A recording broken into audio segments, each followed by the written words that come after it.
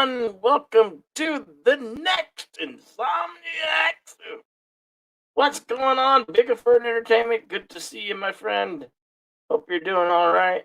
Saw that you were doing concert earlier. That was cool, man. What's going on? What's going on? Yes, I was kind of pressured. No, I wasn't. No, I wasn't. It was kind of pressured into doing the stream. Hey, it's the Jason Lee Trucker Statement. Good to see you. How you doing?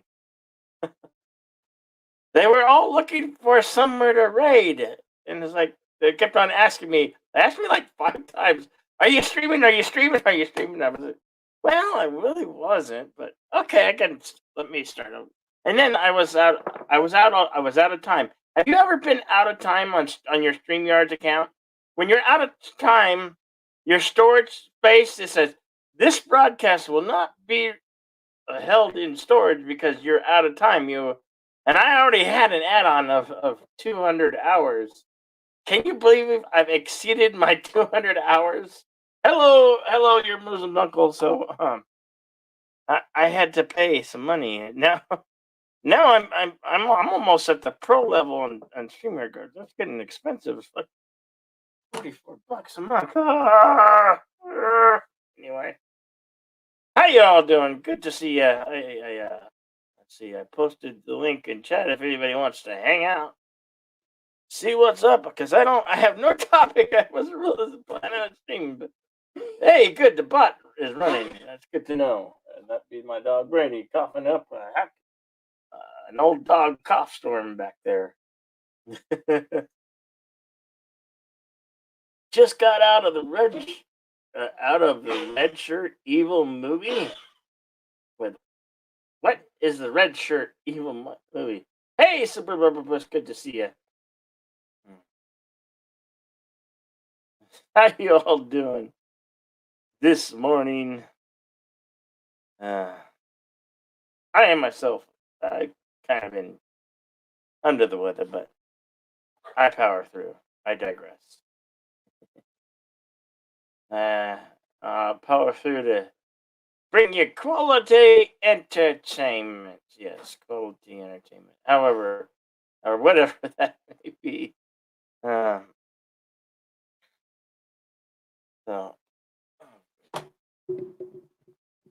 I have to move things around here so I can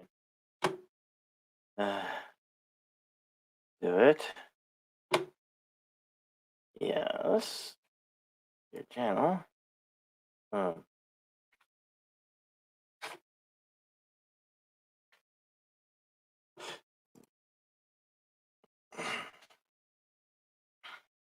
Okay, very good, very good. I need to.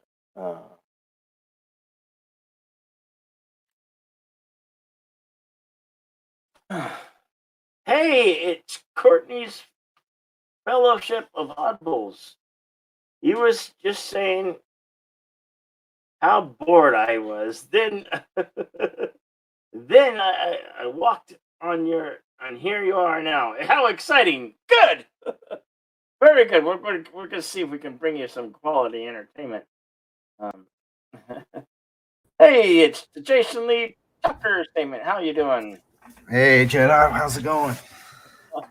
Good. How you doing? Good. At the last end of a Snow Dub Music and Entertainment stream.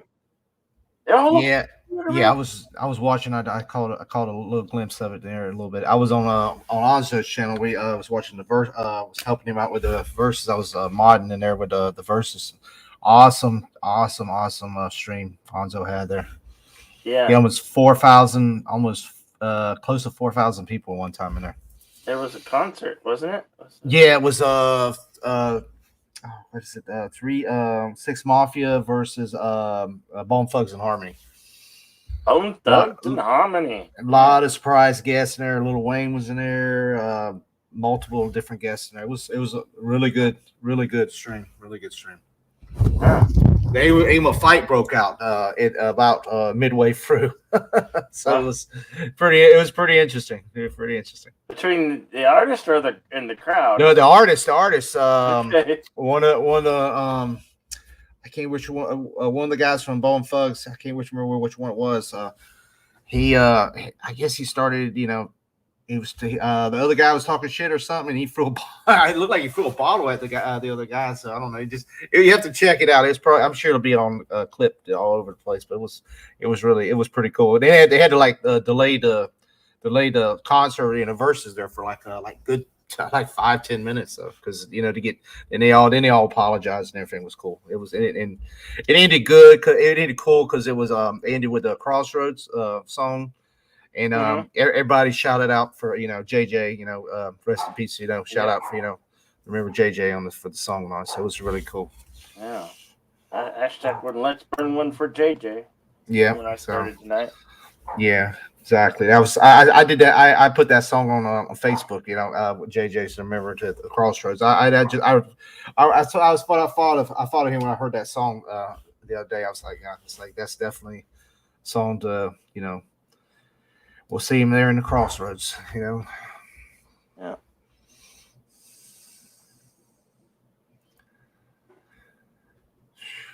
Yeah. 3-6 Mafia, yeah. It was a really good stream. I mean, both acts were real popular when I was, when I was in high school and just getting out. So it brought me back. It's like that was my music I enjoyed back in the day. That and you had Tupac and Biggie and all that. So I mean I don't care for today's artists as much as you just and even that goes even rock music too. The rock music during the 80s and 90s are way better than what you got now. It seems like. Yeah. Hey guys, what's up, Captain Cockney? How you doing? There's Captain Spock. How you doing? How you doing? All right. Good. I thought I'd just drop by. I'm in between appointments, but I thought, oh, Jedi Bill's on. Let's drop by, pay my respects, say hello, and then move on. What's it, gents? Nice. Yeah. That dog's crazy. I don't know what he does. What's new and different? I'm 43 years old. Yeah, Corey. I'm fixing to be 44 here in next month. You're a young man. You're youngins. Youngins, you're not like us old farts. Yeah, only in your 40s. You're a baby. You got your whole life ahead. Yeah. Yeah, not like us old farts. Graduated 96. Yep, I graduated 96 also. That was my graduation year. Long time ago. Yeah, it seems like it. Oh, and actually, I actually work for the school I graduated from now. That's one of my. I was class of 91. 30 years ago. Almost 31. Mm-hmm. Yeah, this is your reunion year. Yeah, they already had it back in September, I think. Yeah. Oh no, it was at the beginning of October. Yeah. Missed it. Oh well. No sort of my problem. I need to go to the high school functions. Kind of a. I'm not into it. The high school. Go. What's that, Captain? School so long ago. There's stuff that was in the news at the time that's now considered history. Hmm. Stuff that was in the news. Oh, look, that sounded like me. It was. Yeah. Something happening. Courtney was asked. Looks like Courtney has a question there for you, Jason. What did she say? Are you a teacher? Asking if you're. No, I'm a maintenance, janitorial. Yeah, there's nothing wrong with that. It's a job. Yeah. You're lucky to have one, pal. Exactly. Yeah, because people are out searching. Well, I had one. Well, that's my first job back since I had that incident last year where I got put in the hospital 2 weeks from a mild heart attack, and I did get COVID, but I got a bacterial infection that pretty much ended my job because I had a DOT job, and pretty much when I got out after they did the test, they pretty much told me I need to look for another job. So, so this is a blessing now. And it's a really good job, and it brought a lot of memories back going back to work for the school that I graduated from. Yeah. How you doing, low spec Linux laptop?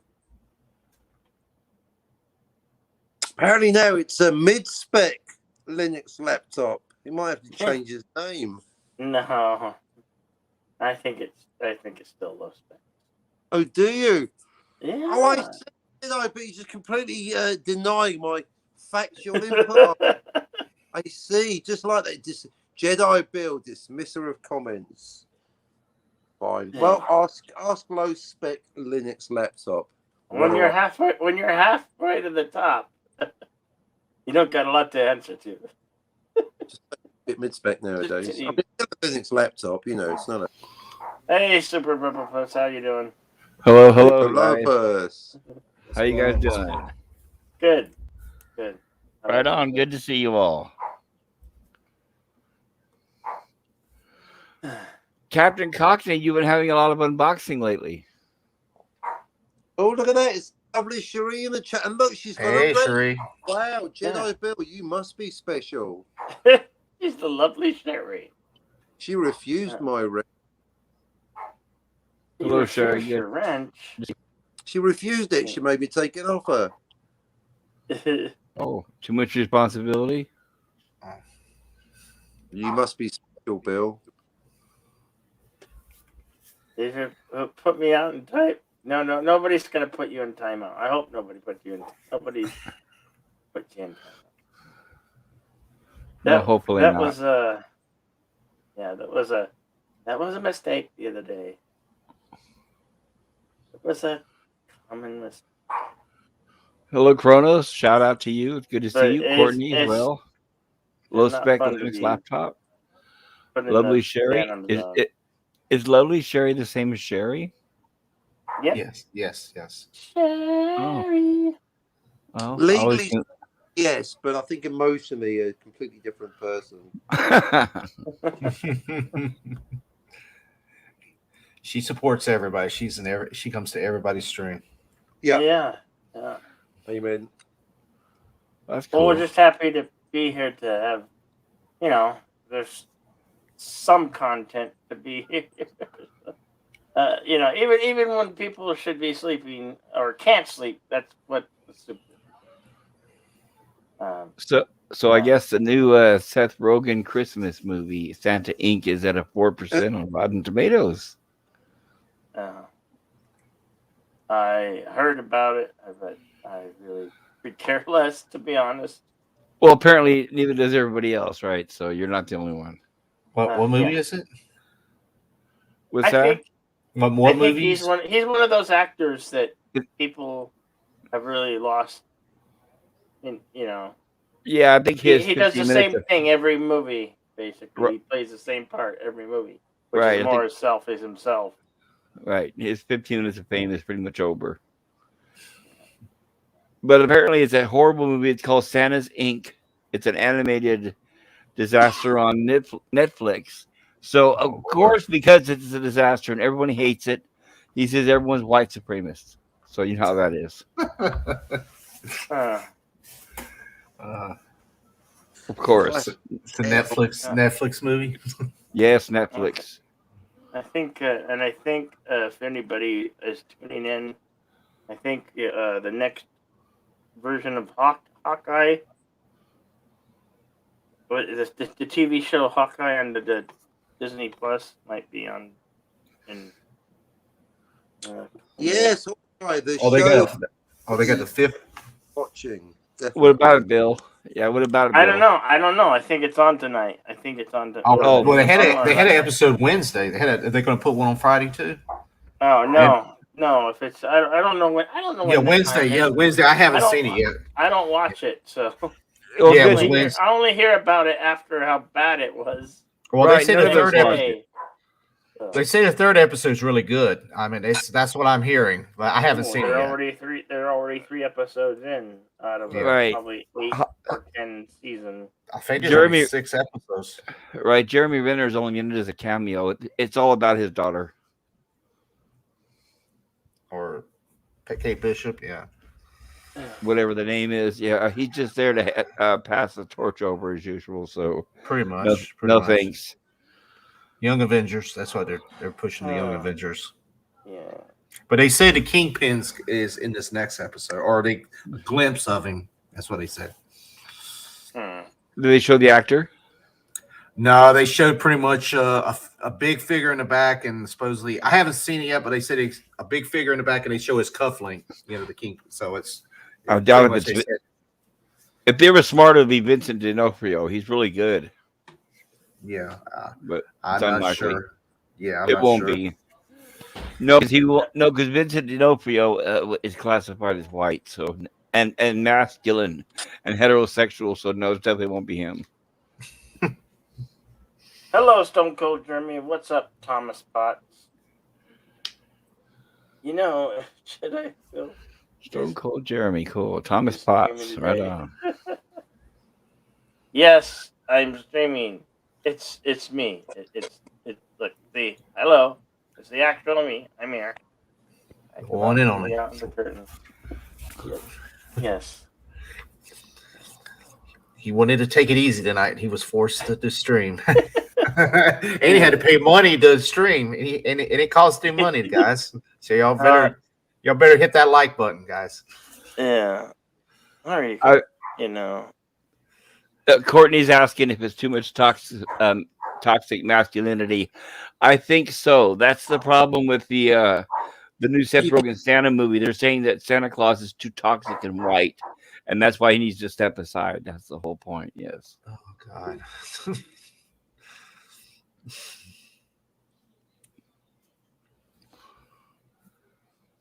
Apparently, it's a little elf of color who needs to take over.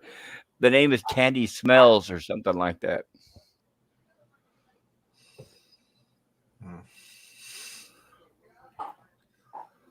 I was watching. No. What is Snow Dub? Yeah. Snow Dub Music and Entertainment. He had a. Channel? Yeah. Magic Mike. He had a dog, a family companion. Gotcha. So we're always sorry to hear that. When you lose a person or a pet, just like your family, it's always hard, never easy. Now, Never. Jedi Bill, gentlemen. Yep. I must depart, but Okay. I thought, thank you for your time, and also I thought I'd show you my new jacket. At last, I got my Crimean, my Hussar jacket. Huzzah! Nice. That's Nice. Very nice. Sweet. That is very impressive. Gentlemen, it's been real. I'll catch you on the flip Have a- side. Take care, sir. Have a good one. Have a See good you on one. the next one. Very nice. He's Pip, pip. Very nice. See you around the interweb, man. heading out to film Jumanji 4. Wait. I thought it was No. Chitty Chitty Bang Bang. Maybe. Oh Lord. Yeah, Technically, every I now think and then. there's Every now and I then, think when there's he's only been 3. three what? Jumanji films. Oh, I don't 3, know. yeah. But There's every the now and then, first one from '95, and then the second one, the one with the Well, Rock, that's- was a sequel, an actual. Yeah, sequel. that's what I said. He's out. He's getting ready to film the 4th one. That's what he's getting on. I always think and then the next level was a sequel to that, and then Yeah, the next and one. they'll make will be the another- they're gonna make sequel to another one. The last one, They'll make always- another one. I always think that he's Caractacus Potts Senior from the Chitty Chitty Bang Bang. He's the old man that's in that little hut. And then on his live streams, he says, "Oh, my son's here. I'm talking to my son." And I always picture that as Dick Van Dyke. Oh my God. Yes. R.I.P. Robin Williams. Rest in peace, Robin Williams. He burned out too soon, huh? Too many drugs.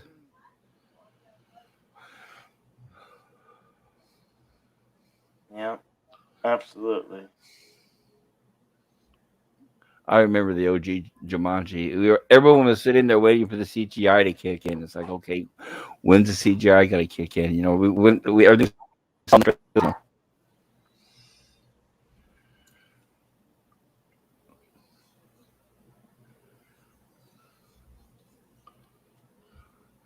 But I actually like Zathura better. I like Zathura better than Jumanji. Yeah. Have you seen it? Yeah. I've seen that.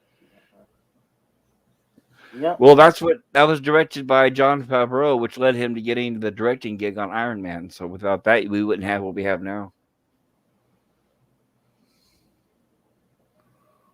Well, I don't know. Has anybody heard an official word on the fourth? Because I haven't heard. I don't know. Well, Jumanji, it's rumored. Yeah.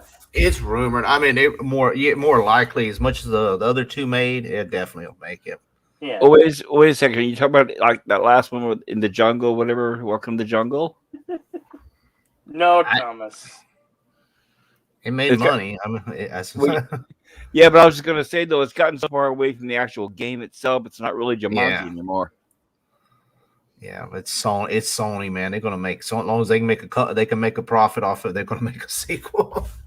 Yeah, but it seemed like I watched the Welcome to the Jungle with The Rock, and it seemed like the only reason the game served was to book in the beginning and the end of the movie. It really didn't serve much purpose.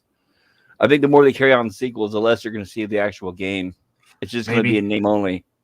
Maybe the Jungle Cruise was the sequel. We just didn't know about it. Yeah, pretty much was, right? Yeah. Same actor. Maybe Disney bought Sony. We didn't even know about. Yeah, pretty much. Just turned it over. I can't believe I've been on that Disney cruise. I can't believe they based a movie on that. That's like basing a movie on a parking lot. And then the kind of storyline kind of rips off the first Pirates of the Caribbean movie. It's kind of like, where have we seen this before? Yeah, they go in and then they get cursed. That's just like Pirates in the Black Pearl. Actually not coming up with an original idea? Oh, say it isn't so. Yeah. The Haunted Mansion movie. Yeah, milk it, right? Yeah. Let's see what other franchises they can come out of the theme park.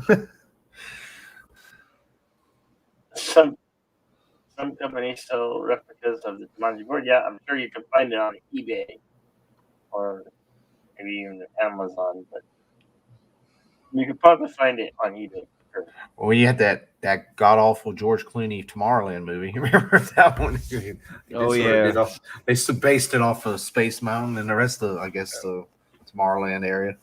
Millions of more Disney cash down the drain, right? Yeah. Well, they're supposed to make a movie now off the Tower of Terror. They had one, I guess, it's made for television, but they actually. Scarlett Johansson is supposed to be in this new one. It's supposed to be a high budget film. So. Right. We all can see how that's going, right? I wonder where they're going to center the attention on that. Hail, just another red shirt. Good to see you, sir. Yes. Or madam. Sorry, or madam. Depending on. No, just another red shirt is just another red shirt. He's a guy. Okay. Just don't want to offend anybody. Yeah. Yeah, I don't. Oh, what's wrong? I'm having internet issues here. So, has anyone seen the Critical Drinkers review of Ghostbusters? The new Ghostbusters. I haven't seen the new one yet. No, yeah, I recommend his review because his is the only review I agree with out of all of them. He's the only one that's honest. Everyone else is like ejaculating over it like it's the second coming when it's actually garbage. And I'm glad he's the only one that called it out of everybody.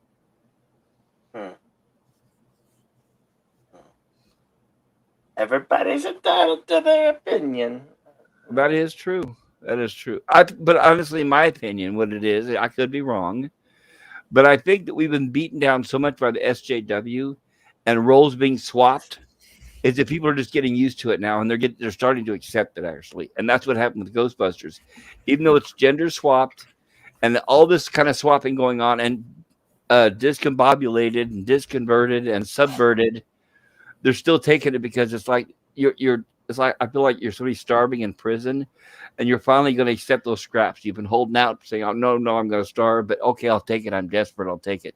They're willing to take anything. I think that's the only reason why they like Ghostbusters. If anybody would stand back and look and say, "Wait a minute, Ghostbusters was not made for children." There was actually a scene in the first Ghostbusters where Dan Aykroyd was pleasured by a ghost. Yeah. Now we have Stranger Things / Goonies, a children's show. So no, it's not. It's people are just they've accepted it. They're now starting to accept and enjoy SJW stuff because I think that they've come to just accept that that's the future. That's because I'm flabbergasted why and how people like this new movie. When the star of it is a little girl, and everyone who even likes the movie all agree that all her friends are all shallow characters that are poorly written. The only character that's good, that's well written in the movie is the little girl because they knew we have to make at least one strong character. And everyone's praising her, and it's like the movie Ghostbusters. We're talking about Ghostbusters. It's Ghostbusters about a little girl leading around a group of kids like the Goonies? No, but the story makes sense though. And okay, well, let me put it this way. Here's what it means. Is because now that they've made it, because okay, here's what happened with Star Wars, Star Trek, and all the other franchises. They took them, they ruined them, and then whenever we complained, they said, "Oh, they were just for kids anyway." No, they weren't. They never were. So what they do now is they turn them into crap for kids. So now next time they make a bad movie and we say, that wasn't scary anymore, it's not good anymore. Well, it's just for kids. Because it's kids now, they're never going to be in danger anymore. It's never going to be scary again. There won't be any kind of major threat because now it's going to be centered around kids. It's going to be like watching a Saturday morning cartoon. That the real Ghostbuster cartoon. That was not the movie. But I digress, and I'm the minority here, so go for it, everybody. The only thing that was unrealistic about that movie was the backpack. It was too heavy for her. Oh yeah, weighs the same as her, but she gets around just fine. She toted it around like it was lightweight. So yeah, it'd be a 75, 85 pound backpack at least 85 pounds. Well, because she's like Rey in Star Wars. No, but a minor oversight. They kind of. It's like they see on Red Letter Media. You may not think so, but your brain thinks so. There's a lot of red flags triggering in your mind when you're watching this stuff. It's like, no, that's not right. No, this isn't right. This was a movie based on grown-up men. And by the way, at the time, the original Ghostbusters, think about it, all the characters were equally well written, right? They all stand out in our minds as excellent characters. Nobody looks at the original Ghostbusters and say, yeah, there was one good one. The rest of them were kind of just background material. Come on. But people accept that now. Oh, well, that's better than nothing. I loved it. That's just not true, Thomas. Sorry. No way. I digress. I'll step back. It's hard. She did struggle holding it. You mean like Natalie Portman did with the Thor hammer that she's going to be wielding in the new movie? Yeah. No, that's not the same thing, is it? There's no pattern here. I guess I'm just crazy, right? Yeah. Thor, Love and Thunder. I don't think we won't even get that until 2023. Well, don't even mention Captain Marvel. No, it's actually the Marvels. Remember now they've realized the Captain Marvel where they made a Marvel. They changed that though. Well, good. Based on another comic book that failed over and over, right? Why not? Yeah. Stone Cold Derby says, "I'll give her a hammer to wield." Yeah, because what good is a hammer in a kitchen, right? Good for tenderizing meat. That's good for. That is true. Yes, it is. Oh yeah. You need some tenderizing meat. Yeah. That's gonna be funny when they show her wielding that big old hammer, which is heavier than half of her body. Yeah, that'll be realistic, won't it?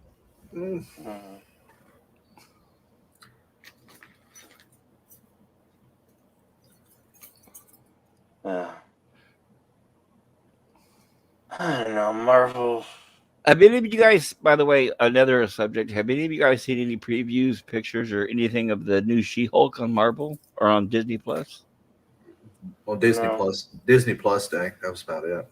Yeah, but did they show any images of what she's going to look like? They show her leg. It looks, the CGI doesn't look that good. It looks like they just painted her leg green. I mean, she wasn't really buffed up either. So, but it's still early, so I'm not really sure. I'm hoping it's better than what we saw on Disney Plus Day. But. Yeah. I mean, it literally looked like she wasn't really, her leg wasn't buffed up. It looked like literally they painted her leg green. I mean, it was kind of. Well, the reason why I ask is because they're bending over backwards to make sure she's not feminine. So I'm wondering how ugly the final result is. Well, I mean, she looked feminine. I mean, she didn't look like she was like China or I would figure they would have her look.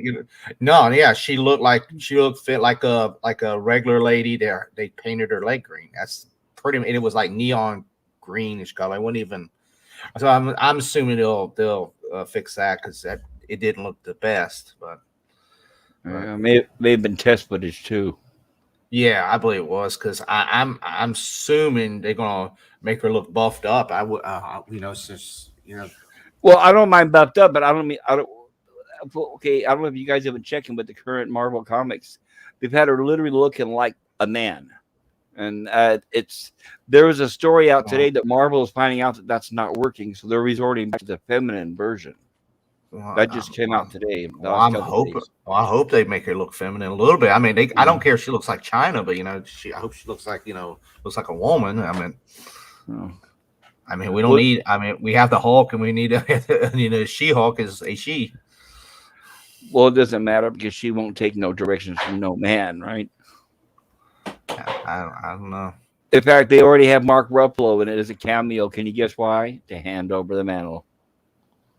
And then step aside, of course. I don't think they're gonna do away with the Hulk that quickly because they already rumors they're gonna make a Hulk movie. So Universal owns the Hulk. They can't do a Hulk movie. Universal owns unless Disney's made some deal with them. I mean, they would make that public. We would all hear about it. But right now, basically, Universal has the rights to make movies.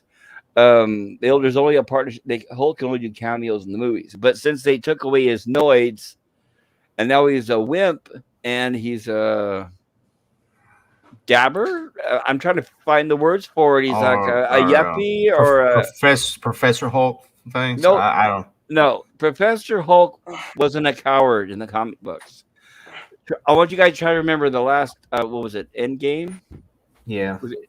When they showed Hulk went out and he went and tried to smash a car and he couldn't do it. Do you remember that scene? That is not Hulk. That was never Hulk. No. He has been castrated in the Marvel universe. Yeah, pretty much. He's not Hulk anymore. No, that was the first masculine character they had to eliminate. I don't know if you guys remember, but the last time the Hulk was the Hulk on a rampage, like a Hulk rampage, was what's up, Shiftyism? No, what's the movie? Age of Ultron. Remember that? What happened in that was they purposely designed it to where WandaVision put a spell on Hulk. They showed his eyes red. He went on a rampage, and shame, he attacked a car with a woman of color in it and scared her. And that's what made Hulk put him in that whatever that rocket was, shoot him off into space, and ever since then he's been castrated. Even during the movie Thor, the last Thor movie, he told Hulk, because now Hulk's all family friendly and he can talk and he's funny, he's a childish. So he told Hulk, he goes, remember now, everybody on Earth is still mad at you. So shame on you, Hulk, for hulking out, right? Yeah. We won't see that anymore. That's why Endgame is crap. And then we got a fat Thor. I don't know. I know a lot of people like Endgame, but I didn't. I remember at the theaters thinking, "What is this?" Shifty Gibbon says they're not getting rid of Ruffalo right before Thing and Wolverine enter the MCU. He got his rage back. They'll get his rage back soon. How's he going to do that? They're going to give him his balls back. And by the way, Mark Ruffalo is like in his late 40s, so it's unlikely. If the slim chance will ever be another Hulk, it'll be a younger person. He's probably about the same. I think he's. Well, 50. And then what about the Red Hulk too? I mean, I hope they don't. Yeah, Thunderbolts. Right. All we can do is hope they don't drown more characters. So I would not hope for another character because if they do, they'll ruin that one as well. Kapla Eric Sonder. How you doing? They're already talking about you. Don't forget, you guys. They're already rumored that they're going to gender swap and race swap and everything else. The X-Men and all that. So, I mean, how many people are actually excited to see that happen? Right? Yeah. Oh, but no, I'm sorry. I can't say X-Men. That's sexist. It's not X-Men anymore. It's X people or X them. Until X is considered sexist. It's sexist to call X-Men X-Men. It's sexist to call them X-Men. Yes, it is. Even when there was women in the X-Men. Even though when there's women. Well, because the word men came from mankind, which is supposed to explain everybody. Sorry, it almost sounds like society or what do you call U.S. It's Marxism and socialism. Pussy whipped. No, it's Marxism and socialism. That's what they do. That's part of the things they do. They do that as part of being down the side, and they do that to divide people. It's not a coincidence. It's all planned. It's division. Like people like Santa being racist and all that. It's division. I'm worried about Deadpool 3. Yeah, there's not going to be a Deadpool 3. PG-13. Deadpool. Hey, Eric Alexander, good to see you, friend. They said they were going to make May 4th and making a Deadpool 3. They've been saying it for 4 years now. Yeah, I don't know. Well, did anybody see the Deadpool Christmas thing? Well, pretty much was Deadpool 2, but they made it PG-13. That's what I was telling you guys.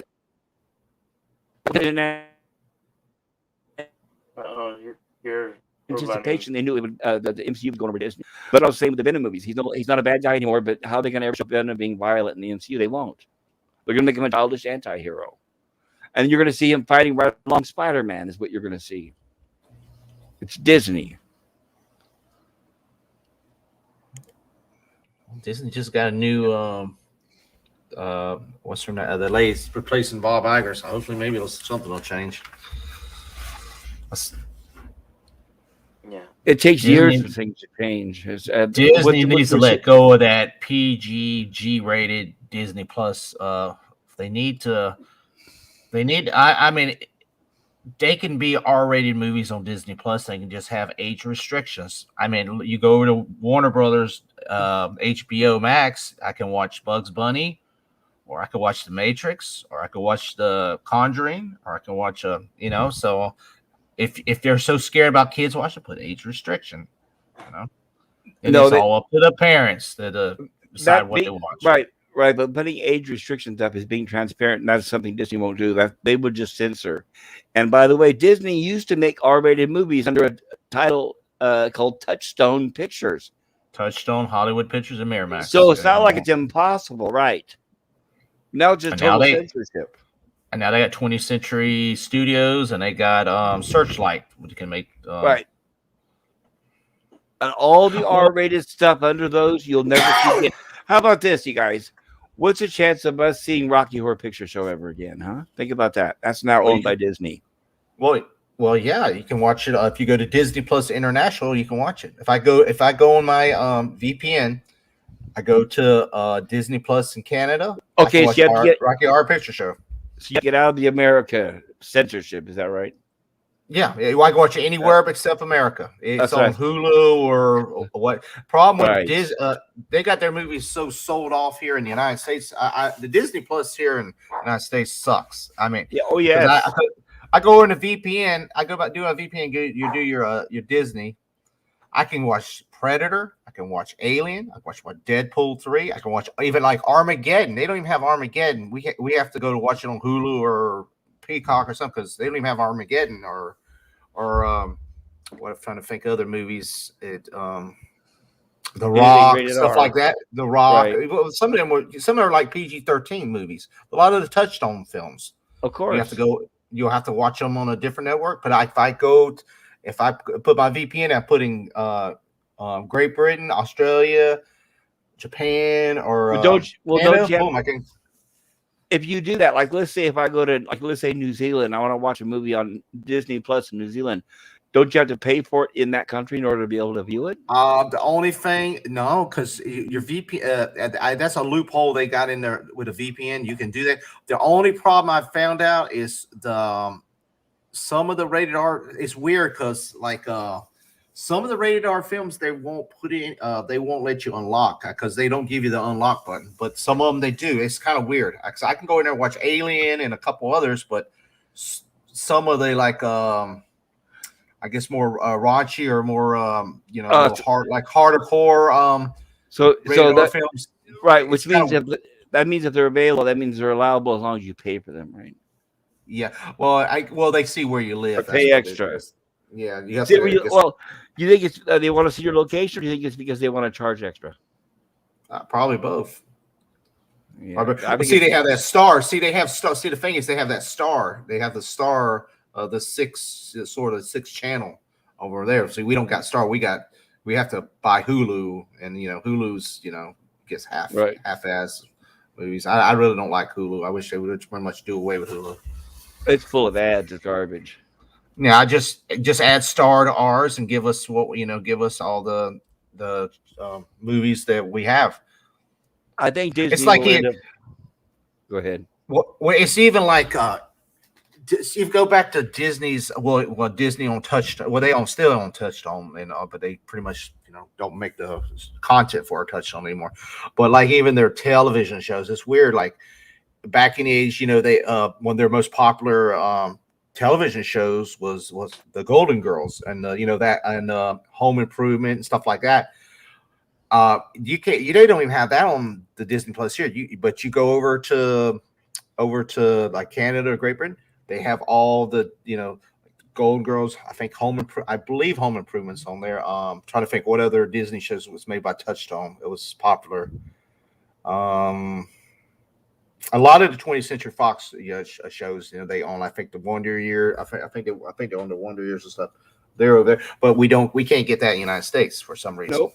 No, well, it's censorship. That's why there's a clear reason. There's only one reason. It's censorship because. Well, they want you to buy Hulu because most of them are on Hulu. That's how they make you want to pay for another service. Well, it's not just that, but between Disney and Hulu, a lot of that stuff is just not there because it's being censored in the U.S. Disney will not show it.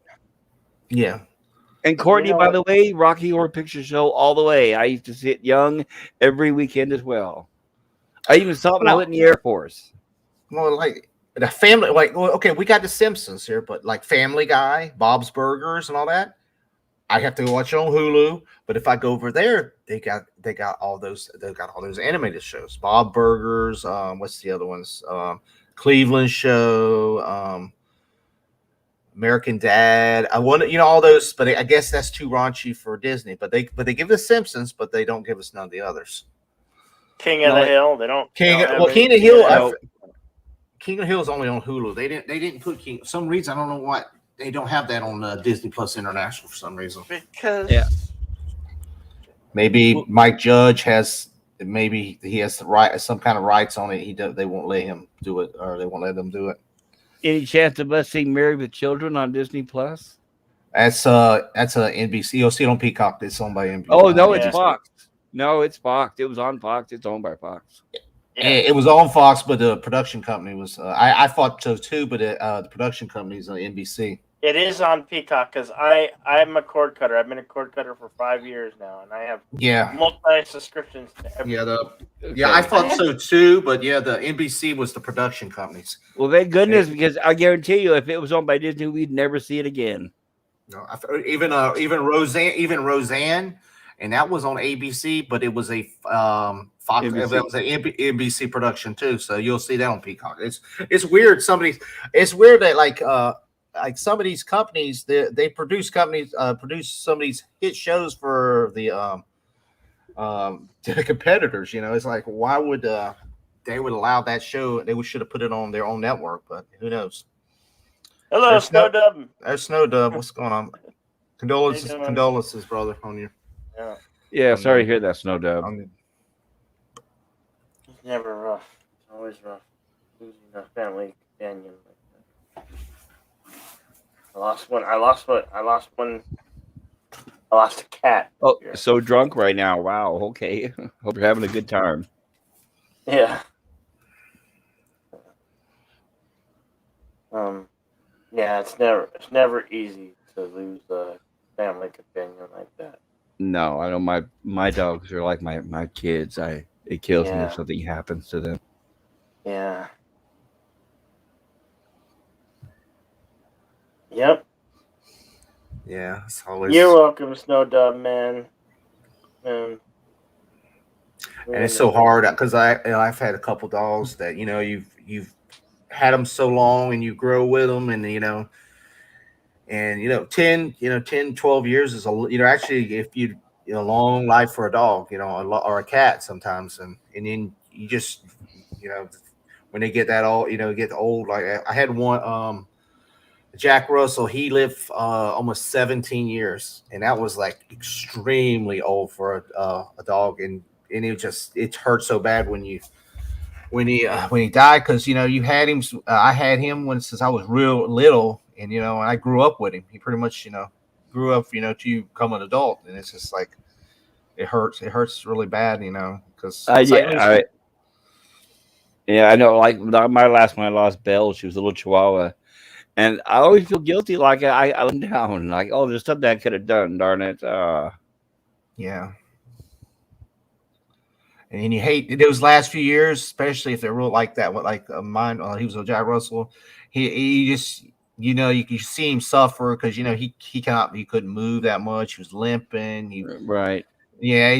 And then they start losing their eyesight and stuff. And then it hurts you even worse because you want to help them and there's really nothing you can do. That all they're doing is looking forward to you being there, right? That's it. They just want all they have. They just want you to be there, right. Be there by their side, the company. Right. I remember when I had a poodle, Ruby. She was old. She had an enlarged heart. She was having seizures. And the day came where I had to because she was suffering. And the vet said, okay, we're going to put her down. Do you want to leave the room? And I said, no, why? He said, well, most people leave the room because they can't stand to see their dog put down. And I said, no, there's no way I would do that. No way, no way. And I held her as he did it until she was gone. And yeah, I guess a lot of people can't do that, but I couldn't I couldn't walk out of the room and have her look out the door and say, "Where's he going?" and then have someone kill her. You know what I'm saying? Yeah. I still have her ashes. I said, nope, cremate her. I got an urn, and I'm looking at it right now. Sometimes I get a little too attached. Good night, just a red shirt. We'll see you on with Neurotic stream tomorrow. Be seeing you, sir. Get some sleep. What's Neurotic stream called? I forget the name of it. Gary, you mean Neurotic Gary? Yeah, he has a stream on every Friday. Friday Night Tights? Yeah, Friday Night Tights. I tuned out of that over a year ago. I stopped watching that. I won't say. But I still watch Doomcock. Still watch Doomcock? Yeah. Doomcock's entertaining. Yeah, he is. Very entertaining. He runs a long stream every Friday night. He does, but he keeps it interesting. And he does jokes. And here's the difference between him and Nerdrotic. He actually interacts with the chat and the audience. He talks to people. He reads the chats, all that stuff. Gary stopped doing that a long time ago. So, well, that's what happens when you get big. I guess you forget about the people who got you there. No. Someone wants attention, huh? No, Brady's just barking. I don't know. barks. So your dog's name is Brady, huh? Yeah, his name's Brady. All right. What kind of dog is it? Describe him. Pomeranian. Pomeranian. A black or a gold or yellow or what? He's golden color. Oh, nice. Yeah. So you have a dog and a cat. I have dog and 4 cats. Oh, 4 cats. I've seen the black one, or you have more than one black one? There's 3 black cats. I think one of them is called Midnight. Is that right? Yeah, Midnight's the one who always cries on screen. Like, he comes around, he cries, and looks up at me, and he'll sit on the back. Him or Tiger on the back of the chair there.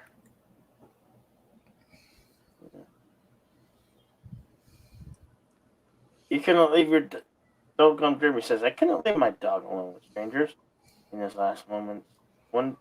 No person should do that. No. Stone Cold Jeremy, yes, sir. I appreciate. Yeah. I definitely agree totally. Mm-hmm. Phil Fry's cat's on his head. Yeah. No, Kronos. No, they sit on my head. And they give me 20,000 views in a matter of 4 days. Wow. Okay. It was last November. Last November, I filmed my cat on my head and just titled Cat Hat. That one video, 4 days later, had reached 20,000 views. Nice. Yeah. That's right when the shorts program started, I think. The shorts program just was starting to kick off. I'm sorry, which shorts is that? On YouTube, they have a segment called YouTube Shorts. It's kind of be like TikTok. TikTok, yes, yeah, like a TikTok thing. Oh, okay, gotcha. It's a YouTube video that you can make. It's a short, usually up to a minute long, and you post to your channel. It helps to increase traffic to your channel. People have to watch it in order for it to help the channel. Is that right? Yeah. Are you saying just posting it? Yeah. They watch it. They watch it. They watch it. They like it. Okay. I've had several that's gone over a couple of thousand views. Oh, nice. Very cool. Whatever helps. Yeah. Some of it 2K, some of it 3K. Wow, that is a lot. You never know. You get monetized at a really good. That should help out a lot. That's the goal. That's the goal we're working Definitely. toward. You get one of those videos that does 10, like you said, that one you got like 20K. You still need to meet the other requirement. Yeah, you're right back, guys. Subscription status. Yeah, all the other stuff. But I'm assuming if you like somebody is monetized and they gets like a little clip like that, it hits a 20K thing. That's a pretty good little thing there. Yeah, but remember those on the shorts. They're short. They're about a minute long or less. Yeah. I mean, some of mine are 8 seconds long. Oh, okay. I'm not sure. They're usually 15 to 20. Yeah, I'd have to ask. I would have to ask when if somebody's monetized how it affects them. Well, they're all over. I've got several of them. Yeah. No, I'm just saying, how some of them, if you get a video that goes viral, they make a lot. I know what did that one video. Not true, Thomas. Not true. I am not a spy for China. I do not work. He's hiding. I do not work or shill for that country. I do not shill for the red state. Don't mention that name. We'll get taken down.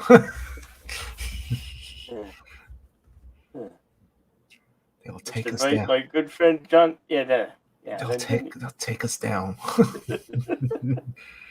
I won't invite my friend John Cena ever to be on the show. I don't know him. I don't know. I really don't know him. Can't see me. You can't see me. Do.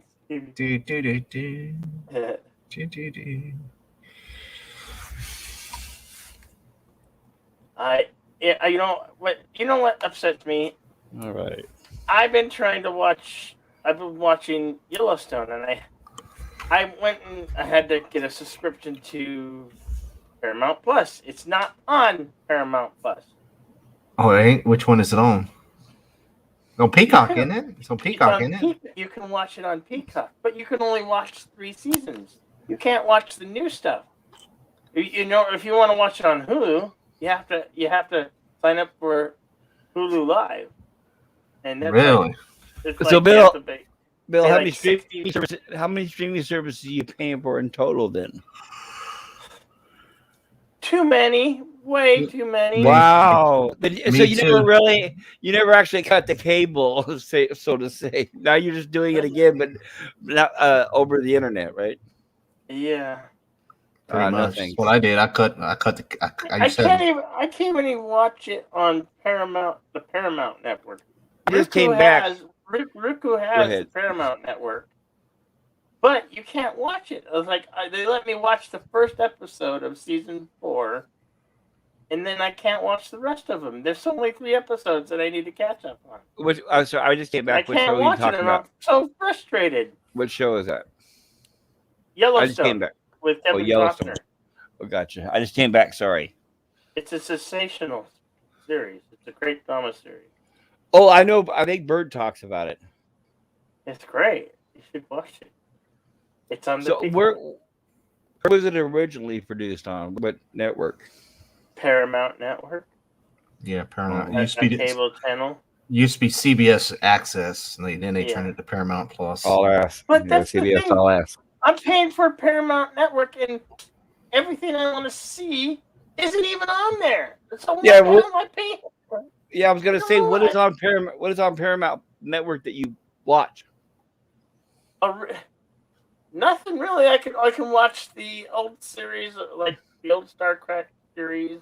Oh, you don't have it on actual. You don't have the old Star Trek on physical media? No. Yeah. They're starting to get access to their content. That's the problem. A lot of these studios, they got them spread out between every other streaming service. So it's kind of Well, they do, and like Bill says, a lot of them have entire seasons missing, or you can only watch a few episodes. So worth it. Well, some of them I've seen it. You'll get 2 or 3 seasons on Hulu, and 2 or 3 seasons on Netflix, and then Paramount might have a season. It's like, I guess when they did their distributing deals, it's like they only got a couple seasons here and a couple seasons here. It's just kind of weird. Right. And even those expire. So you could be watching season 2 and they lose their license and it goes over to another network. That's one thing that pisses me off of Disney Plus here in the United States. They take movies like they just I know they just took out the 2 Fantastic Four movies, the one Fox made. Now they've took them out twice now. Now, because I was the other day, I watched one, and then I know they ain't the best movies, but I was like, I was going back and watching them again, and I watched the first Fantastic Four, so I was like, the next day I was going to watch, let me watch the Silver Surfer one again. Right. And damn it, they took the damn thing out, without even saying they're going to take it out, and then they shipped it. I don't know it was HBO or Peacock, and then 3 months later they bring it back. And then they take it, and then they took it out again 2 months later. I'm like, what the hell is this? But now you go over to international, they leave. Once they put the movie in, they leave it in there. But they flip-flop movies. They take movies out, I guess, for these deals they've did.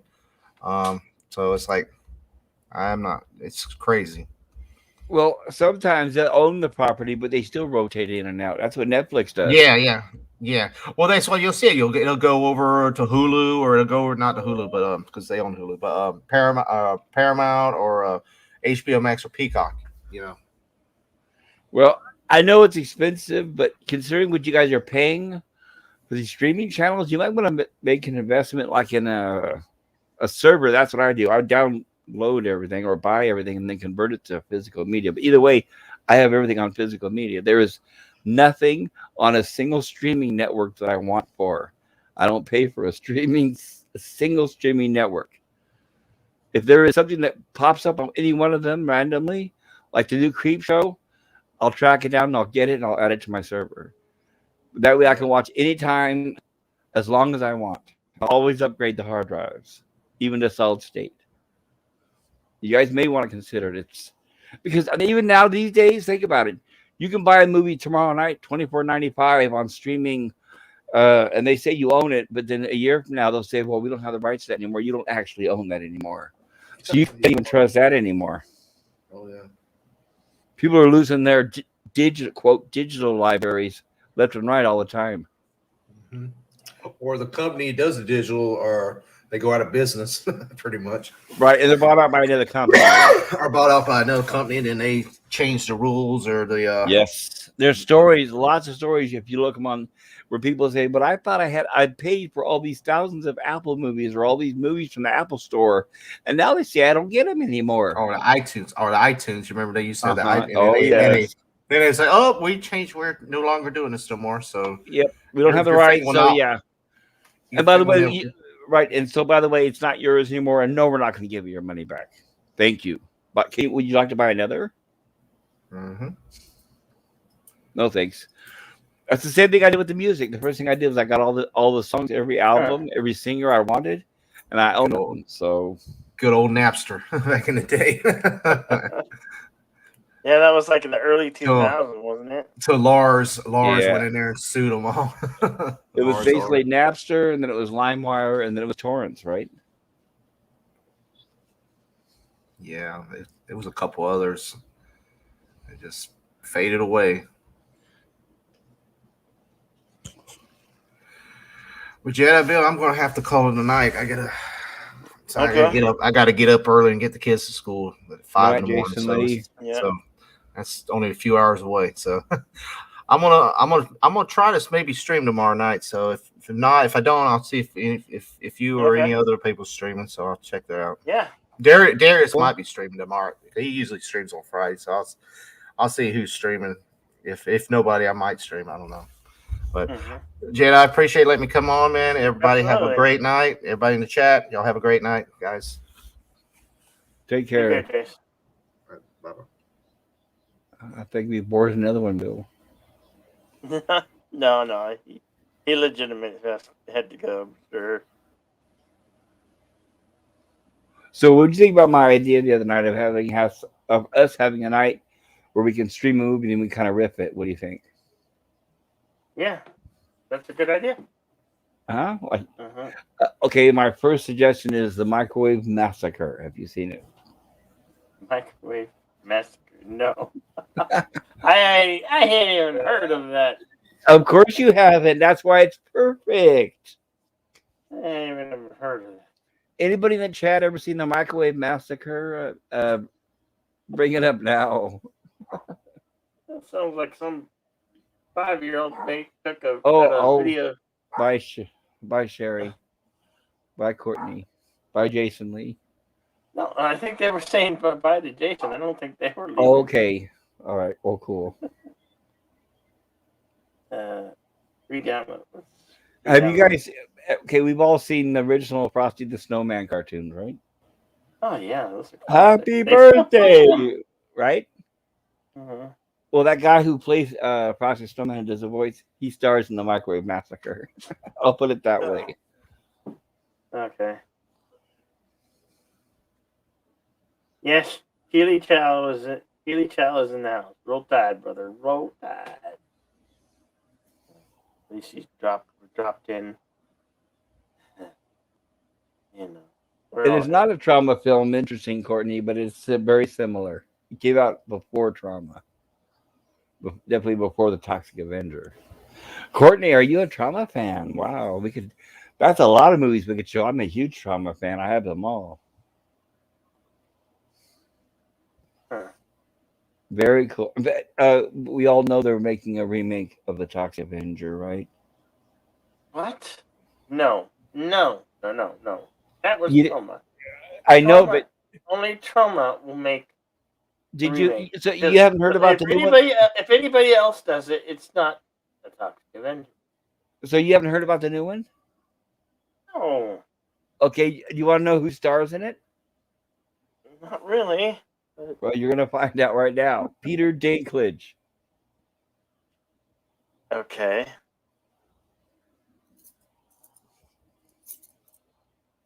He's not playing the role of the Toxic Avenger. That's for sure. They have not announced his role. Actually, if they were to keep true to the original movie, then he would be the drug pin woman dressed in drag that the Toxic Avenger stuffs into a dryer, because that was the only little person, I'll say, in the movie. But that's not going to happen in this woke day and era. If there's any good news, supposedly it is being produced by Trauma and Lloyd Kaufman and Michael Hertz. Trauma, yeah. Right. But in this day and age, are they going to make it? It's going to be really interesting. Of all people, you think Trauma would be the ones wanting to buck the curve, right? But we'll see. Yes, got a little person. 4'1". How long have you been a bank robber? 4'1". Time Bandits. I don't know if Trauma is still making movies or if they're just licensing movies. I think they might just buy them and then put their label on them. I don't know if Trauma is actually making movies anymore. I want to talk Trauma. Me too. I could spend a whole night talking Trauma and all their movies. It's called Tromo film. No, it's Trauma. Troma. Traumaville is the name of the town they're all from. Have any of you guys seen? It's New Jersey. It's in New Jersey. Right? Have you seen Trauma's War? That's one of their best ones. One of their highest budgeted ones, by the way. That's like a big budget kind of thing, but it's really good. Yeah, an airplane with from Traumaville Airlines with a flight. Do you think the new Matrix will be SJW rap? Yes, Thomas, it will. The director who has been gender so. Yeah, the director has been gender swapped, and the new she said that it is now woke. The Wachowski brothers became a sister. The Wachowski sisters. Sister, right? And so she said that it's gonna. She said it's gonna portray the. Oh, by the way, Neo is no longer the one. Remember, even though the word Neo means one, but hey, Neo is not going to be the one. It's going to be Trinity from now on. No. If it goes that way, it will truly be the wokest film ever. Well, I mean, go ahead. If it goes that route, it will be the wokest film ever. It really would. Well, the director said these words. She wanted to make a statement, so you take of that what you will. Wow. Should we just play taps? Should we show a stream from the Matrix and then play taps over it? Right, and show Star Trek and Star Wars and all the rest of it while you're at it, right? Yeah, I have taps.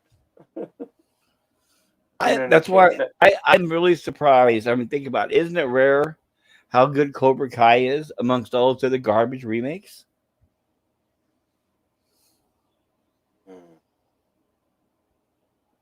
Yeah. Hope they don't go down Ropeville. That would be worse. Wachowski sisters, they both transitioned. Yeah, but one of them refused to make the movie. She said, I've had enough. What was his? What Courtney John Waters movies. Courtney, yes. Another night let's talk Divine. I could spend hours on Divine and the John Waters movies. Oh my God. Let's all watch Pink Flamingos, right? Or Female Trouble. Yeah.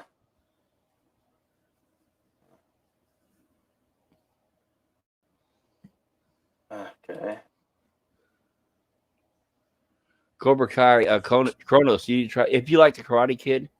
Cobra Kai is a very, very excellent adaptation that pays tribute to the original characters, and they're not sidelined. And like the Ghostbusters movie, they're not sidelined and treated like crap and killed off immediately. They actually star in it. Divine was wonderful.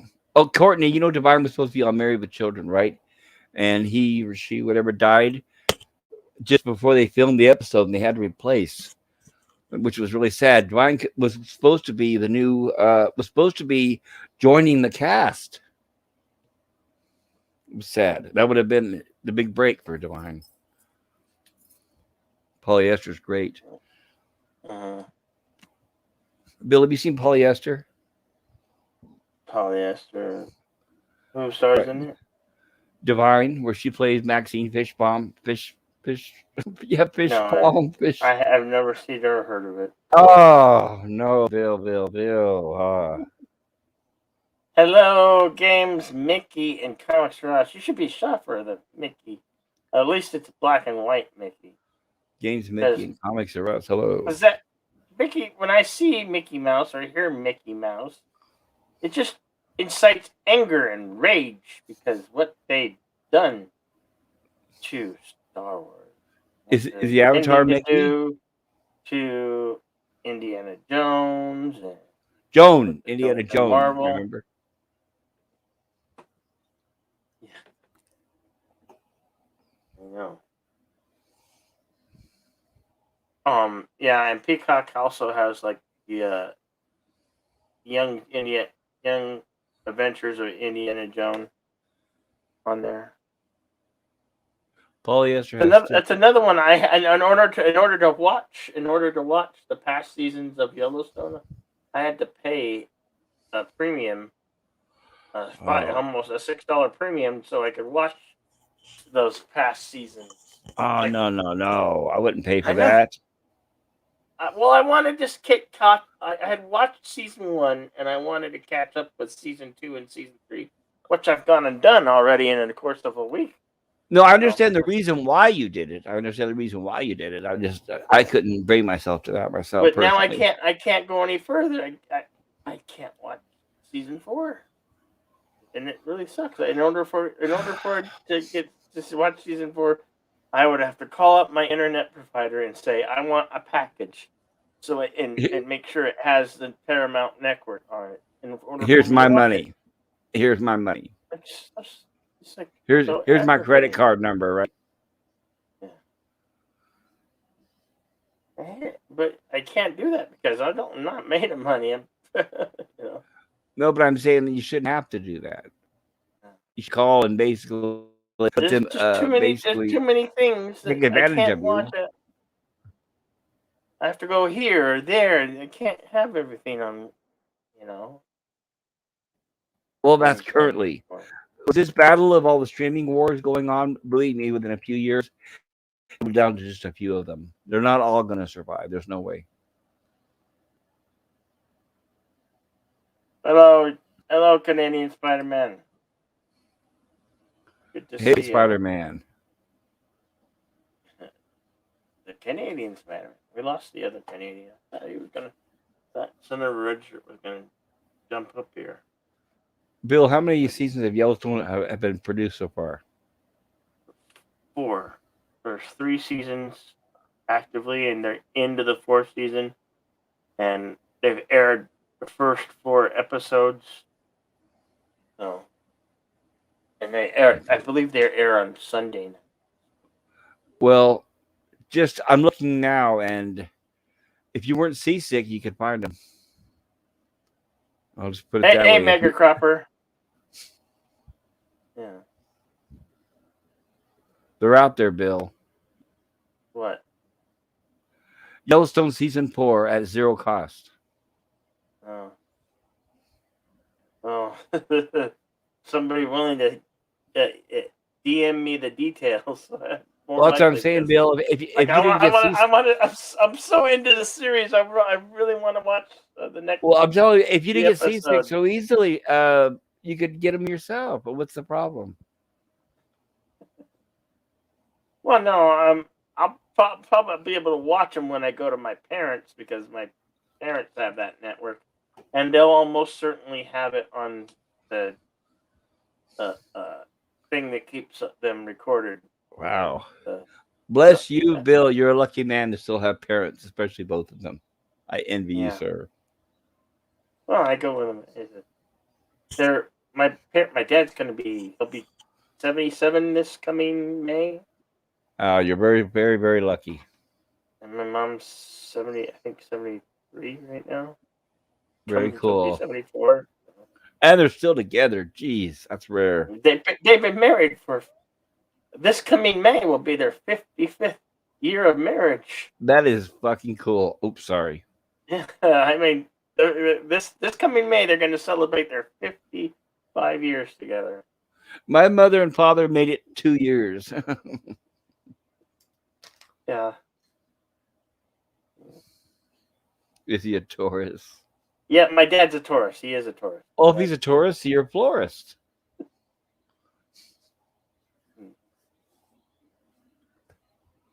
And my mom's birthday is at the beginning, is on the 2nd of June. Well, just don't be a Gemini because you never know to expect unexpected.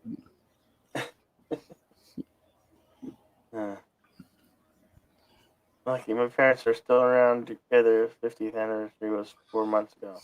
I bet I build it and drive his parents crazy. You'll know if you get there and they moved. Yeah. They keep moving, but I mean, they've been in his last house for, I think, 4 or 5 years now. So they keep moving, but you've been able to track them down every time? No, we're in the same state. We're in the same I state. know. They're the reason why I'm in here. I mean, came to Arizona from Utah in '86. Virus of unknown origin. They figured out where it came from a long time ago. Unknown origin. Yeah. That's a good one.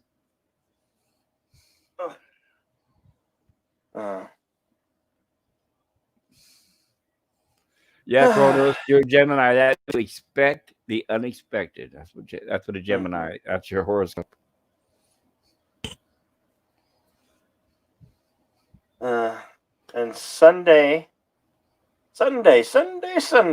on Western Cinema, I will be playing the immortal classic, How the West Was Won. So it's going to be a long one.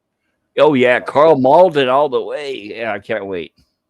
How the West Was Won. That's like a two-parter, big old... That was one of those that was shot in CinemaScope, right? The big old wide, super wide screen like Mad Mad World. And Ben-Hur. Yeah. Horoscope. We might actually have to start that one. That one's such a long film. I think 165 minutes.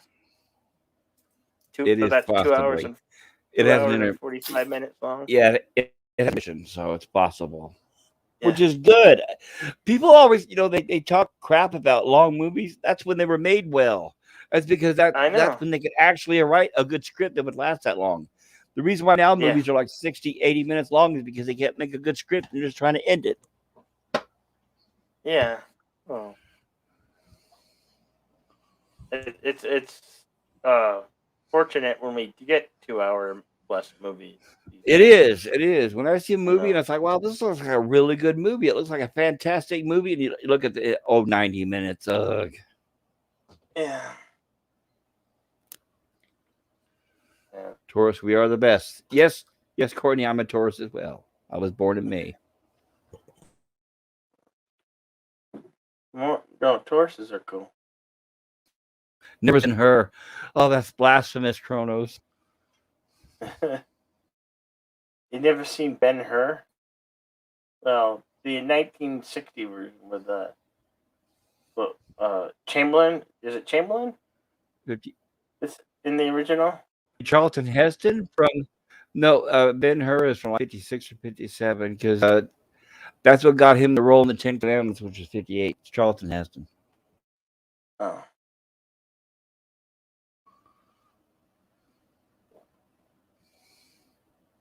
Wow.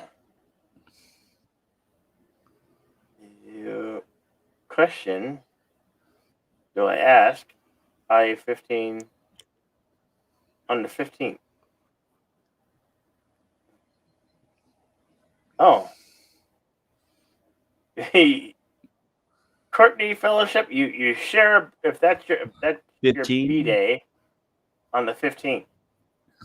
If that's your B-Day, that's the same day that my father's birthday falls on.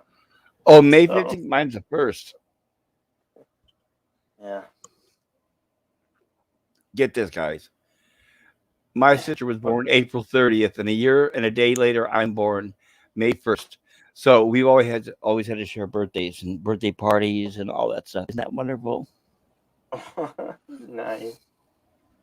But cute and endearing. Ben-Hur's not woke, Kronos. Yeah, May 15th. Well, Courtney, you share a birthday with my father, so I will always remember your birthday. Always. That's right. Because I always remember my father's birthday. Until your dad, Courtney, said hi. Okay, I will. Okay, Bill, your mom, what's her favorite? What is her absolute best dish that is your favorite that she can cook? That you remember all the way back as a kid? My mom makes great chicken enchiladas. Chicken enchiladas with all the red sauce and yeah, die for it.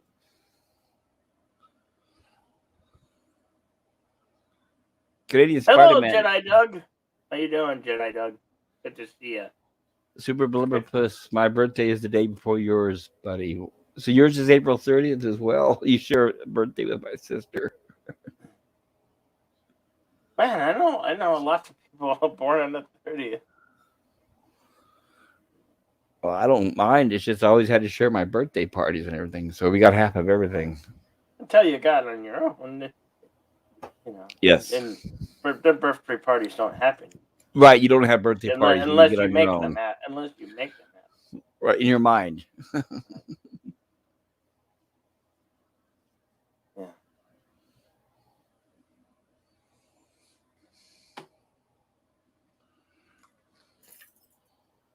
Unless you make them happen. Unless you make them happen. Yeah. Hey, MJ Garrick. Good to see you, pal. Jedi Doug, hello. Uh-uh. MJ Garrick, nice. Birthday parties are stupid, says Thomas. Yeah. Birthday parties stupid.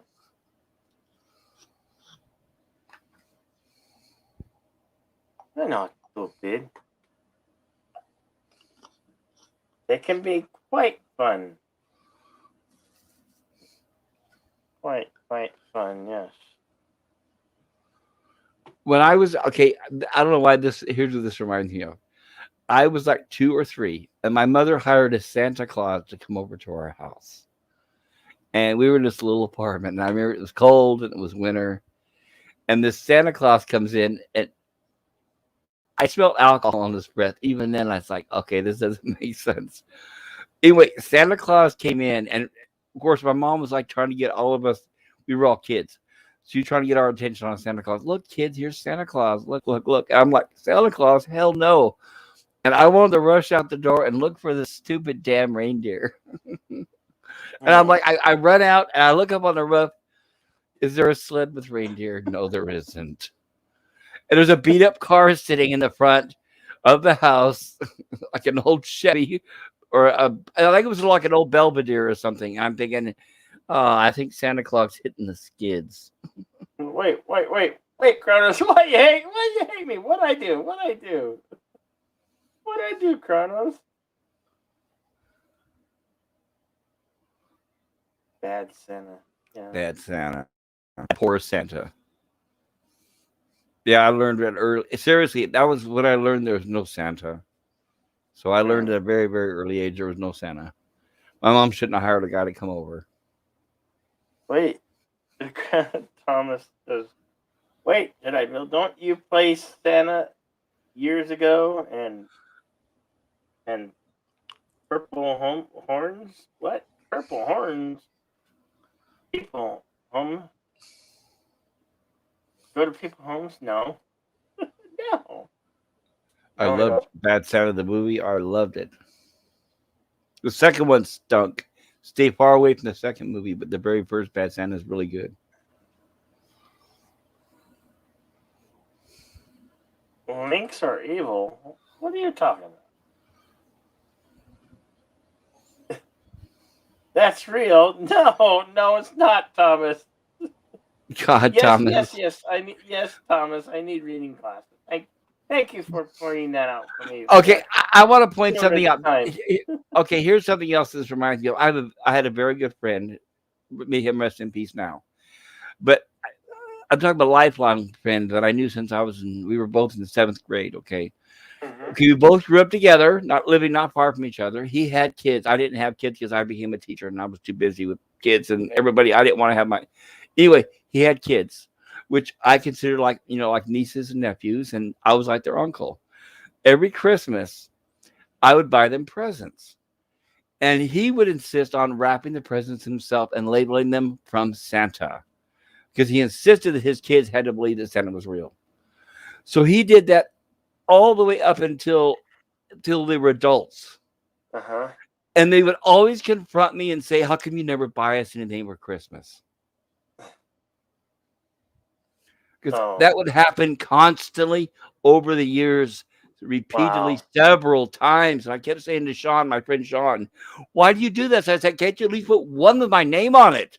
Oh, it's Santa. Yeah. And did I ever get anything in return from them? No, because they figured I never bought anything from them or for them. So there you go with Santa Claus, people. Oh, that's horrible. That's horrible, man. It's sad. Seriously, I was buying them some nice stuff. And I would buy them a few things, saying, well, if I buy them, he had two, a son and a daughter, Patrick and Melissa. And I was thinking to myself, well, I'll buy each of them 3 or 4 things, and then ask him, Sean, at least put my name on one of them. Nope. From Santa.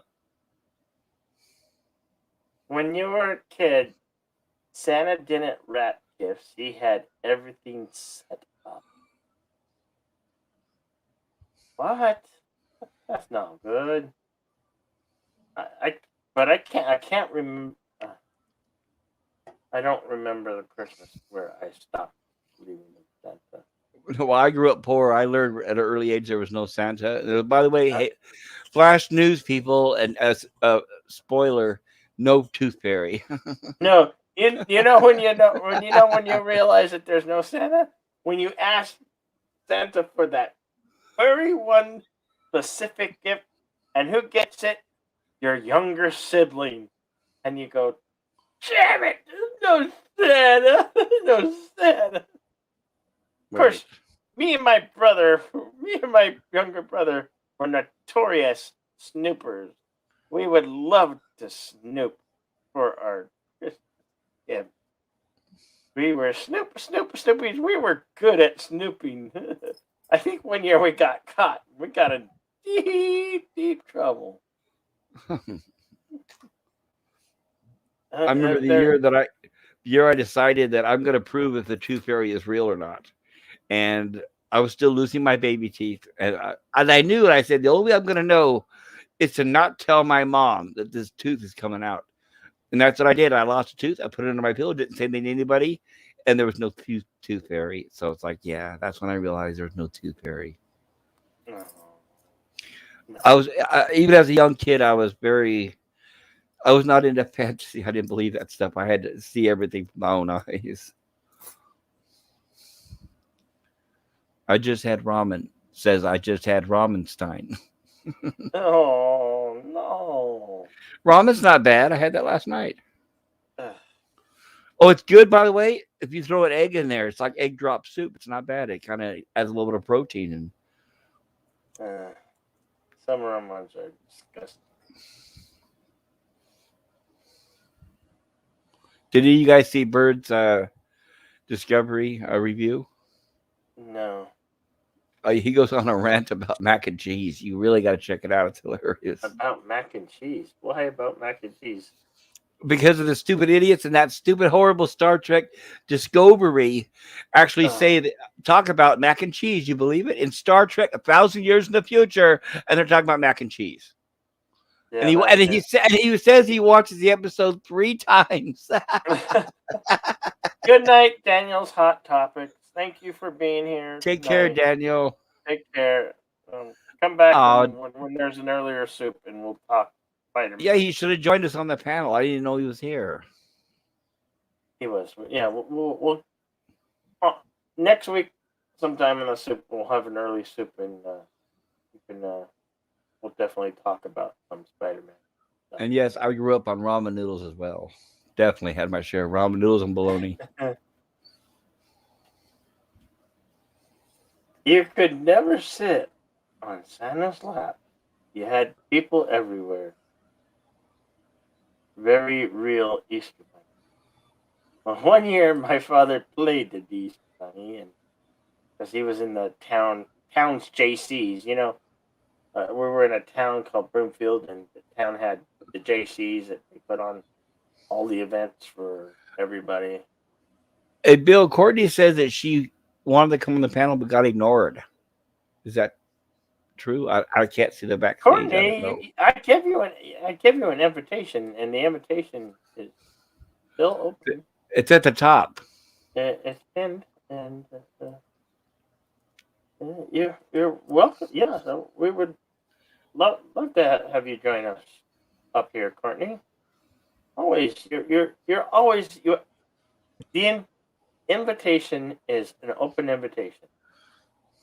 And Thomas Potts, I never tell kids not to believe anything either. I'm telling you from my experiences and how I learn things in life. I never ever tell a kid what to believe or not to believe.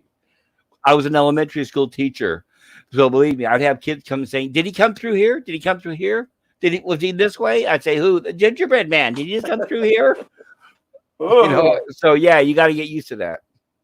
And just had ramp. You just want to sit on Santa's lap. Oh. Wow. Probably very soft and comfortable, I imagine. I watched a documentary on Santa Clauses. One where Mick Foley from the Wrestling Federation became Santa Claus. It was quite interesting. It's on Voodoo. Cordy says you asked in the chat earlier. It's not a big deal. Did you ask in the main chat or the private backstage chat? I know. I stated last night on the previous soup. I stated it, and I think I stated it here tonight. Well, Bill, my question is: if somebody goes they decide, okay, they want to be in your panel, and they click on the StreamYard link, and it says they're in the back room. And they're waiting. Do you have to approve it before they come on the panel, or does it automatically come on when they come in? No, they click on the StreamYard, right? And they'll be backstage. And as soon as it shows that their device is connected, and I can see a picture or an avatar, then I can bring them up. Gotcha. So, onto the panel. So when you see somebody waiting, you can approve it or not approve. Is that correct? Well, when it's somebody who I've never really spoken to in chat before, that's kind of a red flag. That's why I was asking. I asked them questions on the on the studio chat. I like to call it studio chat. It says private chat in the studio, but I call it studio chat. Right, that's why I was asking if there's an approval process. Right, that's good. That makes sense. No. But Courtney, no approval. If you have a mic, cam, or you don't want to show your face, so that's fine. Stay hidden behind an avatar. That's fine. Right. Courtney says I'm new to this crew. Maybe she didn't find the right link. She said she might hop on. She'll be right back. Okay. Rabbit stew. Isn't that Hassan pepper?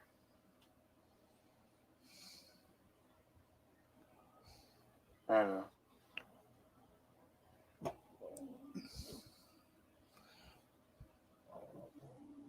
Hey, Megger Copper, how you doing? I've seen you. I saw you. I don't know if you heard me shout you out earlier. I did. I saw you, Megger Copper. Oh, okay, Cronus. I guess you're taking off. That's quite all right. That's quite all right. Courtney Fellowship of Oddball. No, we want more people up here. Come on, guys. Come. Yeah. The more the merrier, as they say. This is an open panel stream. The hell. The only people I try to avoid is the people who will get my channel and get me in trouble, so to speak. As long as your intentions are good and we want to have a fun, hilarious time, that's what the soup is here for. I'm gonna be making a video, a channel video. Making about all my content, what I do. So Bill, how long can you last by yourself if there's no one else in the chat or in the panel? Have you been able to like last for hours? I think I've gone for 2.5 hours. I think one time by myself. I thought about hosting a stream, but I'm thinking I don't know if I can think of things to talk about if it's just me by myself. I probably it's much easier when the conversation is open to somebody there, Right, but with me, I have no subscribers and nobody gets alerts from my channel. So even if, like, last night I was looking it up, even if I started a stream, no one's going to come because nobody gets alerts. So I don't bother. All right. Get your pizza, Thomas Potts. You want pizza, not soup. That sounds good. Well, we can make a special pizza soup for you. It's doable. We can make it here on the soup. Pizza soup. As long as it's not California pizza with broccoli. On the soup, we're gonna show you how to make pizza soup. We have tortilla soup, so we're not pizza soup.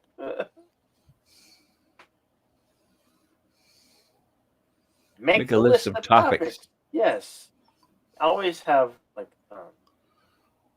It's easy to find topics. That's not hard. I'm a shoot from the hip type of guy, so I'm always 100% spontaneous. I mean, and I have had to try. I've had to have topics in my stream where we've kept to them for 30 minutes, sometimes an hour, sometimes longer. My problem is I can come up with topics. The soup, it always goes off the rails. So, well, that's what it's for. But I can easily come up with a list of topics, but it's hard for me to have a one-sided conversation because I feel that I'm probably saying the wrong thing. Well, that's why you can get a notebook, write key talking points. One way to do it. Have we discussed Mandy Summers, Moira Kitty yet? I don't know who that is. I know who they are. They're friends. They're friends of the channel. Oh, they're YouTubers? I'm not. Yeah, they are YouTubers. Okay. But I'm not quote unquote friends with I know who Mandy Summer is,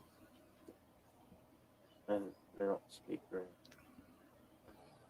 Or invite someone to join you. Yes, you can always invite someone to join you. I don't know. I don't think Thomas. Thomas, have you ever? I don't think have you ever been on the soup? Yeah. And I'd have to go look at the footage. Ask soup. No, but it's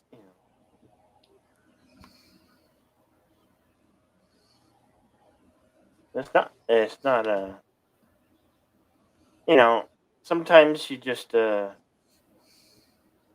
about what you know, talk about your strong points, All right, I have a top. Bill, your favorite haunting movie. What is it? Favorite haunting movie. All right, where haunting is the theme. Can Poltergeist be one? Okay, that's not bad. What'd you think about the remake? I didn't like the remake at all. I remember when they announced the remake that he made, and I was like, "What? Why?" And of course, I was right. Yeah. Well, that's the feeling of dread when you see they're remaking that.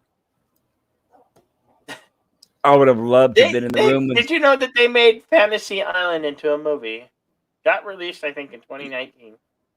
Yes. And it was they're remaking it again. It was a horror movie. And it was a crappy horror movie at that. I know. That's what they're doing to the Munsters, right?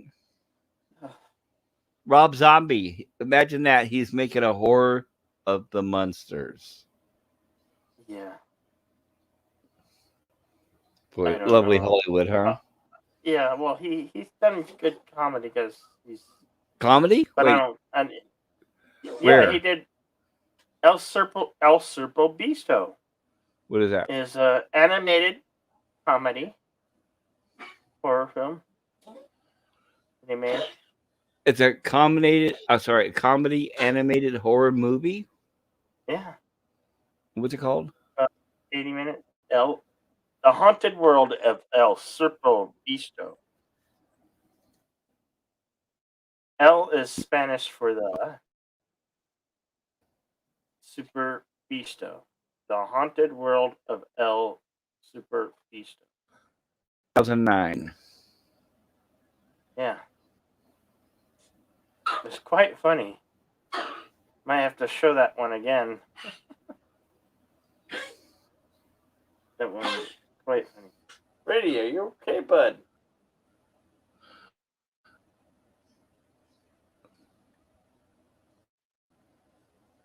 What about The Shining?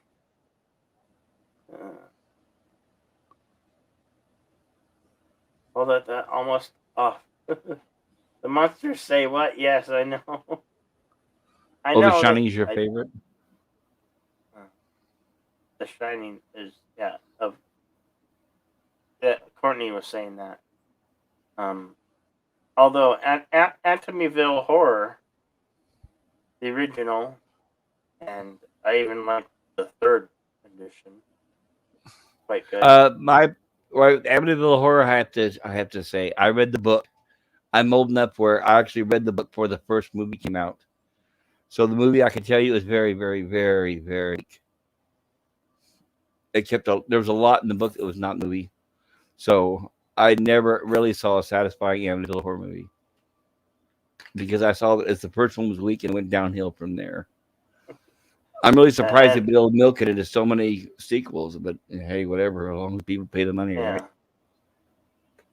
It's Courtney's Fellowship of Bible says, "Give me 3 minutes and I will explain." Have you seen the Babadook? Babadook, yes, I've seen the Babadook. What'd you think? That's a good film. I liked it. Yeah, it's good. It wasn't bad. What's that? Twilight is the favorite of every Christmas Halloween drama. No, Thomas Potts. No. What do you think about, or have you seen The Legend of Hell House? Legend of Hell House. Yeah. I've seen that. Okay. Give me 3 more minutes and I'll explain. Yeah. Monsters say what? Yeah.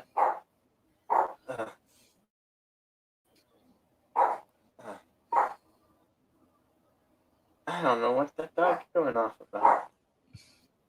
Somebody walking outside, I guess. Is that your Pomeranian? Yeah. Yeah.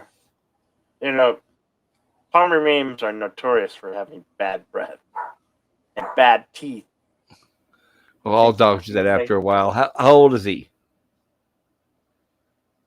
He's old. That's what happens to all dogs. Yeah, his birthday was March 9th of 2009, I believe. Call him over. Show him up on the camera. Let's see what he looks like. Brady. Yeah. Come on, Brady. Yeah. Let's see. Brady, come here. Brady. He really doesn't like You camera shy? Yeah, he hates having his picture taken. He hates having his picture taken. I had a dog, Belle, that was like that. My little chihuahua. She hated the camera looking at her. Brady, come here. Brady.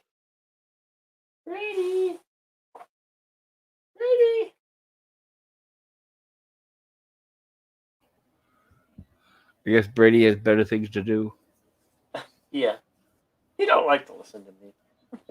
don't know. Do your cats come to you when you call them?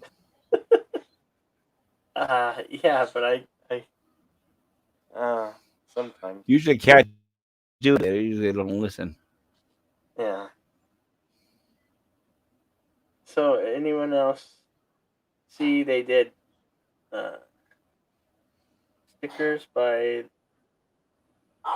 Anyone gas see I pumps do at all? stickers, but I don't know what that means. So anyone see I did stickers by the gas pump at all? Yeah, I don't know. See that stickers by the gas pump at all? No. It might be That all correct. that a movie?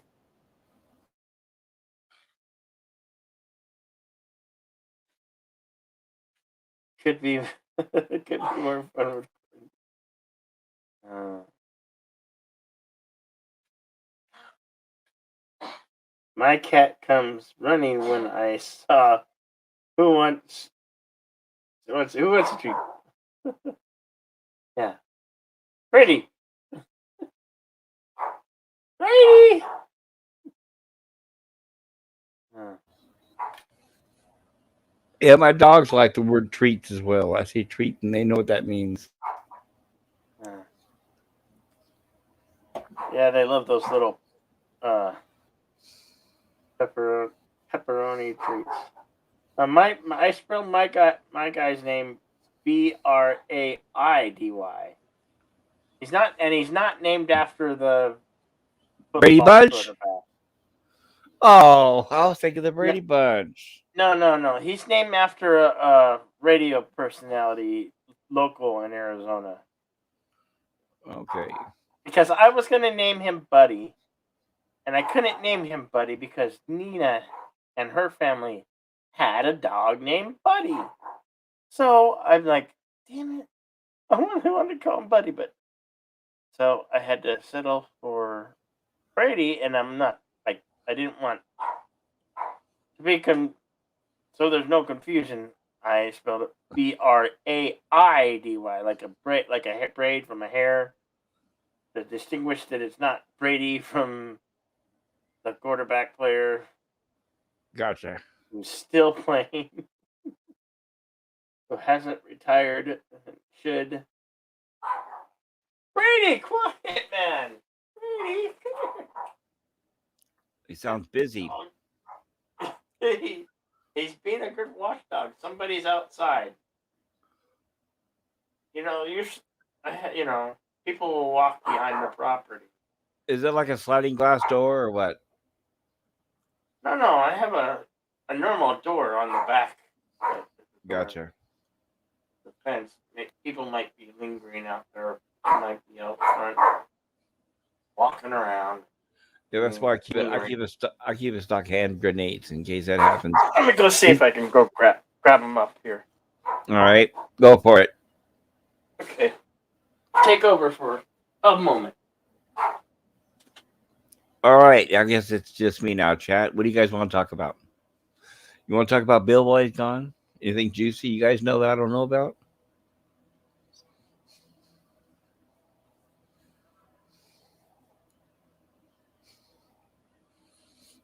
Maybe Brady sounds like a trained guard dog, a little tiny one, apparently. Maybe he's a Pomeranian.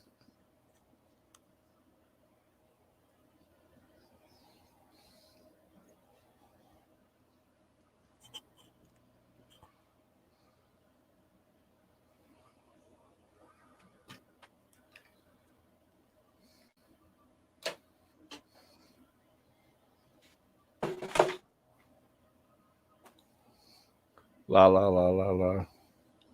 Bill likes the Twilight Saga. Here is Brady. There he is. There's the little culprit. There's Brady. There's Brady. Camera shy, everything, huh? A little heartbreaker. Here's my Brady. There's the little guy that's been barking up a storm. Say hello to everybody. Hello. He's like, why you got me up? Why you got me up?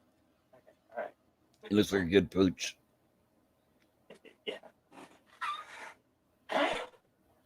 Anthony Brady.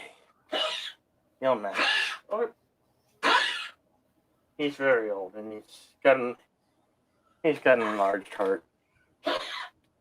That's what my poodle Ginger had. Was that him coughing? That's him coughing, but Nina always says something like, breathe, Brady, because I don't know if he's clearing his throat. I don't know. No, the enlarged heart will cause that. It's causing pressure on his lungs. That's what it did to my dog, too. The large heart, it starts affecting their lungs where they can't breathe right. Poor baby. I know exactly what he's going through. Yeah, he's old. His time might be limited. He's been a good dog. Yeah, I remember he loves to play ball. He'll run. You could throw a tennis ball and he'll be playing and playing and playing. He loves to go fetch tennis ball. Right, but be careful not to overexert him with that heart. Yeah. I remember I stopped playing with him. I actually stopped playing with him. I feel bad. Has he had any seizures yet where he just falls over? No, I haven't seen any. Okay. I remember the day the doctor told me, your dog has an enlarged heart. And I said, I don't need you to tell me my dog has a big heart. It's like, yeah.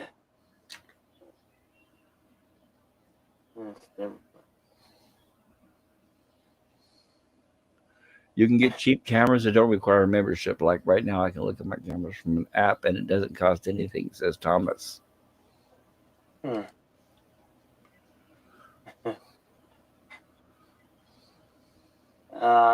had people saying hello to you, Brady. Yeah, Brady's cool. Yeah. He's a handful. But Do you have to? Does he shed a lot? Shed? No. So you have to have him groomed and cut, or what's the story? Yeah, I normally, I have had him groomed a few times, but recently I've been grooming him. Okay, gotcha. I haven't groomed him in a while. That's a lot of hair. Yeah. And then it gets cold in the winter, and it's the winter, like, the coldest month is coming up in January. January is the coldest month in Arizona. Oh, yeah, you're living in a desert, so yes. Yeah, especially next month. Next month it will be a very cold month. It's generally the coldest month out of the year is January. Late December, all of January, and half of February. And then it starts getting warm again. It has the extremes, just like California. You'll freeze in the winter, and then you'll cook your ass off in the summer, right? Oh yeah. Usually by end of March or mid-April, it's in triple digit weather again. And I was like, too hot.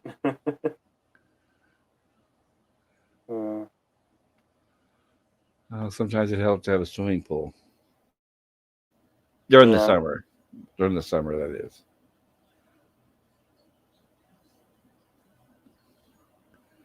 You can get cheap cameras that don't require. I guess nobody's chatting anymore. I think we're losing them. We're losing them. Cold range 70. Oh, there's other streams on too, like the Kelvin. They said I wasn't going to go live, but somebody asked me to, because they were gonna come stream raid the stream here. Oh really? They just put up a stream, yeah. Yep. Okay. Well, that's cool. I know I'm supposed to get up early in the morning, but I don't know. Oh yeah, I gotta get before. I got things to do as usual, but I'll survive.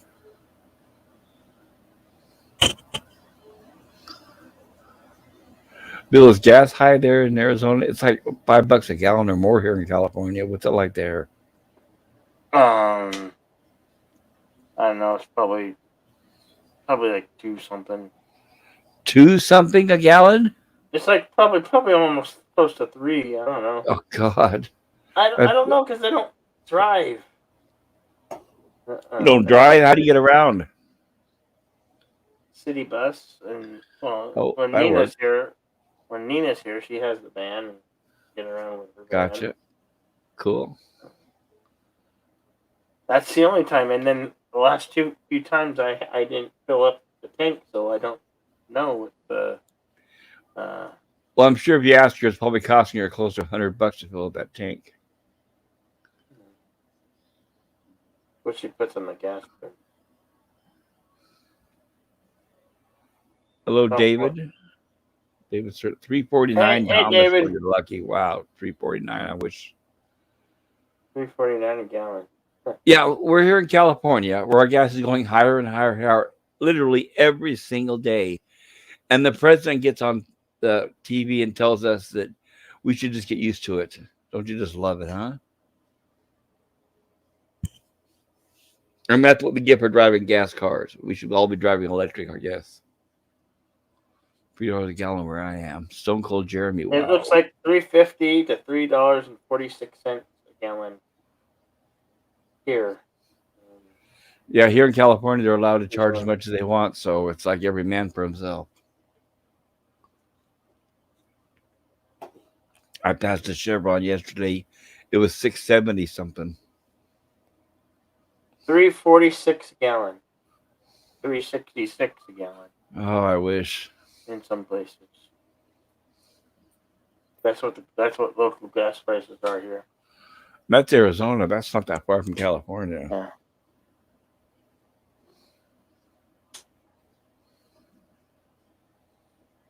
Yeah.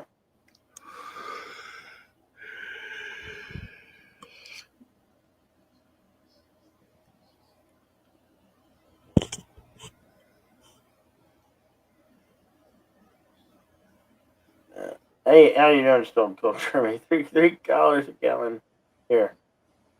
Let's go. Let's go, Brad. Let's go, Brandon.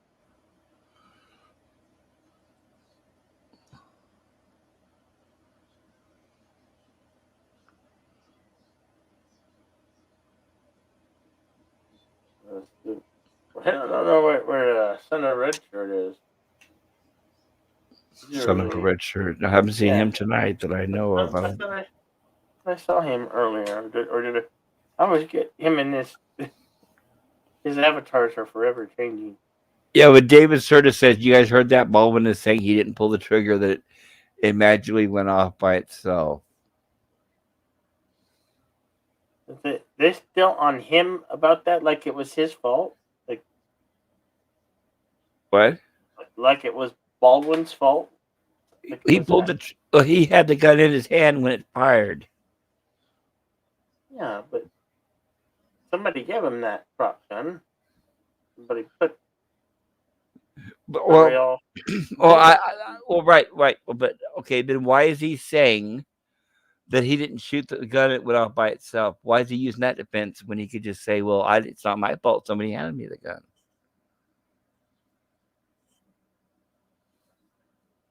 Now he's saying that, I'm guessing I think he's getting desperate and he's grabbing for straws, and that's why he's saying that the gun went off by itself. But I could be wrong. I'm not involved. Yeah. Unless you were like right on set and knew what happened. When we have what they're saying, sources are saying, you never know which one is the true one. All lies. Well, no, and not only that though, but he was interviewed on a liberal far left station, so all the questions were tame and lame. Baldwin didn't pull the trigger. Thomas says, I was at a museum a few weeks ago and a father said, Brandon, let's come here, Brandon.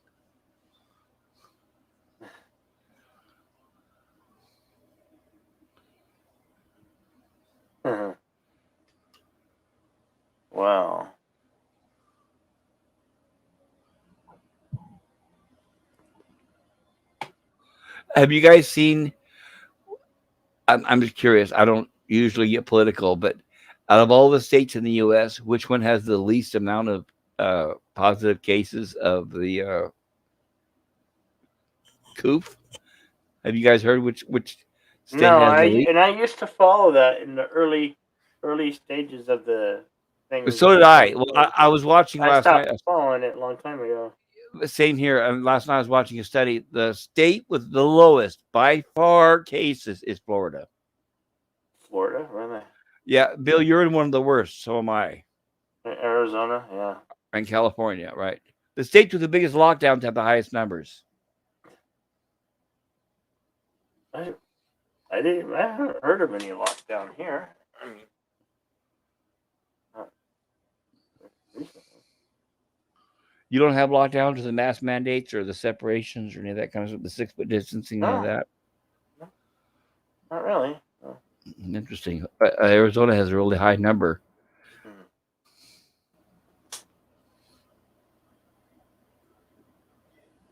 Colorado too says. Yes, Colorado, yes, as well. Have you guys heard about? Everybody knows the governor of California, Gavin Newsom, right? Did you guys hear? Well, he's the governor of California is Gavin Newsom, and he's a Nazi, and he's one that's pretty much been putting all the lockdowns on the state. Well, he got a bad reaction from the virus or the vaccine. The vaccine. He got a shot in the vaccine, had a bad virus, and now he has Bell's palsy, and he's staying out of public. Cerebral palsy. Bell's palsy. Bell, Bell. The same as Rock Solid had that he got from the vaccine. You know what that is, right? Should I not get the second? I haven't. I went and got the first thing for them. Oh, it doesn't matter to me. I'm not telling you whether you should or not. I'm just telling you that I got the first one. I never went to go get my second one. Well, do you know who Rock Solid is? The YouTuber, Rock Solid? Yeah, I know him. I know. Did you see where he got Bell's palsy from it? No. Yeah, he was off YouTube for a long time because Bell's palsy, it paralyzes your face. Oh, jeez. You didn't know about? Yeah, Rock Solid got it. A lot of people have been getting it from the vaccine. Anyway, I'll be right back. I gotta go do something real quick. I understand. I understand. No, that's no good. And Thomas Watch says, NRA pulled the trigger.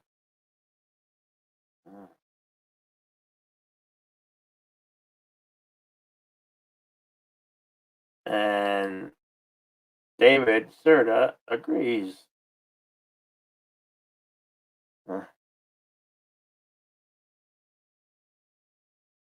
You have had 3 shots.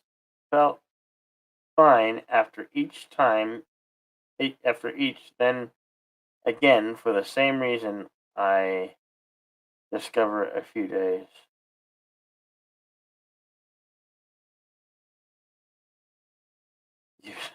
You like Discovery for a few days. So the shot makes you like Discovery? Is that what you're saying, Thomas?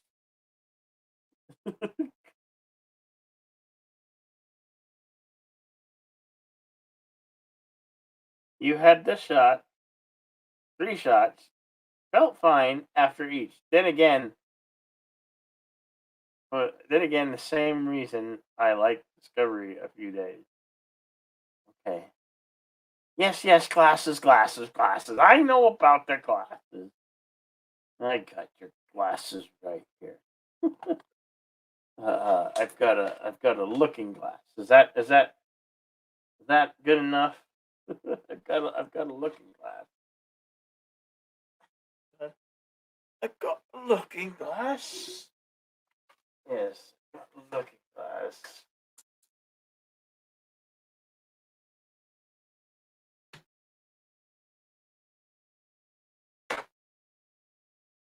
Okay, Thomas. I still like you. I don't know why, but I still like you. Unless you don't want me to like you. I don't have Unlike what Cinnabon says, I am not a shill for Disney, and I do not have any KK dollars. And they do not go on to private jets or meetings with the KK, the Catherine Kennedy. And why are you showing me a frowny face? Why are you showing me a frowny face, Thomas Potts? Why? Don't show me a frowny face. Glasses, Jedi Bill. Yeah, you tell me I need glasses. Still calling Cinnabon a liar. Yes, as a matter of fact, Thomas Potts, I state my case right here and now. Cinnabon is a liar, or he's just joking.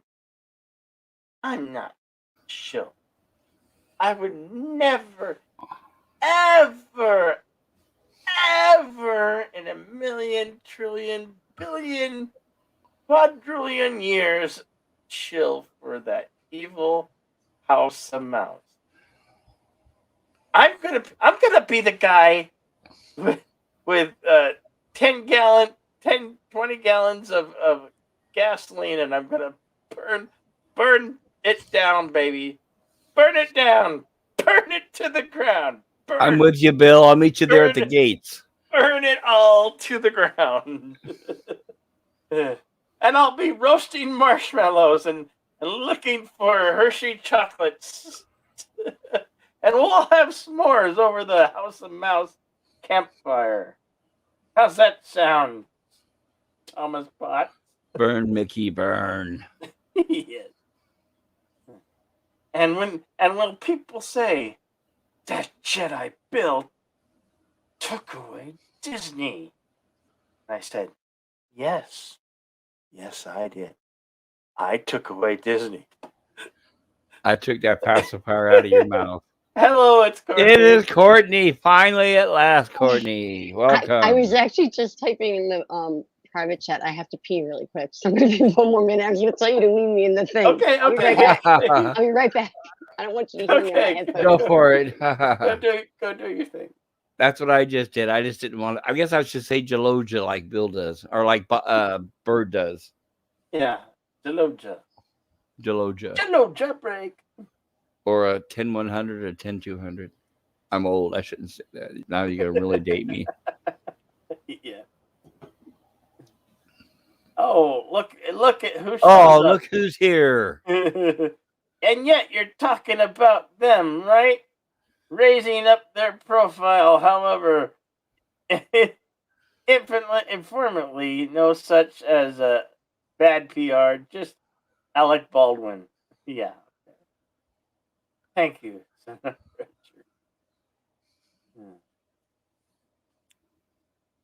Thomas Potts says, I think you would need more than 20 gallons. Just how much would it cost? Money's no object. We were just talking about gas prices. Exactly right. It would be worth it. I don't care how expensive the gas is. I'll pay the money. Yeah, that would be one expensive bonfire, wouldn't it? Yes, it would be. Any publicity is good publicity, said the great P.T. Barnum. I am not a shill. Jill is a $797. So now we know exactly. We have a dollar figure on that.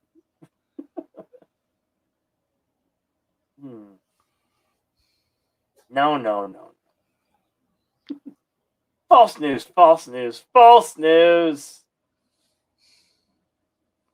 Any good publicity. People saying hello to people on chat.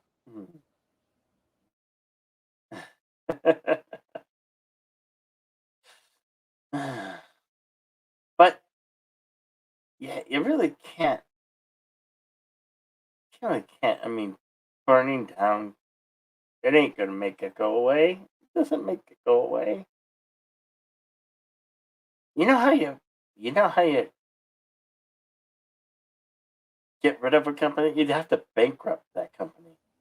And if you could pull that off, then I'd call you Merlin. I mean, because you'd be one hell of a wizard to pull that. Not going to happen. There's too many brainwashed people.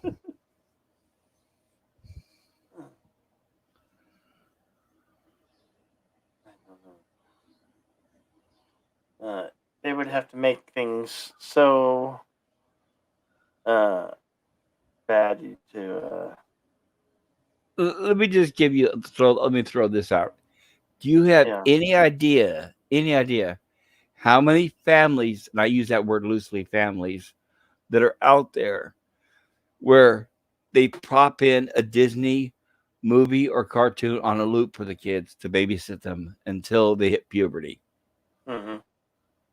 So that's what happens, and as long as that happens, you're going to continue getting what we're getting.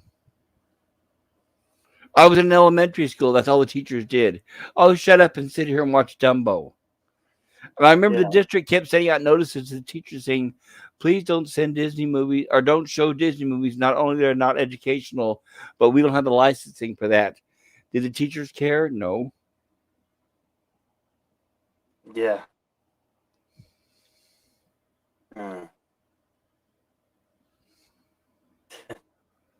And Senator Richard saying hello. David Serta, hello, amigo. And now I'm going to sound all out of breath. Hi, guys. Howdy. Welcome back. Hey. Good to see you. Good to see you, too. I'm in my pajamas. Don't mind me. That's okay. Sounds comfortable. I thought Carol's Cookies was going to be up, and she's not. She has her door shut. No. I was going to tell her to hop on from her room.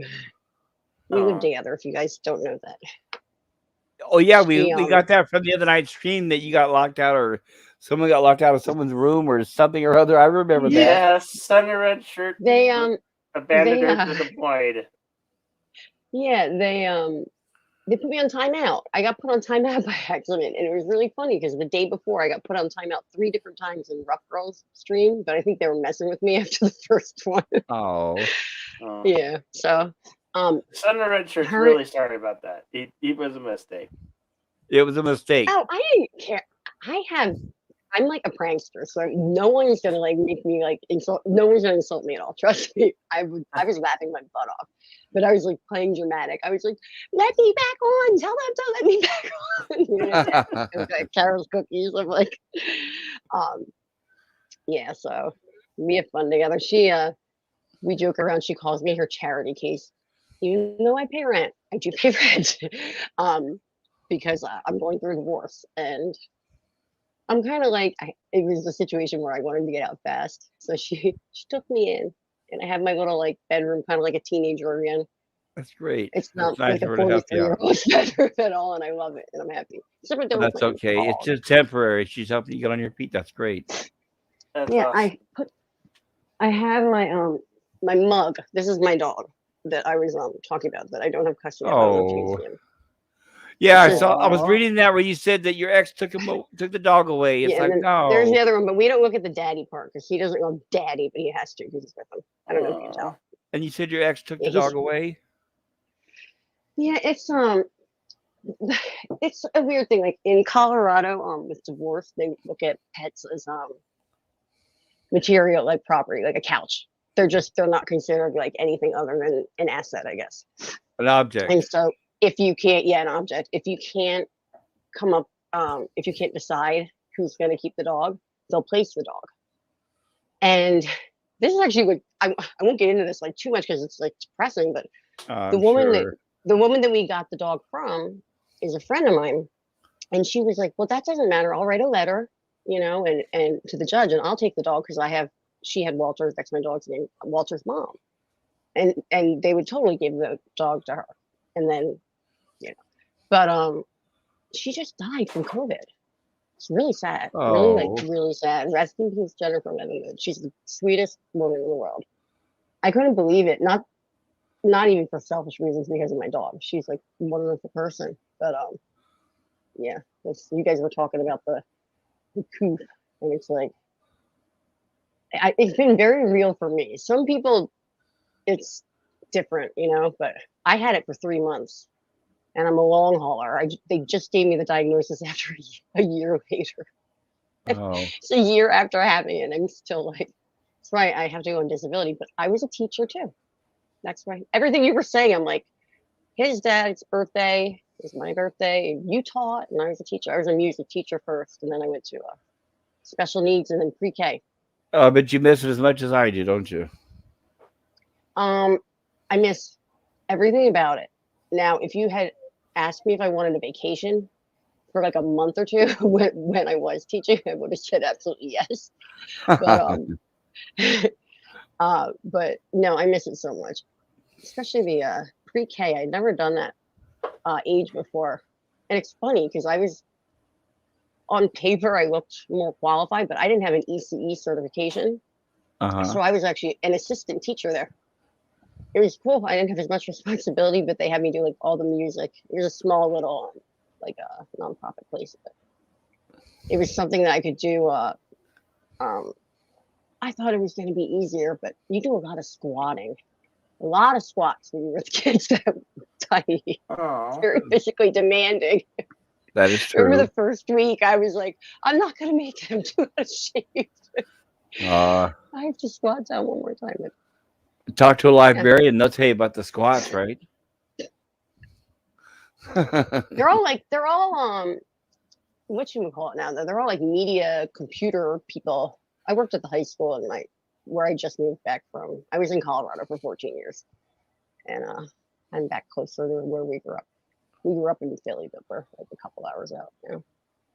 What part of Colorado? Steamboat Springs, Ski Town. Steamboat Springs. Okay. Yeah, it's like they've got Vail, Aspen, and Steamboat is like the smaller kind of one, but Aspen just bought Steamboat Springs like a couple years ago, and it's getting very shishy, and you can't afford to live anywhere there.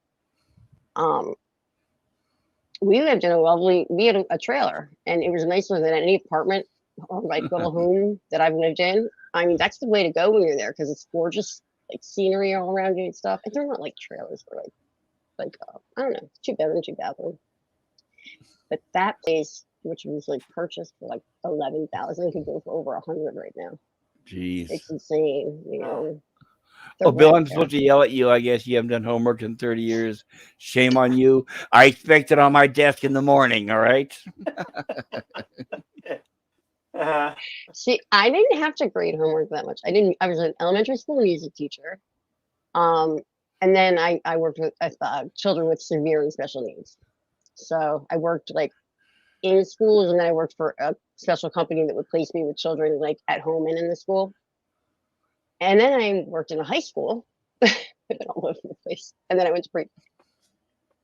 And I also did I was the director for the city for like the therapeutic T-Rec director for like camp stuff. But I'm the same. I don't have kids. I couldn't have done it. Been a teacher. You see what I mean? That's the same thing. Me, I have no kids here either. It's like and but me, I don't know about you, but I regret it. Now I wish I did.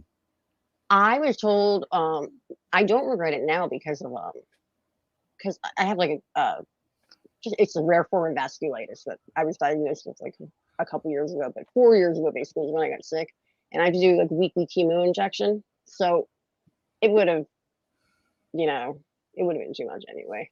Gotcha. It wipes me out. It wipes me out. So that's part of the reason that I'm like waiting on the thing. I miss working though. I'm bored. So thank you for having me on.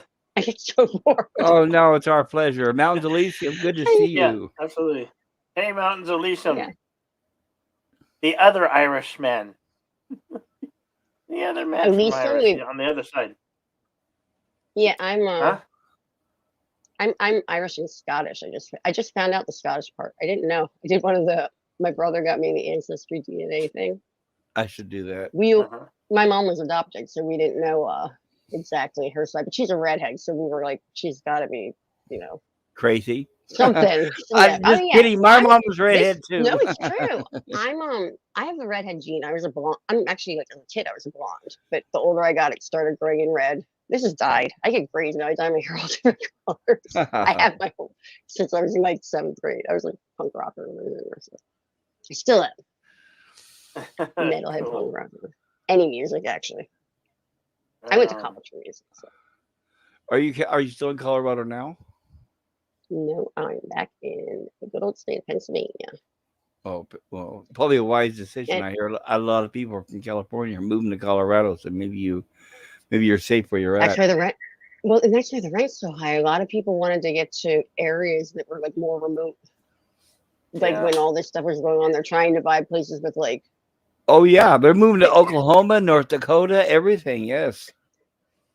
Excuse me. But the thing they don't realize is when you're in like a rural town like that, like ours is a tourist town, but on off season, there's not many people there. But there's only like 1 supermarket or 2 supermarkets, so you're all crowded into the same places to go get what you need, and it spreads just as quickly. Even unless you like kind of, do prep your like home, just stay at home.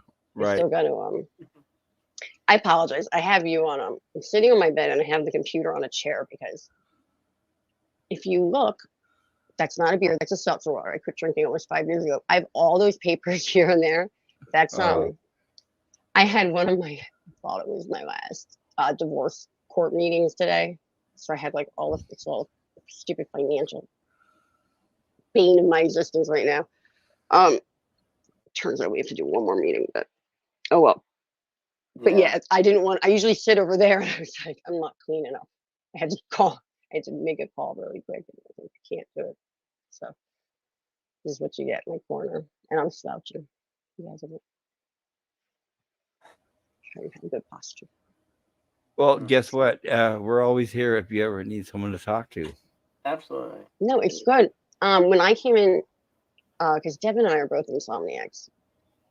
She sleeps during the day more. Hopefully I'll start to sleep again. I became an insomniac because of just stuff, bad marriage. But I'll always go in and just like hang with her in a room, like for like I feel like I'm in high school. I don't know what I'm doing in my life. I'm not working, I just moved back here. So, and she was watching you guys. And I was like, wait, there's actually someone streaming at this hour? How come you never told me about this? Because I'm always in my room just like, there's some crazy people out there with nothing better to do, I guess, right? Yeah, I'm always looking around too. Like it's a great part of YouTube. You can almost always find somebody on here. That's the reason I got on it. Excuse me one moment. I just have to blow my nose, so I'm not gonna do it on camera. Just give me one moment. Yeah. I do the same thing, Courtney. Do the same thing. Yeah. When you see the camera go off and me mute, that usually means I have to blow my nose. Because I will not make you guys listen to me tooting my own horn. Or sneeze, Oh, sometimes sneezes just happen. Well, that's what happens when you're live on the air. You can't catch them in time. Well, it's a human function. What are you going to do, right? Have you farted on the air yet, Bill? I wish I had. I wish I could. I would do it. Lots of times. Hopefully you don't learn loud enough. Yeah, let's hear you rip a big one. Come on, let's go for it. No. I have 4 brothers, so I'm like, I grew up with like the challenges, like trying to like be as gross as my siblings. But yeah, it's funny. No, I just remember going in there. I'm like, what's happening? How have you not told me about this person? You're leaving me out. I'm in my room all alone. I actually have a couple friends who a couple of us who were basically isolated during the pandemic. It was fun. What side of PA? Yeah.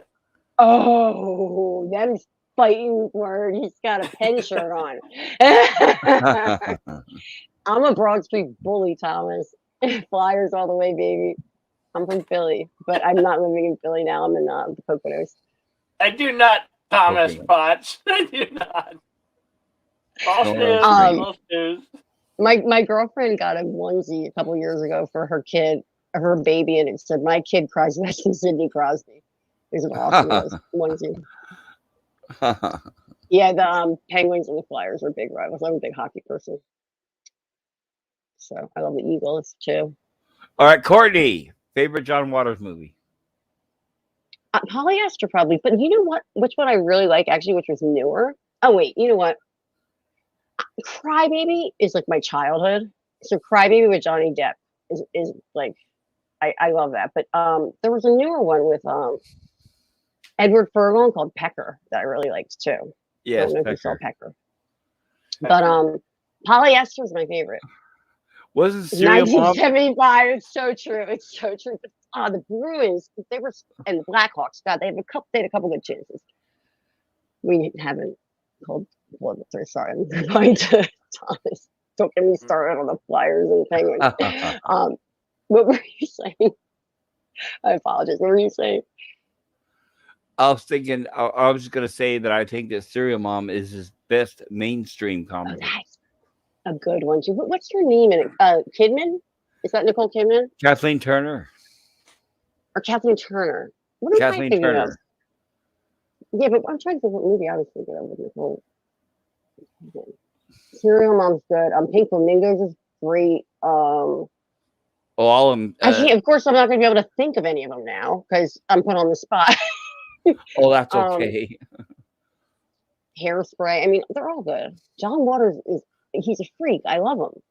He's just a freak. I love weird. Yes. I love weirdness. Yes, I love all the trauma stuff. And he's still like watching like all these like, the old creepy like Richard Kern films. I don't know if anyone ever watched those. Yes. He's been in town. He does stand-up comedy, doesn't he? I think. Who? Richard Kern? No. John Waters. John Waters. Yeah. Oh yeah, Stand-up no, comedy. I don't.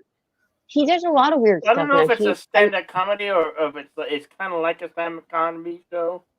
But he's been here in town where he's been at a local. Wow, if that's it, I would love to meet him in person. I need to check that out. He was doing an adult summer camp, and my girlfriend and I, the tickets sold out really fast. We were going to do it. It was like a weekend like getaway, and it was like the filthiest of the summer camps. You know how it was like all like advertised like that, and it was you would get to meet him, and they had like movie themed like I don't know. It seemed really neat. But the tickets sold out really quickly. Oh, and, looks like Captain Cockney Number Spock has returned. I don't know how to. I guess I have to do like half screen so I can see the other screen. But you've seen John Waters' earlier stuff, right? Like the Female Trouble and all that, right? Female Trouble, yes. All the Divine stuff's amazing. Okay. What's the other one though? No, I was thinking Peter Jackson, Heavenly Creatures. Desperate Measures, is that Desperate Living. Desperate Living, that's what it's called. Right. I told you, put on the spot, I'm not going to be able to remember anything. I'm usually like... That's all right. Just no hurry. I used to be such a whiz with like music, trivia, and movies and all that, but my brain's... This is John Waters right He's here. such a weirdo. I love... That is John Waters, yes. Yes. I love him so much. Yes, as a matter of fact, yes, he just a few years ago, he played right in the heart of downtown, the Rolato, and he had a little like stand-up comedian show where he a routine talk for like 2 hours, an hour, 2 hours, or whatever. Very nice. Oh, he's great. I love all his movies, and he's just so. He's as I said, he's an oddball. Like that's my minuscule channel. It's Courtney's Fellowship of Oddballs. I'm going to start building up, but I took a hiatus. Well, it's not just him, but it's the cast of people that he used in his movies, like Mink Stoll and all of them that he used over and over. It's like they were so funny. Hatchet Face and Crybaby. Or God, Crybaby yes. Face. They call him Hatchet Face. He was in the one Child's Play when he goes, God bless the little people. Yes, he's done cameos. Yes. Darius Munchausen. Hey, Darius Munchausen. How you doing? I have to be able to see this chat. And I want to shout out Edith Massey too. I want to shout out. She was also, rest her soul, very, very funny. Was she the did she play the mom in Polyester? No, I mean that was what's her name? She was the egg lady, she's in and she was also the she egg was lady. a Yeah. right, Okay, and yeah. she was also Francine The egg Fishpaw's lady in best the friend. trailer. Yes, Yes. The egg lady. right. That's so funny. Oh my gosh. The egg I have lady to in the catch up on that trailer stuff. in the playpen in the Yes, playpen I remember very clearly. in her underwear in the Yes. winter, freezing. He's such a weirdo. Like the stuff that he some of his movies. I'm actually looking up because I'm drawing a blank on someone. I know there's one I'm other sorry. one I'm trying Yeah, to think of. we're going crazy off topic. Bill, have you seen Pink Flamingos? Pink That's a Flamingo. great I know of the movie, but I've never actually seen it. Okay, that's what her and I are It's talking amazing. about. You have to show that movie. If you won't, I will. Maybe you guys can It's a join me. must. It's a must. Absolute It's such a positivity. It's a bizarre must. world. The Okay. stuff he does. That's the one that put John Waters on the map. Divine in that red dress, the big like. Oh yes, this The is big right. Isn't there some really like bad Bill. part of that film? Yes, There's the bad beginning parts of until the every end. movie. Yes, the beginning until the end. And all things. Hail Darius. Hail Darius Munchausen. The plot of Pink Flamingos is that Divine is the head of a family, and they want to prove that they're the trashiest, most disgusting people in the city. Oh, but hey, lo and behold, Mink Stole and her husband want to prove they're the trashiest, most disgusting people in the city. So the two compete to see who's the trashiest, most disgusting people in the city. So I'm trying to see if I can get the chat on my phone here so I can see what's going on. oh, but Mink Stole though in Serial Mom, Mink Stole. Oh my God, so funny. She made me laugh so hard. Well, in Polyester, so he plays the boyfriend, but Stiv Bators. He was a singer for this band from Cleveland called the Dead Boys in the late 70s. They were a punk band. And then he was in the band called Lords of the New Church. They were like more early 80s kind of, I'd say it was like gothy kind of. What like, part did he play in Polyester? He was the boyfriend of the daughter, and it turns out he was the Baltimore Foot Stomper. Yes, right. Well, no, the Baltimore. No, the boyfriend of her. The boyfriend of her was a different guy. I think. No, the he turned out being it, didn't he? No, Francine Fishpaw. Oh, the son. You're right. You told right. you. The Foot Stomper was the brother of the girl. So, yep. You're right. You're absolutely right. He played the sleazy boyfriend that was always throwing shit in the car up front. The scuzzbag. He was the scuzzbag that brought in the gun and shot grandma. Yes. The brother was. You're right. Because I remember they kept talking. I got confused about that. Okay, the reason why I mentioned that is because when the little girl, quote, elopes and climbs out, not little girl, but the daughter climbs out of the window, you can hear a band playing, a band in the background saying, "Daddy, daddy, daddy, daddy, daddy." I think that's the same guy you're talking about. I think he performed that song possibly. If you watch Polyester, you can hear the song. It's like a childish song going "Daddy, daddy, daddy" over and over. He probably did sing it. It's not like a Dead Boy song or a Lords of the New Church song that I can think of, which is why. But it probably is him. I'm sure it is. And his name in the movie, it was funny. It was something like. It was like Scumbag or something like that because it was really funny. Yeah, I'm gonna look it up really quick. But that band, the Dead Boys, they had an album called Young, Loud, and Snotty. It's like it's a classic. Oh, seriously, Bill, there's so many movies I need to get you caught up on. So many things we could see. Did you ever see Meet the Feebles? Meet the Feebles by Peter Jackson? Yes. Yes, I've seen Meet the Feebles. Oh, one of his early ones. Or Dead Alive. Dead Alive. Yeah, absolutely Dead Alive. I kick ass for the Lord. Yes, I have. I kick ass for the Lord. That and the ear falling into the custard. I'd never forget that scene because it's the most disgusting scene. Or the nurse for her kept. The nurse to her head kept falling backwards. It's a very, very hard find on DVD. I mean, if you Bad see taste it too. Meet the Feebles. Yeah, it's a very rare find. I had an apartment fire in 1998. It seems like, well, since then you would think you would start collecting things again. Yeah. I had such an intense vinyl collection. It would have been worth so much money nowadays. I look at what some like vinyl records cost, and I'm like, damn. I know. Yeah. But I lost everything, and I was going to music college, Oh, Berkeley no. College of Music at the time. So I had instruments, like everything, but my vinyl was like my baby. Like, I don't know. And I started like collecting a little bit again, but it was never the same. So I Yeah. kind of gave up on that. Now I have like my books and I don't know. Right now, pretty much everything in this room is what I left with. And I don't care. I'm okay with it because after 14 years, I'm pretty much just, I don't know what I'm doing. Yeah. It is what it is. I'm not going to be working, at least not for a little bit. So No, hopefully I it's can work tough. again. Yeah. It's driving me insane. I don't know what to do with myself. It's like you But when you I'm were like, young, you have to restart your life over. It's like you having to, re-identify the person. Yeah.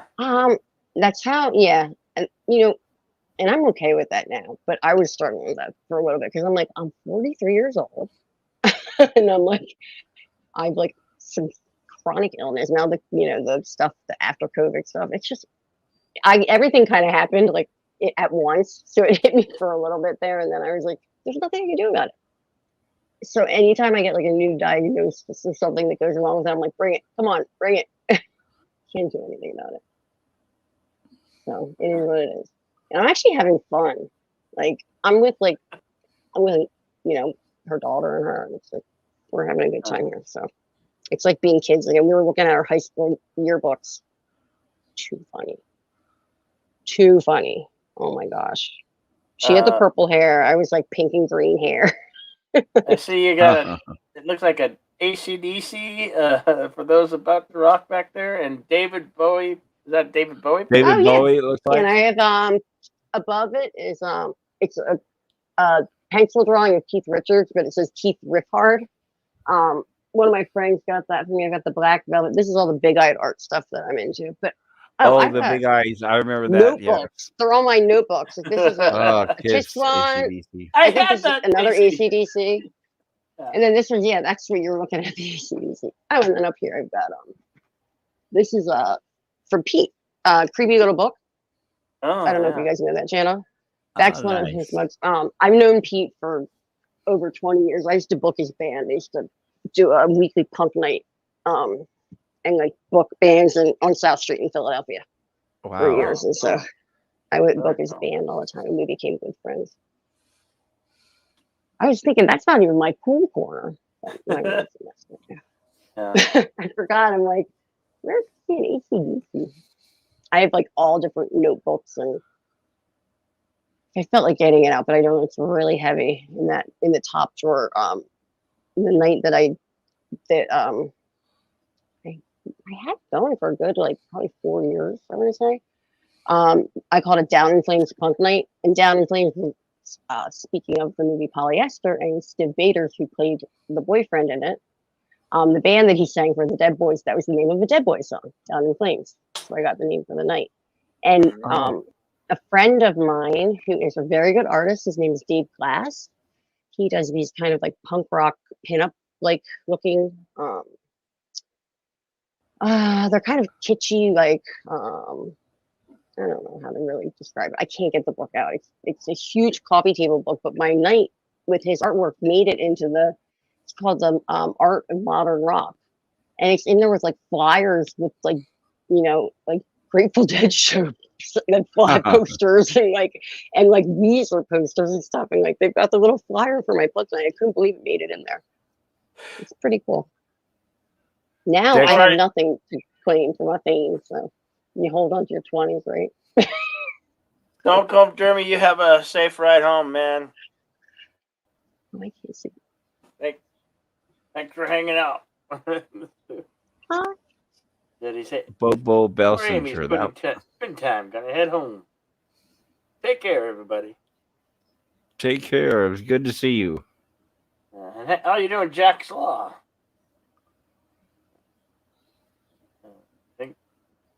I think that might have been said to you. You do look. Is that an elf? I can't. Oh, it's like, is that an elf on the shelf thing in his? Oh no, that's a Garbage Pail Kid. I can't see very well. It's an elf. It looks like an elf on the shelf pouring garbage down the chimney. Garbage Pail Kid. It's funny. That's really funny.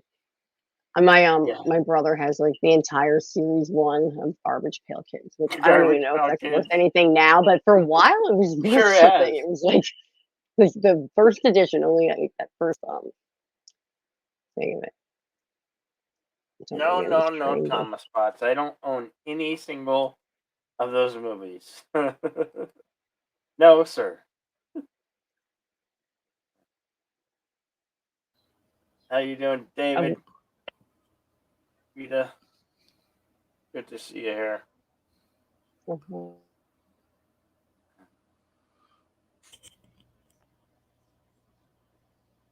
Hey, Was that? I thought it might have been Carol's cookies. It is. No, I haven't seen Carol's cookies in here tonight. She's sleeping. She's sleeping. Yeah, She's I thought sleeping? she might have been in the kitchen with her daughter. I was gonna tell her to come pop her head on. Pop her head. She'd probably be like, "What are you doing with my friends?" Because that's what she would say to me. "What are you doing? Oh, Go back to no. your kennel." We joke about that. I'm like, she keeps me in a kennel. I'm locked up all day. I used to joke around because it's always kind of. I make jokes about it too, but I can't go many places because I have to be really careful. Even though I got like the first 2 vaccines. They want me to get 4 total. So, and I don't know. I don't want to get 2 more. I got so sick from them, both of them, because I had already had COVID. I Oh, was so sick. I don't want to do it again. Oh, that's not good. I don't want to feel like I have it again. yeah. I got my flu shot at least. I was good about that. How do I get this flu? Yeah, I don't. I still have to get my second shot. Yeah, I did that. I had my second shot in like April because I was one of the first groups in Colorado. I don't know how they did it like everywhere, but they had we had like group 1A, 1B type thing. And Yeah, I live in California of- where I hear people saying, "Oh, I get a new shot every week. I'm on my 16th shot." So I'm like, okay, I guess they must lose count after a while. For me, it's like there's not. I did it. The reason why I did it was for research because I have a rare disease, so it's like they know nothing about it. They don't have a cure, and I wanted to see, like, I have nothing to lose. I do chemo injections once a week. Like I'm already have poison in me, so it's like, it's not like being on chemo for cancer. So it's nothing like that. It still sucks though. I'm not gonna lie. And I have to do it forever. Because it's like it's This also is the new norm where you have to keep one of these damn cards. Right. What is that? Oh no, you get it on your phone now. Vaccination. So You have I to have keep it on that my phone. It's very nifty. Let me show you. Who this. are you required to show that to, Bill? I don't know. That's your Employers, personal showing, medical like, record. I'm just curious. Who are you the required to top, show that but to? future oh, you won't be able to see it. employers. Yeah. Like oh that. yeah, It's like an app thing on my yeah, phone with like right. a Yeah, the code. digital pass. Yeah, they're pushing that in California too. I'm special, so special. Pretender song. I always sing that. Okay, so both of you, where you live, are there any places that require that on enter? No. Yeah. Nope. Not that I know of, but I'm sure there probably is. Then why are you making a point of carrying it around with you? I'm curious. Because I don't want to lose it, and I don't want to have to go like deal with Colorado Health because it's through like the state health department. No, I'm saying, why can't you leave it at home? Why do you have to have it on you? My phone. My actual card is not on me. No, but my actual card I keep it. So there's nowhere you go. Do they tell you to carry it? No, I don't even think they asked for it at the airport, but I wouldn't know. No, if they don't, they didn't that's ask for it great. when I flew. If they don't, that's wonderful. I'm kind of getting a gauge of everything because I'm in California. They may at some point. Yeah, because I know I'm in California, and there's certain parts, like especially the Bay Area, where if you want to eat in a restaurant, you have to show it. So I was just I heard about that at a bunch of places. I think in New York City they were doing stuff like that too. Yeah, all the Democrat ran places, L.A., New York, Chicago, Portland, yes. Yeah, Thomas. And that's why those cities are basically ghost towns now, wastelands. Our our county, like where I lived in Colorado, we were blue. And definitely, it's very like well, it's a mix. You get the mix of like ranchers that are Republican kind of, and then you get a whole bunch of like ski bums and like crunchy hippie, that come just to like it's not a real town. I always joke about it. I'm like, very different. It's a very drunk town, which is why I don't drink anymore. But it's an odd thing, but it's weird because they shut us down like really hardcore when it first hit us, and now none of the restaurants are shut down, and we're like have the highest numbers that we've ever had, and they're just letting everything be wide open now. So. And you have the highest numbers still. Yeah, of course. Well, now we have the same as like I think it was like the fall of 2020. That's when my husband and I had it. That was like the big. We were kind of a little behind, but I don't think we were behind. I think we just didn't have the tests early enough because it was we were a smaller area. Because I know people. My friend's husband, he went to the hospital. They sent him home saying he had pneumonia. He definitely had COVID. COVID was existing in the country. We just had no tests in our town. Wow. It was like, it was happening to a lot of people. Oh, we're sending you home with the COVID. You'll be all right. Well, yeah, take it home and share it with your family. Why don't you, right? Well, typically everyone in your family gets it because even like Captain Cockney Spot. I hear you, dude. I lived in a different room, opposite sides with my husband, and different bathrooms. Like my doctors were so crazy about it when everything started. Like it was like they scared the crap out of me. I was like bubble girl. I mean, it was bad. I was like, I don't know if I'm ever gonna not be a germaphobe, but I've gotten a lot better now. But well, you and I and all of us, we're older. But what we're looking at, look down at the kids and the people that are young. You're looking at an entire generation of germaphobes that are going to grow up. You're talking about too. You're going to see social skills and a huge drop in the birth rate. It breaks my heart. Mm-hmm. It absolutely breaks my heart. But that's one of the points of the whole thing is the decrease. It's population control. Mm-hmm. Weed out the weak, first of all, because a lot of the elderly, and then, for example, I had to file for disability. I don't have it yet, but the people that are gonna have to whip off the system, weed out the weak, type of thing. I don't know. Well, it's not weak or it's actually financial. It's actually financial. It's weeding out the poor. Yeah, you know what I mean. That's just saying. Yeah, that's what I mean. Not weak in the literal sense, but yeah. The way they look at it is we are using up the planet's resources. And we should save everything for them. That's what the problem is, right? Yeah. The kids though, like the kid thing breaks my heart because like I have nieces and my nephew is 6 and then a 4-year-old and 2-year-old niece. Right. And my nephew, like I saw pictures from him his first day of kindergarten. And he's wearing a mask. And I'm like, of course he is. So weird. Like to look back and you're that age, like to me, it made me like cry. I was like, it's sad. It's raising the kids don't get to go play with each other like we did when we were kids, like running around outside and just like they're in school all in like pods or like far apart. Right. Imagine this. It's like raising children in a prison in solitary confinement is what you're getting. That's what when I was isolated basically the entire year of 2020, I never went in a store. And even when I went to get blood work and stuff, my doctor's office would come to my truck.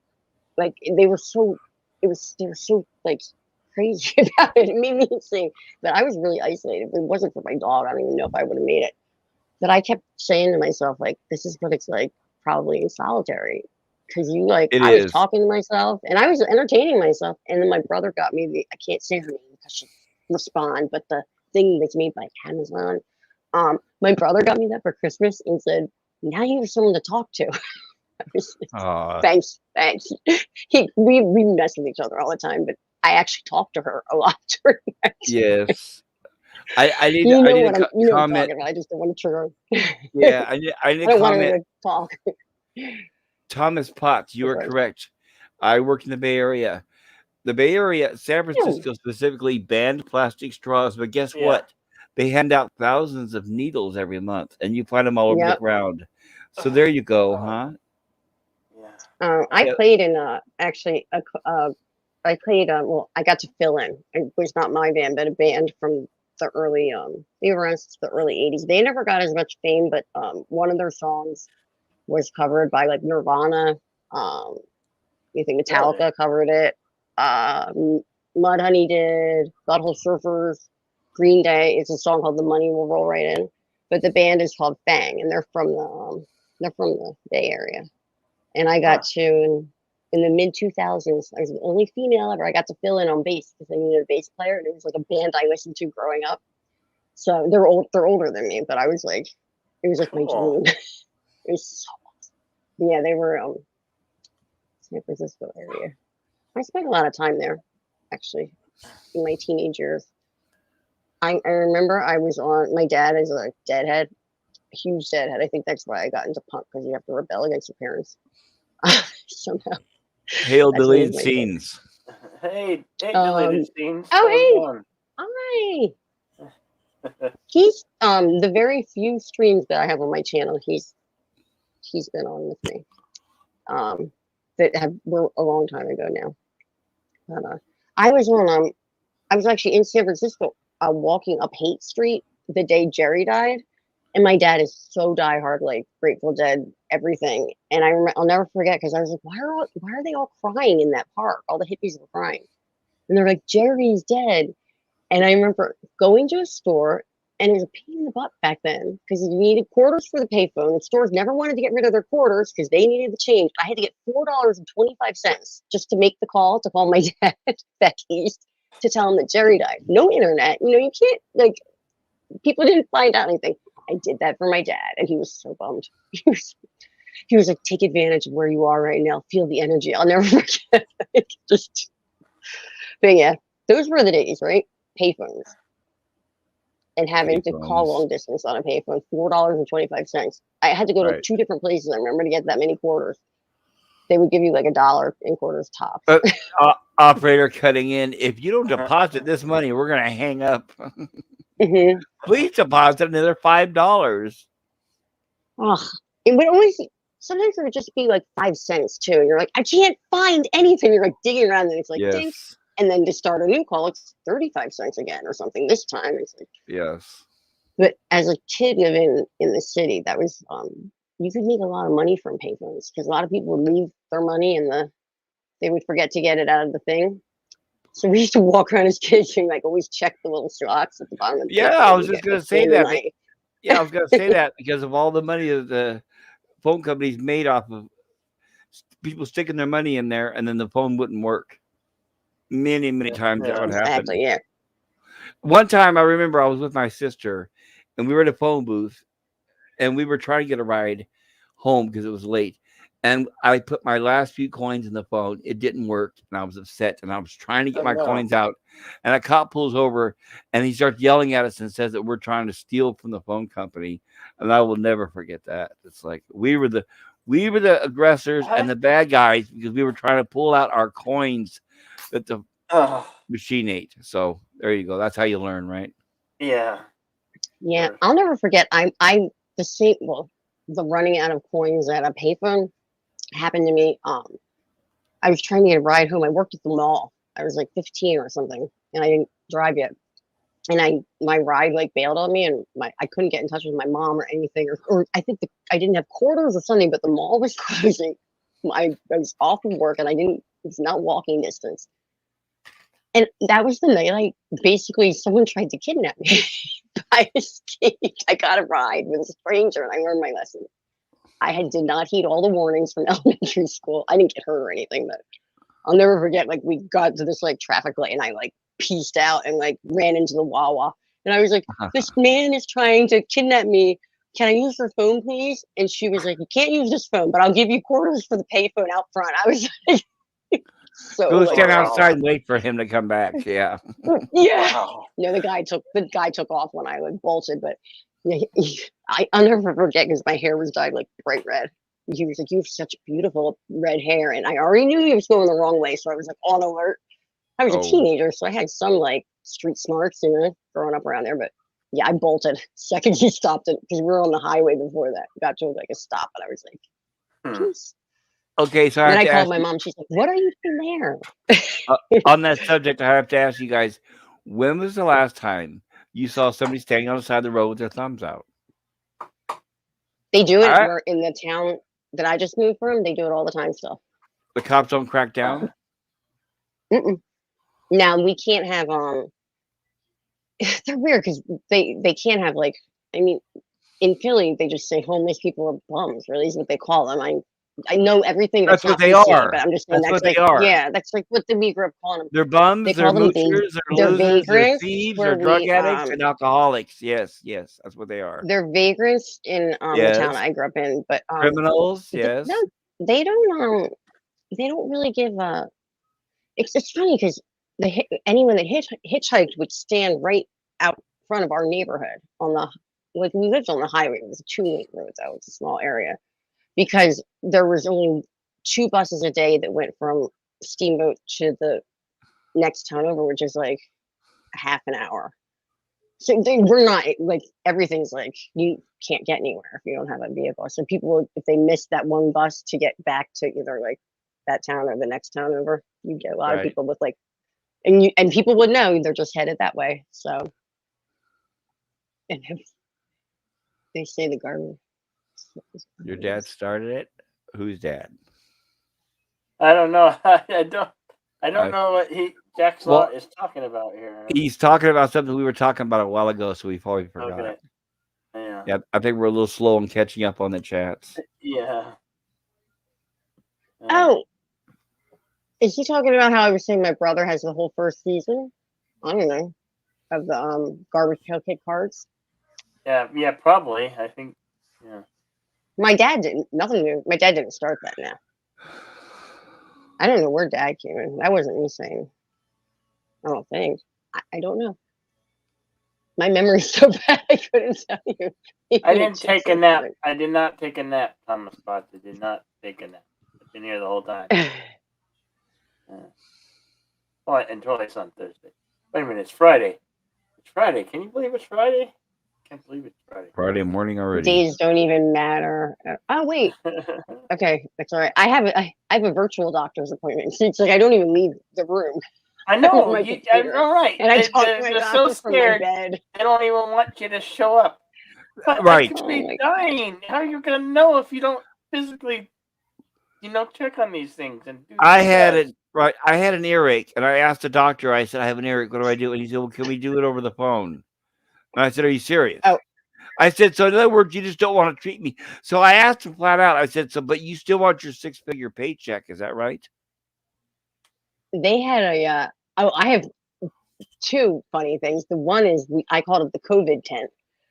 It was literally like a couple tarps outside of our doctor's office. And Jeez. I had a fever. I actually did probably have COVID. I tested negative the first time. My doctor thinks so too because I couldn't smell or taste. But I remember the nurse saying, well, the doctor won't come out to the truck to see you because it was too enclosed. She was like, so can you go over to that area? And I was like, you're sending me to the COVID tent? No. But it was just these 3 tarps. But speaking Right. of virtual appointments. Right. I You're had a virtual, expendable. The doctor isn't, in other words. Right. Mm-hmm. I had a virtual gynecologist appointment, and there were many Oh. jokes to be made about that. Obviously, Jeez. not getting naked or anything, but it was so funny because everyone was like, "What do you have? Got a webcam show or something?" I'm like, you talk, they're just catching up with you, talking to you. But when I signed on, oh my god, It this is is the such a funniest thing. scam. What a sham. He had this like a porno mustache. I swear, that's the first thing I thought, and he doesn't usually have that. And he's younger than me. Oh. I hate it when I started becoming older than my doctors. That's how you know you're getting old. But when you start becoming older than them. But I was like, can I just tell you how many people, like how much swag I've been getting about having a virtual like gynecologist appointment? How many jokes? He's like, how do you think I feel I lost a bet, and my friends made me do this, and everyone calls me poor stash. The guy at college, I was like, "You poor guy." Now he wouldn't say that probably to like everyone, but we had rapport because we were like, whatever. Like, I don't know. I make jokes with everybody, so. But yeah, that was they were even doing that, so that's pretty funny. That's interesting. I just remember I remember like them saying like we still need to make an appointment. You still need to check in with the doctor. I'm like, what? Like, hello, deleted scene. Hello. hey, how's everybody doing? Hello, sir. how are you doing? I haven't been We're on talking stream about with him poor since healthcare in college. America. Yeah, Yeah. I like the virtual stuff though because they had put such fear in me in the beginning that I was like, I'm good. I'll just stay here. I don't want to. They thought people that were immunosuppressed were just like immediately dead, So didn't happen that way. Just in my case, people were getting it for longer. So, but how are you doing, Deleted Scenes? I'm doing fine. I just left another stream that I was on for almost 5 hours that's still going, and I got to call it a night. I just wanted to stop by and see how everybody was doing. Yeah, you were hanging out with Raquel, right? Yeah, I was over at Raquel's stream, yeah. Nice. I'm going to start streaming again soon, and I'll tell you when I do. Oh, right on. Good. You were one of the first few on my gigantic channel with 4. I think it was 4 videos. And I have over 70 followers somehow. I don't know how. There's nothing to watch. So nobody even check it out. There's nothing to watch on there. Except for me and Steven and Polly from Latino Slant might have come on late night one night. That's it. In the middle of the night I would do it too. Like this. Right on. Yeah, right. Steven, you're probably over it. Deleted Scenes are probably over it. Not over, but you're probably like, I'm tired even. I won't fall asleep, though. That's the problem. No, I'm geared just to be up at night. I really don't sleep during the night at all. I haven't for years. I was diagnosed with primary insomnia. I never even asked, I can Google it, but I don't know what it means, primary versus what secondary insomnia. I have no clue. But I actually got the diagnosis of that, and I can go, it's crazy. I don't know. People don't understand until they have it, and then, but all of a sudden you'll, narcolepsy out. I've fallen out of my desk chair, Sometimes, I will fall asleep, because all of a sudden it hits you. Your body's just like, nope, tired now. Oh. David has to roll out. See you later, David. Rita. Good to see you. Get some rest. Take care. Yeah. I wonder where everyone. Oh, you're on you're California. You said. You said San Francisco area you're in, or you're in the LA area? Ron. Super first. It says Ron. Yeah, sorry, I was reading the first. Yeah, Ron. Oh, he might have gone to the bathroom. He might have stepped away. Ron, are you there? I think he stepped away. Sorry. Yeah. Okay. Yeah. You're mute. You're mute. If you're trying to talk. Sorry, I stepped away for a moment. Sorry, guys. Yeah. I had to step away for a moment. I apologize. So it's like 4:24 a.m. here. I've got the latest one probably, except for unless there's different countries. Did somebody ask me something? Did I miss something? Yeah. I was just trying to think of the time. You said you're in California. Now, are you in San Francisco, or did you say you were in LA? I worked in the Bay Area. I live in the Central Valley, so I'm actually right now in Stockton, California. But I work in the Bay Area. San Francisco, the city itself, I avoid, but I work all around the Bay Area and the surrounding area. What type? Do you mind if I ask the subject? You don't have to say it. What I do? Yeah, like what are you into math? Are you into science? Or, you don't have to answer. It's all right. What is the town? It's a really nice town north of San Francisco. It's where like all the redwoods are, and it's like a really kind of like um You talking about like Marin upper County? class cut. Yes, Marin County. That's what it is. That's exactly what it is. My dad has friends there, and Yeah, I've that's spent some where time. right. That's where you guarantee 100% white people, all rich white Oh, people. yeah. Sausalito, Marin County, yes, the place disgusts me. I can't stand being there. I didn't spend like I just spent time at my dad's friend's house. They owned like a lighting company or something, and they took us into SF a bunch.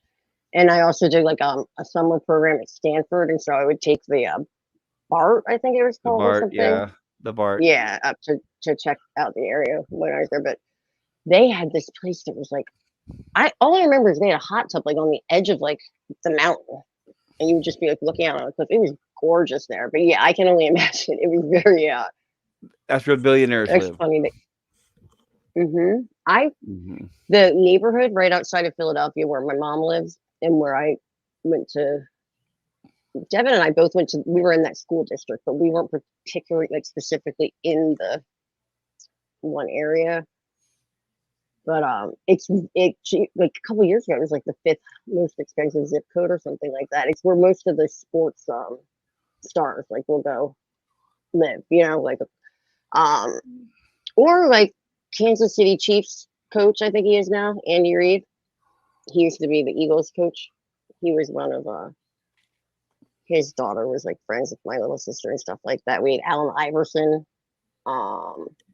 I grew up with Dr. J and Charles Barkley, seeing them all the time. We still see, my mom calls him Charles. We see Charles Barkley at the Wawa. We used to see him all the time in Arbor Wawa. So a lot of the stars are good there, but it's the same type of area. But we didn't have, it's not that it was just white because we had a lot of, there's a lot of Jewish and black and white. Oh, I want to stick the pie. Right. I want to stick the pie. The only reason why I say what I said about Marin County is I work all around. I drive all over. And it's only when I get into Marin County and Sausalito and up there is where you can actually see people physically looking down on you like you're a nothing, like you are dirt, you are crap. Really? And it was the I've most. heard that about the West Coast. Yes, a Bill. lot. I heard that about Washington State too. They're disgusting. This is where there's marinas and yachts and sailboats and all the pretty people that are all white and pretty in their fancy white shorts. I mean, before I was like, okay, whatever. Tiburon But like that now? yes. Tiburon Oh God, yes. Tiburon. That's okay. Any one of us right now, I guarantee you, just looking at us, any of us right now, if you were driving down the street, they would be staring at you. If you got out of your car, the cops would be pulling you over, asking you, "What are you doing there?" Oh, I get that here. Wow. Disgusting. I agree. My dad, who my father was incarcerated for most of my childhood, but he made a lot of money before he was incarcerated, so you can kind of maybe take a guess what he was doing of any sort. But we had a place in Lake Tiburon. I don't remember most of it, but that's why I asked you that, because I remember my mom always talking about how nice and like beautiful it was there.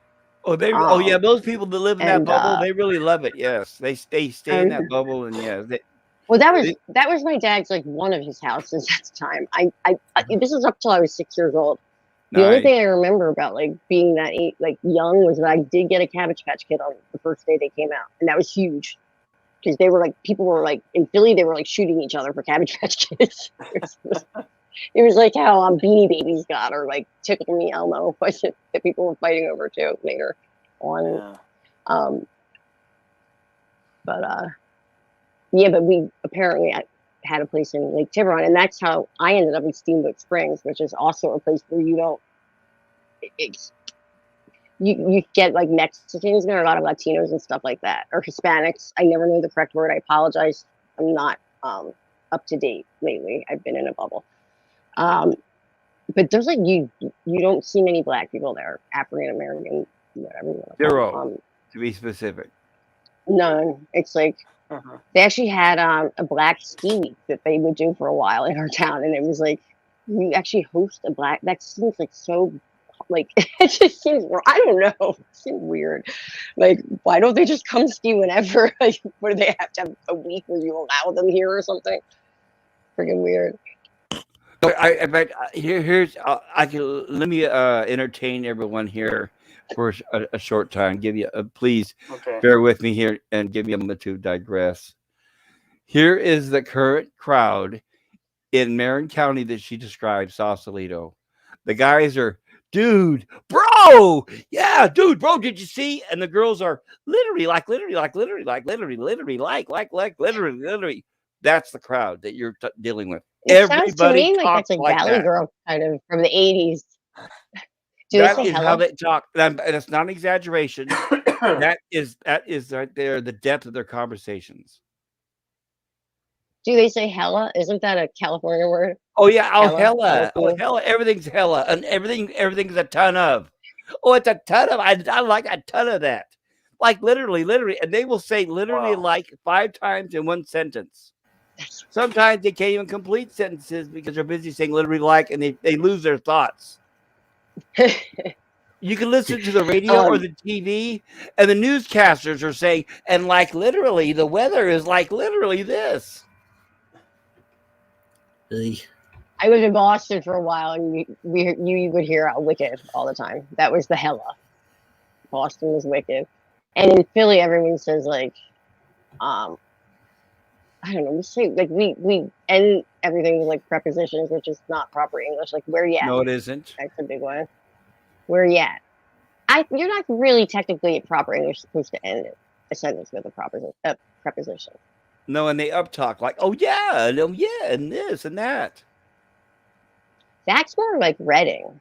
I listen to the weather because I listen to the weather and traffic on the radio, and they'll say, we have a Stanford professor here of meteorology from the Stanford Meteorological Institute talking about the weather coming up. And it's always a she comes on. Oh, yeah. And like literally there's a storm coming in. And I'm thinking, oh, yes. I was talking about in Philly. That's why I got confused. Oh, well, wait, hold on. The placement of the watermark makes it look like it's Courtney. Oh, it does. That's really funny. Yeah, Bill, you're hanging on her wall. Yeah, that is funny. Yeah, I'm in space.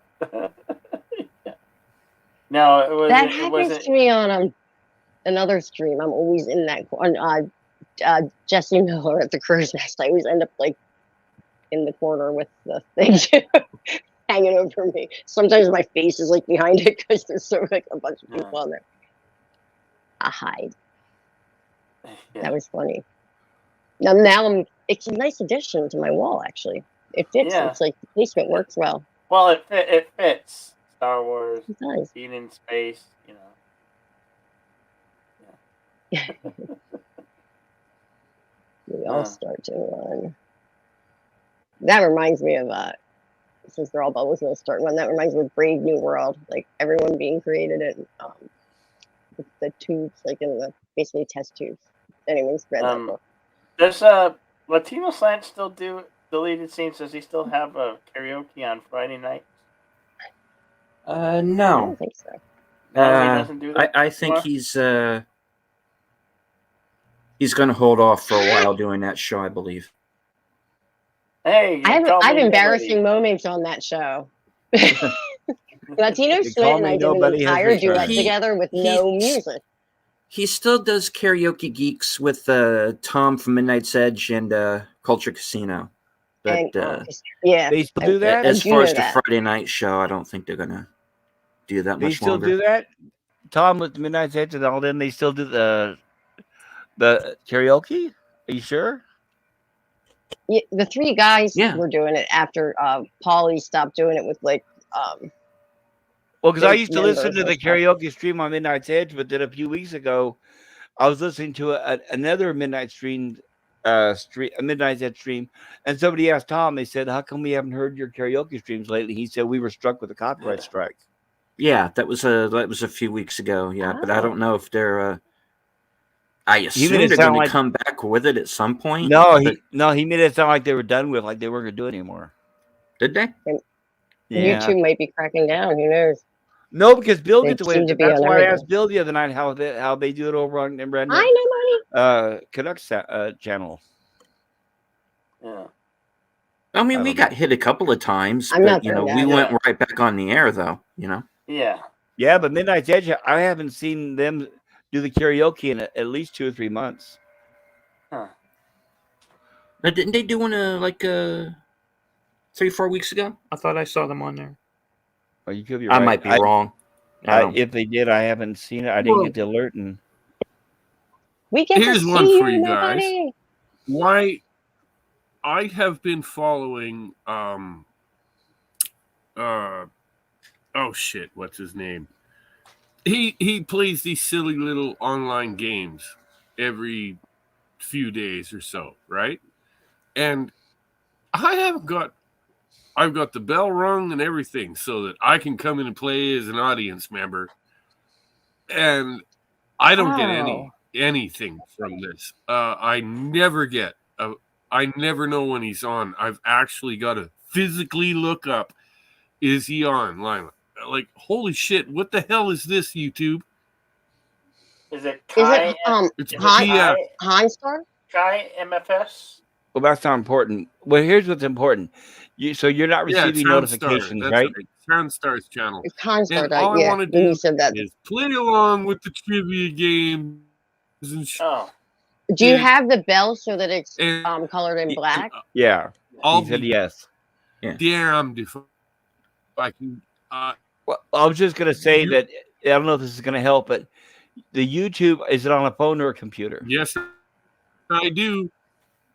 Yes, I do. And yet, I it don't doesn't get my matter. notifications all the I time. never get any. I never. I think it's Get them. breaking up. Yeah, you're kind of breaking up a The little. last You're time breaking I up, got to buddy. hook up with them was weeks and weeks ago because I never ever get to be told. By the time they've done their stream, No. it's too late. Yeah, Like, wow, really? nobody. Are you on a phone or a computer? A computer. Okay. When you watch YouTube, what browser are you using? Brave. Okay, I use Brave as well. You need to make sure that it's not Brave, that it's not sending you notifications. No, YouTube could be sending out the notifications, but your browser are the ones that actually alert you. Yeah.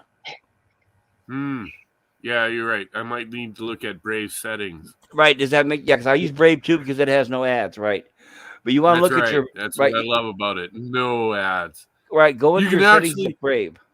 Remember in the wild, wild west of YouTube, you could get drunk and just listen to songs all fucking night long?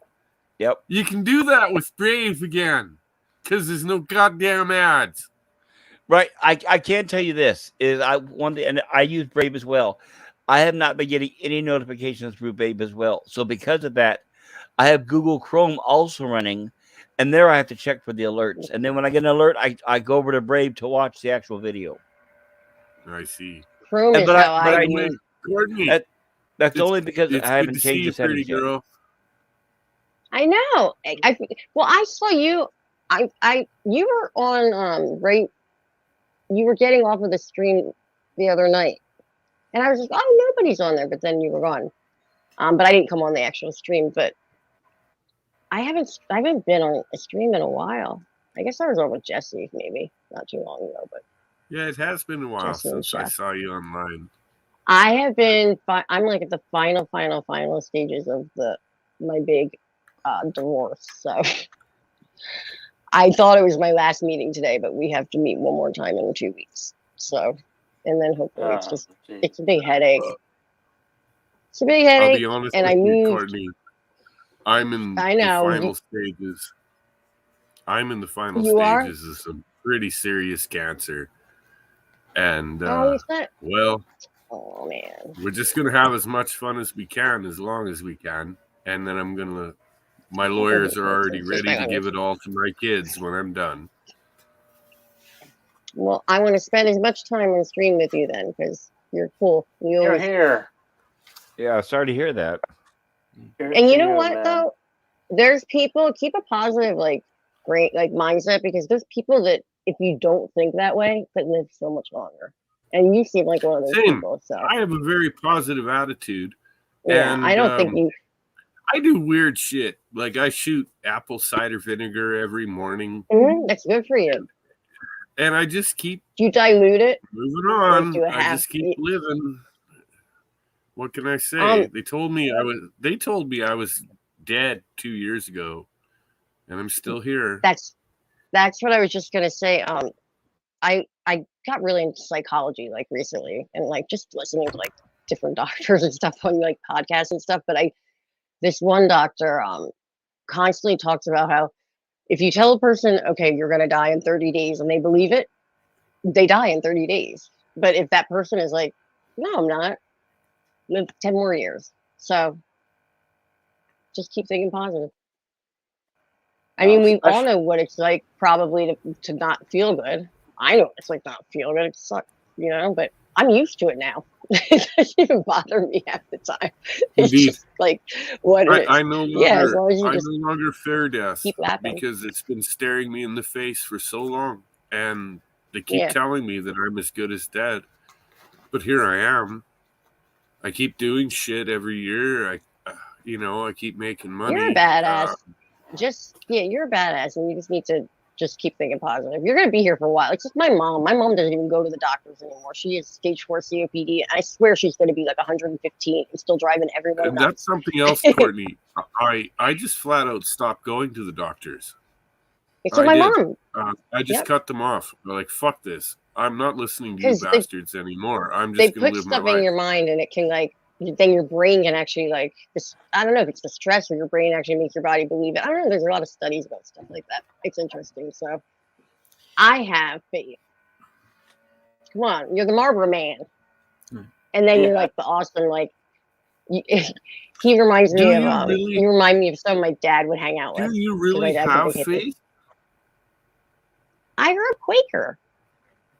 Do you not know that? I do not have faith in that regard. I don't. I don't. Well, Quakers I have a scientific I was mind, a liberal Quaker. and I don't buy into the religion thing really, but there is something to it. There's a reason that there's so many bloody people on this planet believe in a creator. I see. There's conservative Quakers and liberal Quakers. I was raised liberal, which is we're pretty much a bunch of wacky, like we're freaks. We're like weirdos. Really, that's like. Do you guys know what a Seventh-day Adventist is? No. I've heard of it, but heard of it. Yeah. Look it up. It's the cult that I was born into. That's my family. Oh, is that kind of cult? Is that similar to what's it that? Is a cult. Oh, what's the you guys would know them most famously as the Branch Davidians, Waco, Texas. Really? That's part of the okay. Seventh-day Adventist. That was the Branch Davidians were a branch of the Seventh-day Adventist Church. I had no idea that that survived. The organization survived the. Oh no, the SDAs, Seventh-day Adventists, they're huge. Look them up. Really? They rival Jesus Christ for land ownership. They rival Rome. Really? Whoa. I'm sorry, I was reading Shifty in the chat. He got teased in high school for looking like the Quaker guy. That's isn't he supposed to be? He looks like Ben Franklin, the Quaker guy. And Ben Franklin was a Quaker. I wonder if it actually is him on the. The Quaker Oats man. Yeah. Dude, is this the Quaker Oats man or what? It looks like one of the two, but they were both Quakers.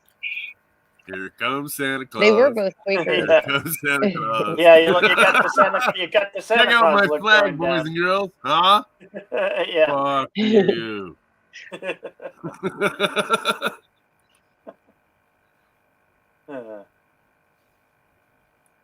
But I tell you, it's all about positive willpower. A friend of mine, very close friend of mine, got the coof, and they actually told her that she would be dead within a month.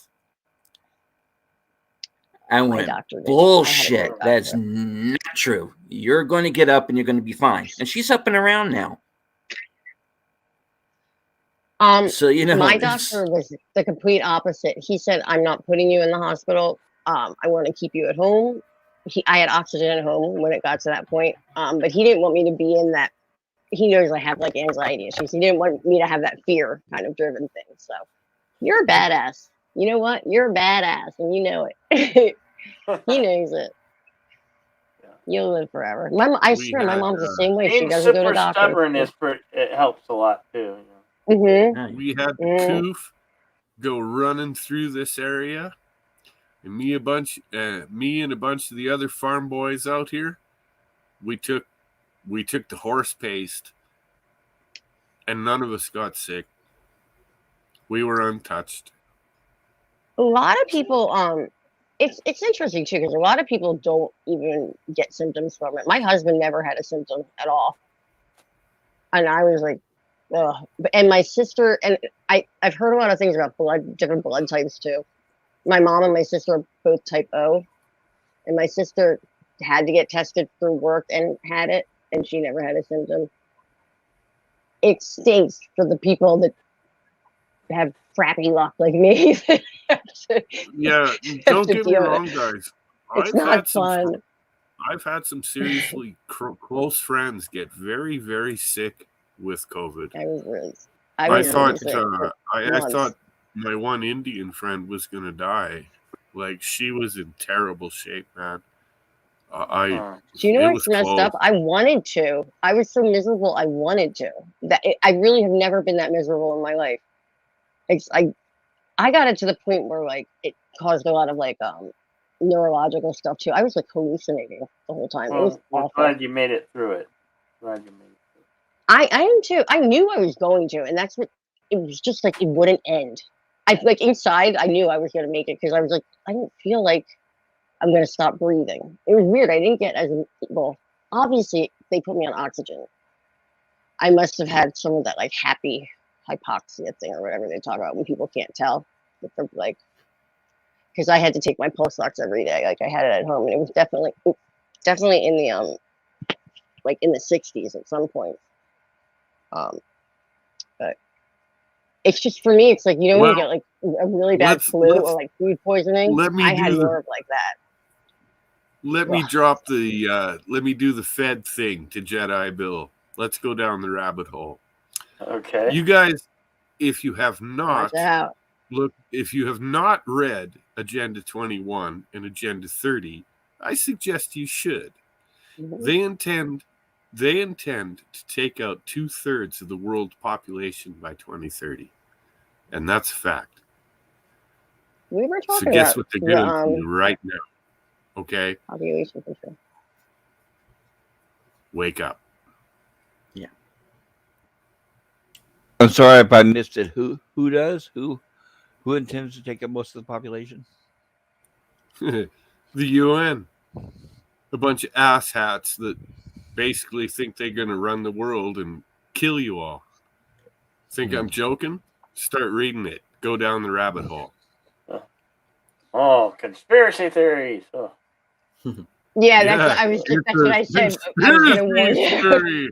Woo! These guys, him and Fed are good friends of mine, like on YouTube, but they drive me nuts with their doom theories. Wake up, people! Oh, yeah, I love you guys. But you look at no more doom for me. I'm peacing out. No more doom. Distraction.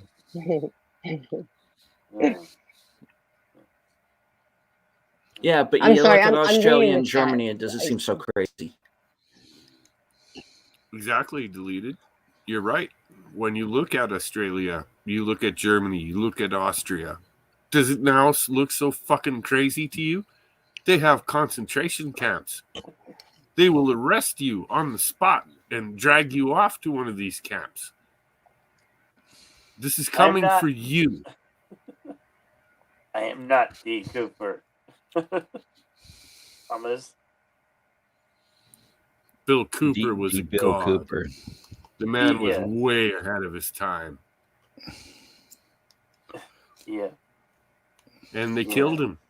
They did. They murdered Bill Cooper. Who's this now? The one who stole the money and jumped out of an airplane. DB Cooper. Yeah. That's what Thomas Potts is saying. I'm DD. Oh, they arrested him, I thought, right? Are you guys talking about DB Cooper? Yes, DB Cooper. Yes. He was never found.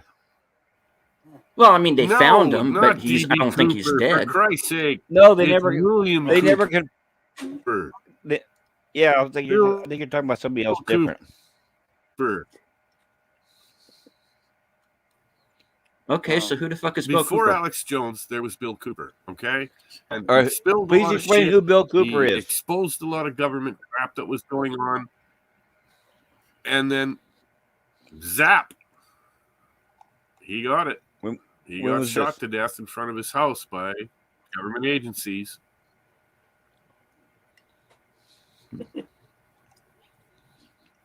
Look it up. Oh, really?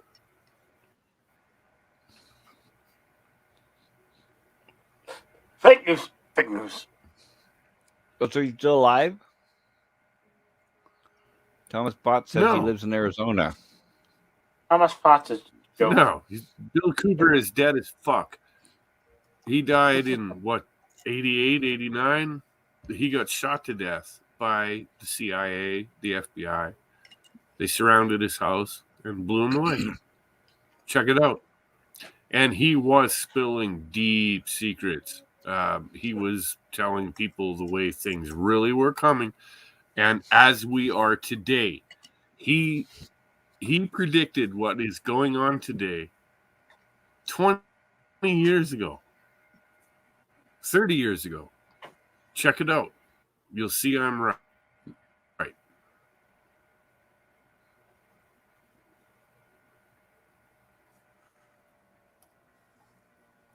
And it's only going to get worse, boys and girls.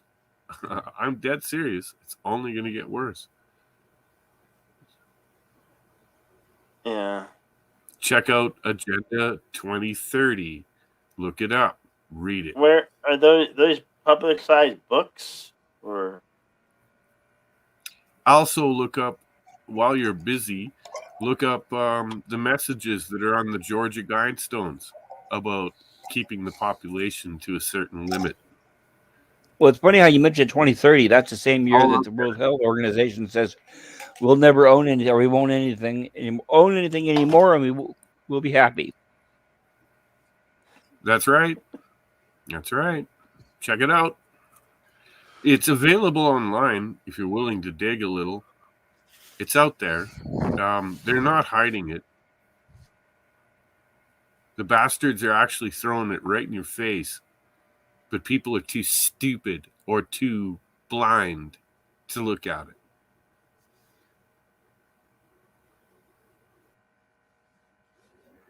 it. You are on your way to a worldwide communist dictatorship. It's coming, and it will happen in your lifetime. And I want you to remember that it was me that told you that. The New World Order? It sounds like an adventure. Build back better. I say that lightheartedly. It's an adventure. I'm not going to think negatively. The new Green Deal. Anyway, guys, it's like 5 a.m. almost here, and I got to get some sleep before I meet myself waking up again. So, okay. On that note, I'm going to bid everyone adieu. Nobody, good talking to you again. Courtney, good to finally see you. Blubberpuss, Bill, I'll be seeing you. Yeah. I know I'll be seeing you Saturday night. So yeah, and Sunday, How the West was won. Okay. I don't know if I'm going to be able to make that yet. Okay. But I'll try if I can. Okay. Alrighty. Take care, buddy. Take care, deleted team. And as well, for me, it's almost 2 a.m. So, and I'm gonna eat. I'm hungry. Yeah. I'm gonna bow out of the panel, and I'll be down in the chat. Make me feel bad because I have to go too. Oh, sorry. Oh wait, my it's okay, guys. My friend, I have to call my friend back. I'm like, you're gonna make me feel bad now because I'm hungry and I haven't eaten, and it's 2 a.m. Don't feel bad. It's okay. It's 2 a.m. I want to eat. There'll be more soups. There'll be more soups. Don't worry. I'll be hanging out here in the chat here for the next 30 minutes or so. So I'll be down there listening to you guys. All right. Yeah, I just have to make a phone call, so I'll probably be in the chat too. Thanks for letting me have some time up here. Absolutely. Thank you for Bill, you're awesome. You are. I'm so excited now that I know that the secret of the middle of the night is for the middle of the night when I'm usually all alone and I'm missing my dog. And I'm just staring at my mug of my dog. All righty. Well, I will see you guys. I'll see you guys. Well, keep the flames burning. All right. And we're gonna do Paradise by the Dashboard Light tonight. We're gonna do it, Bill. Absolutely. I can do the female part. I can do it. I know I can. So I'm not a good singer, but I can sing on key because I was a music teacher. So I just don't have the voice because it's raspy now because I'm lung stuff. But anyway, thank you again for having me. It was exciting. Absolutely. And absolutely. Carol's Cookies gonna be so mad at me. She's gonna be like, "You took my friends." We joke around like that. So I'm gonna be like, "Guess who I hung out with all night?" All right, you have a good one. Thank you. Bye. All right, bye. Have a good one. Wait, what's his name? Mr. Nobody logged off, and I didn't even hear him say. There was too much conversation going on. All right, you know what that means. Son of Red Shirt, you're up. You're up. Come on. Get up here, Son of Red Shirt. You're up. You're in there. You're in their chat. So come on. Join the panel. Join the panel, Son of Red Shirt. Join the panel. Keep this wagon going. Keep train going. There's the StreamYard link. What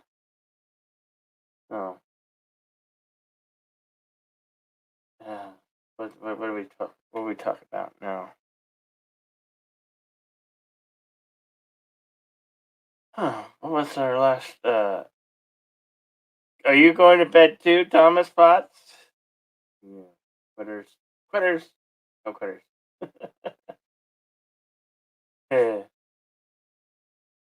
Jack's Law.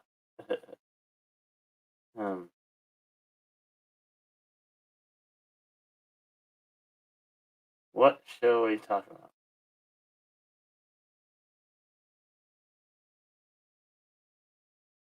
Thanks for listening. We didn't mind it at all. Will you push on call? Yeah. Push her on a call all night. Yeah. All right. Well, we'll just have to see what we can talk about right now.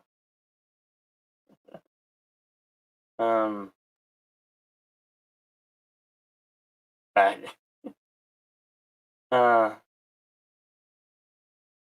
How much? What was it? Wait. All right. How much being your 11th favorite guest panelist, but tonight, buddy, flying solo. Say Captain Cockney Spot 3 times, and he'll appear. Yeah. Hey, there's Raquel. Raquel, you had your own stream. I was pressured. I was pressured to be. No, I wasn't pressured. I kind of twisted. Got me streaming tonight, but I'm glad.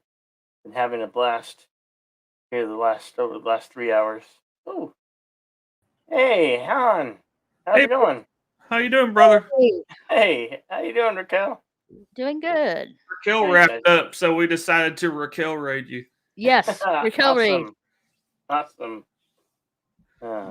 You been doing okay, Bill? How's it going, brother? Absolutely. I did feel a little under the weather, but that could probably just a change of the weather. The weather's getting colder.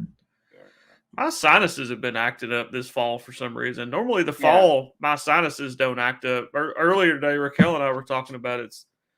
Apparently, sometime last night, I slept on my back. So, you know how you get that drainage and your throat feels sore. Yeah. But it's just irritated. It's not like you're sick. It's just irritated. Well, I felt like I've that got when one I of those woke up. weird cold symptoms where I'm congested and my nose was running, but it's mostly congestion. Yeah.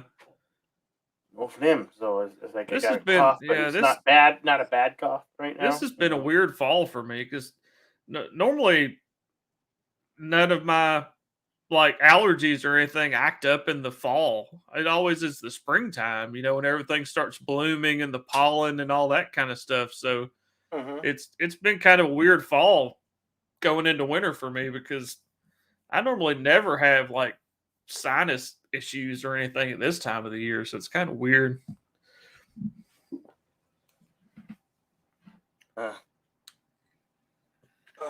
So, how's the things in your neck of the woods besides the weather change? Almost winter. Almost Christmas. Yeah, I need to do my shopping this weekend. I didn't do it yet. I haven't done any Christmas shopping. I'll probably just I either buy people gift cards or buy shit on Amazon. I don't make the mistake of going out Christmas shopping anymore. It's always a winter. Gift cards. That's all my kids want anyway. My kids, you know, I mean, they always ask for stuff, but just give them money. Yeah. I mean, they live on their own. They could always use money. My daughter actually asked for a grocery gift card. Talk about not, you know, when you're an adult, when you ask for Christmas a grocery gift card. She's like, if y'all want to get me like a grocery gift card for like a, you know, a Kroger or so, you know, we got Kroger and stuff here. She's like, if you want to get me like a Kroger card so I get some groceries and stuff, that would be cool. And I'm like, what? Wow. I'm like, are you all of a sudden an adult? Han, what are you getting me for Christmas? A big fucking fat sack of coal. No, again? Every year, man. Every year. Kai, how the heck are you, Kai? Man, I haven't seen you around in ages, man. What's going on, Kai? Hello. What's happening, Kai? Kai's awesome. He wrote his own book, Domino. That's his. Yeah, Domino, a space crime. Oh, there nice. you go. I'll have to look that up. Nice. Absolutely. Hot seller. Definitely a good Definitely a good Christmas gift. Stocking stuffer. Written and published by Kai MFS. Spare no expense. And it's the first of like many, I believe.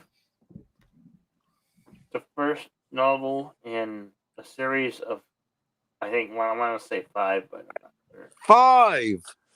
Damn. A series of 5 novels, yeah, I think. 5.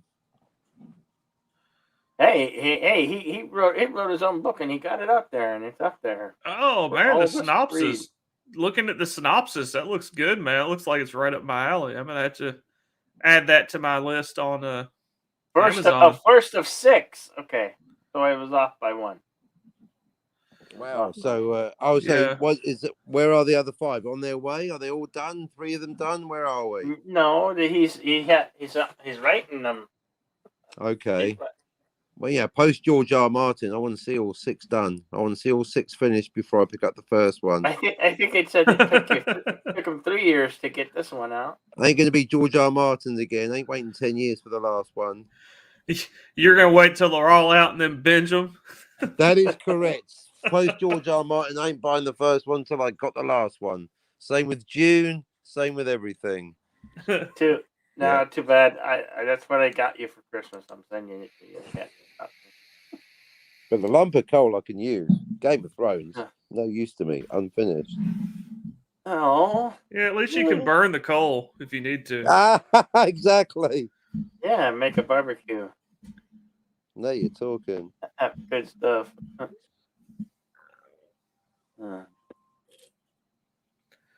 I actually have given people coal for Christmas before because the railroad I work for, we haul coal, big coal trains.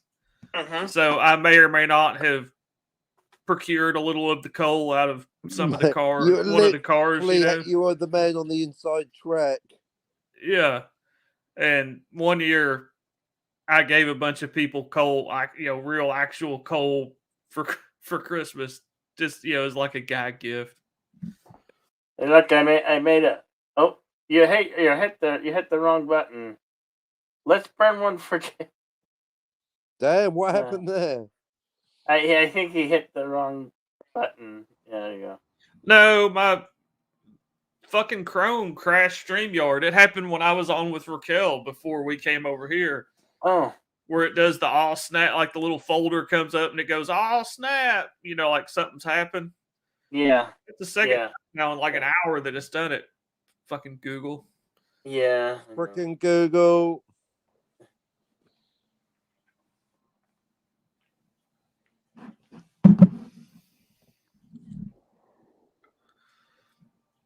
Oh. I did find out, Bill, that, and I'm gonna try to make it down there. Apparently JJ's going to be cremated. His memorial ceremony is Tuesday. This coming Tuesday afternoon. So my wife and I are going to try to go down there.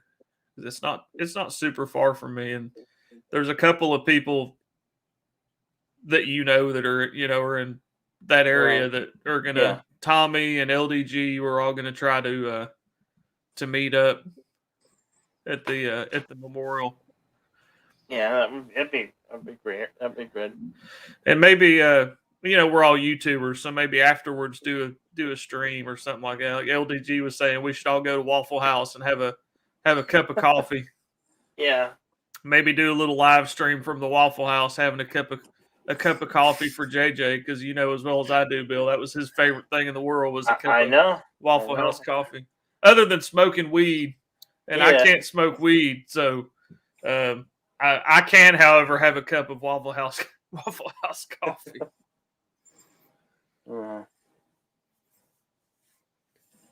Well, yeah, you should definitely do that. For Absolutely. Sure. It was funny because we were talking about, afterwards we should get, all of us go out and do something or whatever, and we're like, we could do this or we could do that, and then LDG was like, the fucking Waffle House, and we're all like, oh damn, yeah, the waffle, like it didn't even we didn't even think about it. It's like, oh yeah, the damn Waffle House. You do that, Kai, and we thank you for it. Yes, thank you, Kai. We appreciate that. Yeah, and unfortunately, I have to be able to pass federal drug tests, so I cannot partake of that. But yes, it is me, Kai. The same Pawn Star that, mate. Yeah, the industry I work in is overseen by the wonderful American federal government, so I have to be able to pass random federal drug tests. Oh dear. It is the same Honstar, Kai, that you were talking to with Tommy and on LDG. What's up, LDG? Hey, LDG. Good morning. Hey, LDG. I didn't realize you wrote a book, Kai. The synopsis of that book, man, looks awesome. Yeah.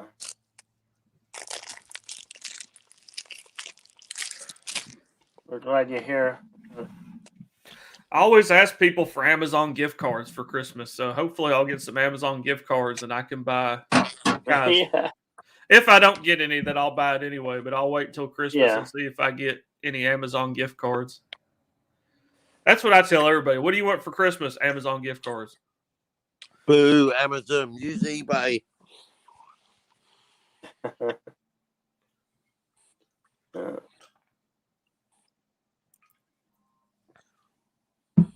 It's actually, yes, that's right. That's right. It's actually, you should, Kai. Matter of fact, you're more welcome here. Come up to the panel, plug your novel, and we'll even get it. pictures of it there in the. Let me see if I can find it. I think I have Kindle Unlimited, but I don't like to read things on Kindle. I like to actually hold the book. Yeah. Well, he's got I know what you paperback. It's in mean. paperback. With that, Han, the only way I would use a Kindle or any similar to that is if I was traveling, because I don't like to get my books ruined when I'm traveling. Yes, when Kindles really first became a thing, and then like if you have Amazon Prime, then you can get like Kindle books for free and all that stuff. I tried to get into the Kindle, and my wife uses a Kindle, but I just never could I just never could get into reading on a Kindle. I want to hold the physical book. I mean, then you don't have to worry about batteries, or because a lot of times I'll read at work, and you don't have to worry if your Kindle's charged. You don't have to worry about any of that. You just have a book in my backpack, and I pull it out when I have a chance and read it. I use my iPad to read some of the comic books on there, that I buy digitally when I travel, which is great because I don't, I don't have to carry a load of books with me when I travel. There we go. There it is. Part of the reason why I take physical books is the actual weight, because I find a nice big heavy bag of books can be a really useful weapon when you're boarding a plane, traveling, that kind of thing. Try hitting someone with a Kindle. There's no weight there. You try taking a 12-volume set, the Encyclopedia Britannica. That'll give people pause for thought. It's a bestseller. It's a bestseller. Awesome. Yeah, physical media all the way. Yeah. Yeah. Now, when it comes to movies and stuff like that, I'm fine with digital. I'll watch them on my laptop or whatever, like when I travel. Yeah. But when it comes to my books, physical media. Yeah, but when it comes to books, don't need a battery. They make excellent weapons. The smell of the ink, the smell of the page. You ever tried smelling a Kindle? It's not the same thing. I was getting ready to say, Captain, I know obviously I won't sound weird to you because you just said it. I love the smell of getting a brand new book, or the smell of going into like a used bookstore. Oh, some of the used books have got such a. There's a. I love smelling. I'm smelling a book right now. There's a place not far from me that is called Second and Charles. I believe they're actually a chain here. Oh, can you smell? Oh, that's some good. Oh, that's the stuff right there. Oh, yeah, I don't know who this guy is, but look at that. Whoa. See, look like I'm thinking in the...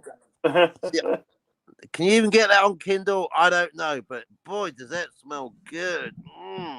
Oh, yeah, that's come to Papa. Oh, that's a smell right there. Yeah. And look, check out this beauty. Now, relatively new, but the smell on that, a bit of Charcot. If I could only convey the smell on that book, slightly glossy, but nonetheless less the beautiful for it. So I'm intoxicated by the smell of the ink. Wait, just one more. Rise of the Eagles. It's all right as a book, but the smell. They should put that in the reviews. Imagine doing that. The Last Jedi. It was a terrible film, but worst of all, it smelled terrible. No. Terrible. I need to start putting that when I buy books, like on Amazon. Like if I buy Kai's book, I need to start putting in the review. The book smelled awesome. That's what Kai. What does your book smell like? I want to know. The story was spectacular, awesome writing. But not only that, the book smelled spectacular. That's what you want, isn't it? I love going to my local bookstore and loving the smell of new books. I'm weirder than that, Raquel, because I like the little bit of funk, the little bit of must on used books. Yeah, Well, used books. some semi used books. Yeah, I agree with you there. But I get like if you're one of those people that smells gasoline, that's kind of dangerous. No, I don't smell gasoline. I just like to smell books.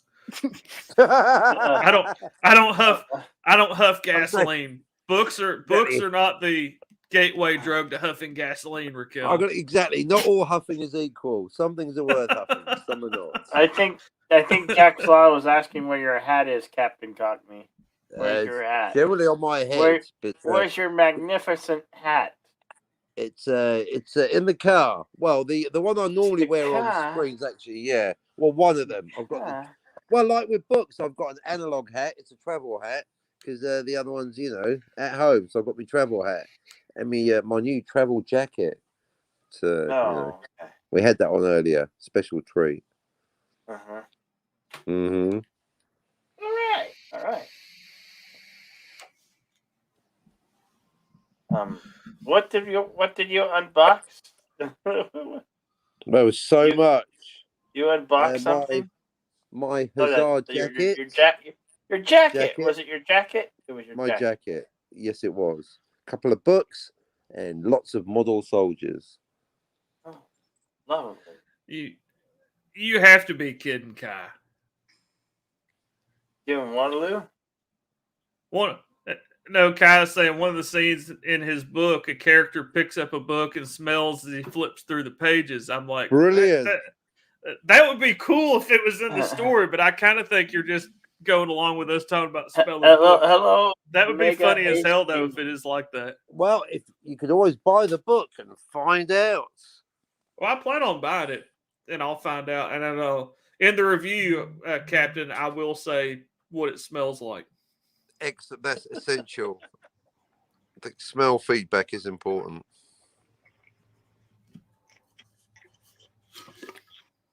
Good night, Blubber Puss. Good night. Good night, Blubber Puss.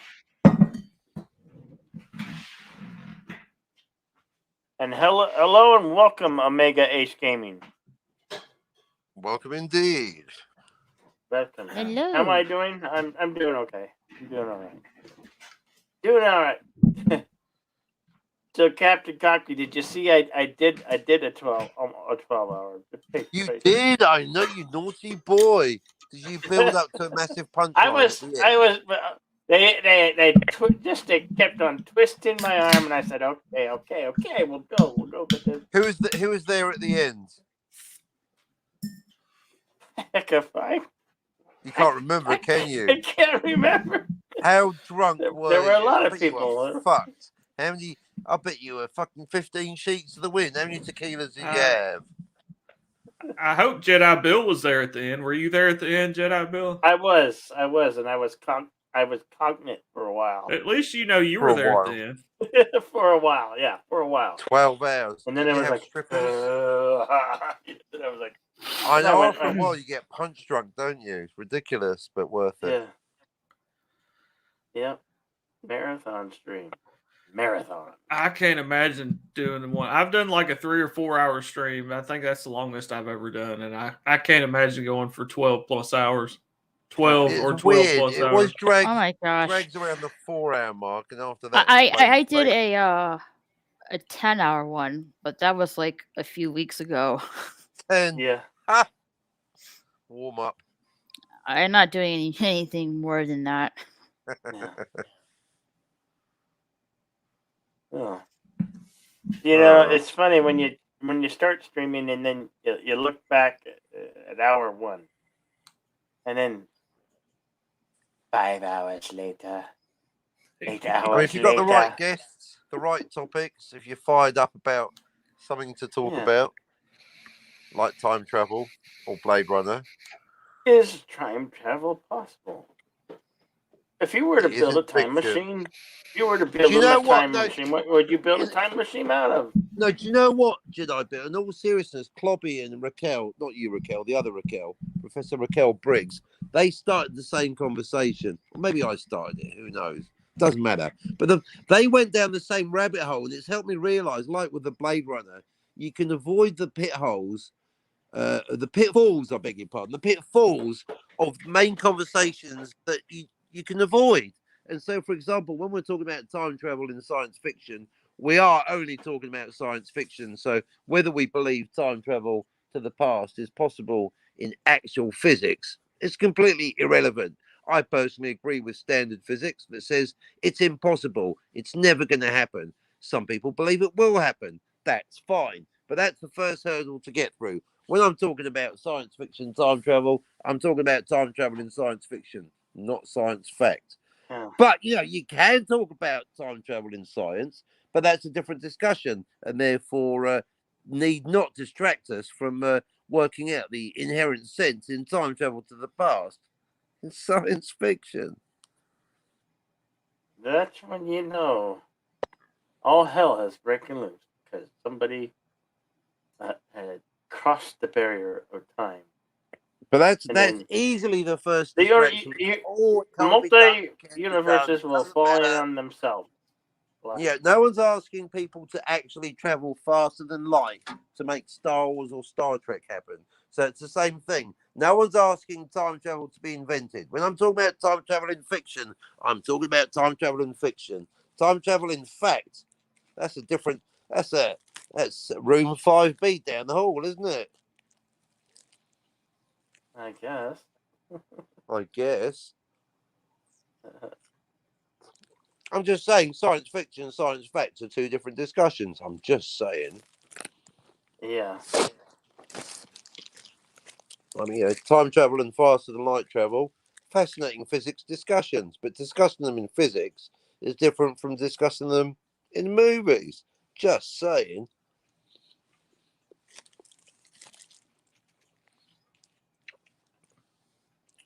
Hey, did you hear the latest from Alec Baldwin? Apparently, he never shot anyone.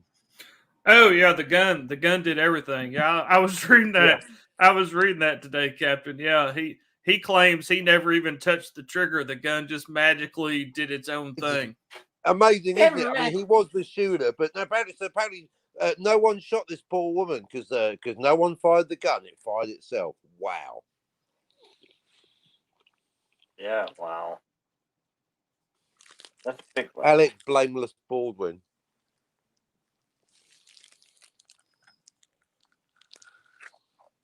It was an accident's an accident. It was a horrible accident. But then to turn around and say it was magic.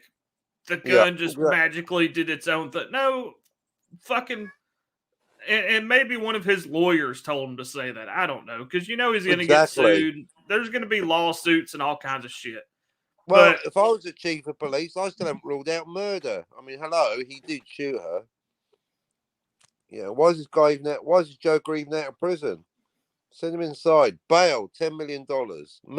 Charge, murder. Manslaughter at best.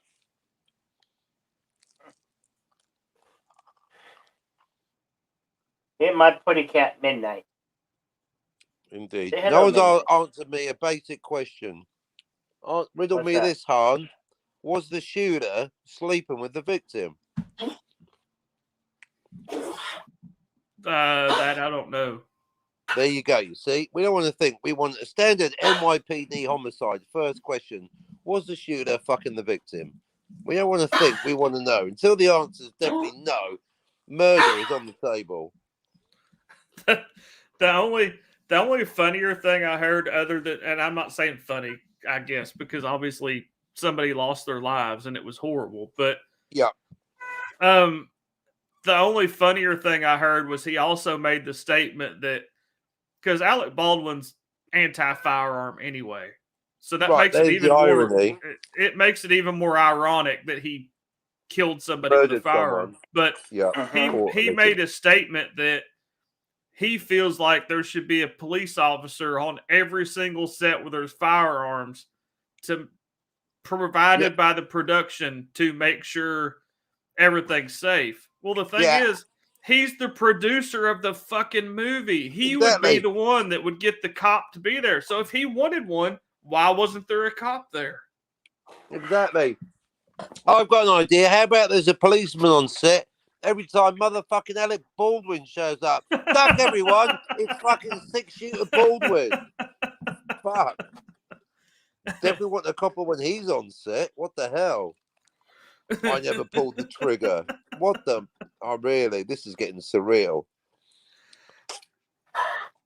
I was watching a video today and going by the fact that it's like kind of an Old West movie, then it was more than likely like a single action Old West, pistol is what people are figuring. Well, they're single action. Somebody has to pull the hammer back to even make it where you can pull the trigger. Right. So he's trying to say, oh, I'm just standing there, and all of a sudden it's like jumps up and starts shooting people. Well, if it's an old school single action revolver because it's an Old West movie, even if you pull the trigger without the hammer cocked, it's not going to do anything. So to say you just were standing there and all of a sudden it just went off, the hammer had to be pulled back or it would never have done anything, even if you pulled the trigger, because it would have been a single action, like Old West style revolver. Yeah, how do you manage to get off 2 shots? That's the other thing. He shot 2 people, and yet he claims he shot no one. I mean, what the fuck? Yeah, I was watching a video today. A guy that does like some gun videos and stuff, and the guy that I'm talking about actually has what probably more than likely was what it's your stereotypical what they normally use, in an Old West movie type, old school, Old West handgun. And that's what he was showing. He's like, look, nothing. You have to pull the hammer back for the trigger to do anything. So for him to say, because the way he's making it sound is, oh, I'm just standing there. Well, you at the very least had the hammer cocked, because if you didn't have the hammer cocked, it's a single action. It's not going to do anything if you don't at least cock the hammer. Right. If you don't cock the hammer, you can't fire the gun. Exactly. We are working backwards. Could you imagine if it was a flintlock gun? I think right now people are just going on the time frame the movie is supposed to be, that it was probably a single action like Colt or Peacemaker or something like that. Yeah. It's not Cowboys and Aliens. He's not going to have a laser gun or an Uzi 9mm or something. So, but it would have. But he doesn't seem to get that he shot 2 people and it's not his fault. You're wrong, Captain. He didn't shoot 2 people. The gun did. The gun did, right. The fact that it was in Baldwin's hand. The gun did it. Good night, Kai. Good Good night, Kai. Good to see you, man. Yeah. Yeah, I mean, I understand he's trying to do damage control, I'm sure, and his lawyers are like, oh, say this or that. But at the same time, it's like, okay, at a point, you had to put your big boy britches on and be like, look, I fucked up. Somebody else fucked up by putting a live bullet in it, but I fucked up by messing with the gun when I shouldn't have really been messing with the gun. That's just basic gun safety, isn't it? If someone hands you a gun and they go, there's no bullet in there, you don't take their word for it. If you're that sure, Alec, why don't you put the gun to your own head first? Just makes no sense. That's the first thing you learn. Anything that, when I was a kid and I had an uncle, that taught me how to shoot. And that's the very first lesson is you treat every gun as it's loaded. You don't point the gun at anything that you don't want to shoot and or kill. Yeah. Amen. If you follow those 2 rules, then for the most part, it's going to be pretty safe. Exactly. Yeah. Whether it's a prop gun or not. And that's the whole thing too, talking about it being a prop gun. If you can put real ammunition in it, it's not a fucking prop gun. if you fire a real bullet and it really kills a real person, then guess what? It's a real gun. Yeah, it's not a prop gun. You know, he kept saying, "Oh, it's a prop gun." Oh, and people kept saying, "Oh, it's a prop gun." No, if you can put a real fucking bullet in it and shoot it, it is not a prop gun. It is a gun that you were putting blanks in for a movie, and somebody fucked up and put a real bullet in it somehow. Right, exactly. Because prop means property, so there's no such thing as a fake gun. Exactly like you say, it's a real gun that you can put in fake bullets, blanks, but the gun is real. So there you go. The only prop guns that I know of that they have been using some in movies since CGI has gotten to be such a thing. But even then, most movie productions don't like to use them because of they obviously you can tell are kind of not right. Is they're basically kind of like air pistols. Right. They have like a CO2 cartridge that actuates to make it look like the gun's firing, but it's not firing anything. And then they go back in post-production and add like the sound and the muzzle flash. But it looks, if you really pay attention to it, it doesn't look right. That's why most productions still use guns with blanks. Because it just never looks right using what would actually, I guess, be kind of a prop. It can't fire anything. It can't even fire a BB. It just uses CO2 to make the gun look like, you know, it's firing. Right. And then they go in post-production and add all the other stuff. Good night, Sherry. There's no projectile. Night, Sherry. Yeah, there's no way to put a projectile in it. There's no projectile. It is a prop for all intents and purposes. But right. They don't want film directors and even people that watch movies don't like that because you can tell that it was done post-production. That's like fake ass CGI, you know, muzzle flash, and they add the sound, and it's just not the same as using an actual firearm still. Right. No, Sherry's not going to bed. She was saying goodnight to Kai. Oh, okay. Oh, I'm sorry. I thought she said. Oh, Yeah. okay, I get it now. That's why I asked that in chat. Yeah, I just looked down and saw. Yeah. She said goodnight. Oh well, not goodnight, Sherry. Stay with us. Yeah. Not good night. Bad day. Yeah. So Hunter, you got hours must have changed. My what now? Your work hours must have changed that you got. Oh, I've been out of work since October. I tore my rotator cuff. Oh, damn. Yeah. The last day I worked was October 22nd. Wow. I tore my left. It was only a partial tear, so I hadn't had to have surgery or anything.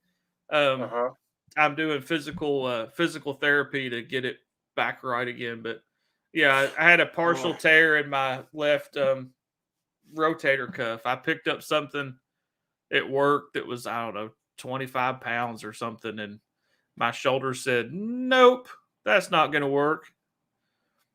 So luckily it was a small, I mean, it hurt like a mofo, but luckily it was a small tear. I'm just glad I didn't have to have surgery for it, because that would have been a whole other can of worms. The worst thing is when I threw out my back once pulling a pallet jack with a pallet. Okay. And the pallet jack broke. The pallet jack broke on me, which made me pull my back and throw my back into the way it hurt in the worst kind of way. And I was out of work for at least almost 2 weeks. That hurt. So the thing is, I mean, luckily I did it. I mean, I won't say luckily because I wish it hadn't happened at all. But luckily it happened at work, so I'm covered, you know, by my job. So you know everything's covered, and I'm not missing out on money or anything like that. But and I was making a point with this when I said, luckily it happened at work. I totally just lost my train of thought. It didn't affect your ability to focus on making a cogent point. Oh, okay. I remember my point now. There you go. The doctor the doctor was like, "Well, you can go back to work now." After it, a few weeks after it happened, I had an MRI and went back and saw the doctor and all this other stuff. And he's like, "Oh, well, you're good to go back to work now. You just can't lift over 20 pounds." Well, with my job, there is no so-called light duty, as some people have heard it called at different, workplaces. Oh, you're on light duty. The railroad doesn't have light duty. Yeah.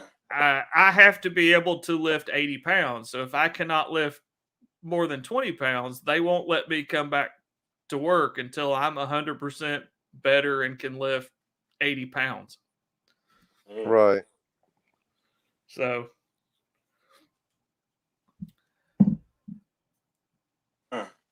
It's all heavy duty. That's cool. What's the name of the railroad company? I work for Norfolk Southern. Okay. Is who I work for. There's so many of them, I know. Yeah, well, yeah, there's a handful of class ones, and there's way more short lines and other classes. Yeah. Class ones are the big boys. It's let's see. Norfolk Southern, CSX, BNSF, Kansas City Southern, UP, and Amtrak. Mm-hmm. I think that's all of them. Or the United States class ones. But then we also have like Canadian National, Canadian Southern that do come into the United States, some from Canada. They would be considered class ones. But as far as the American class ones go, it would be the first ones that I said. Class ones, would that be meaning it pulls people, not freight? No. It really just refers to the size of the railroad and how much track they have. I think is how they decide. Class 1 is the biggest railroads.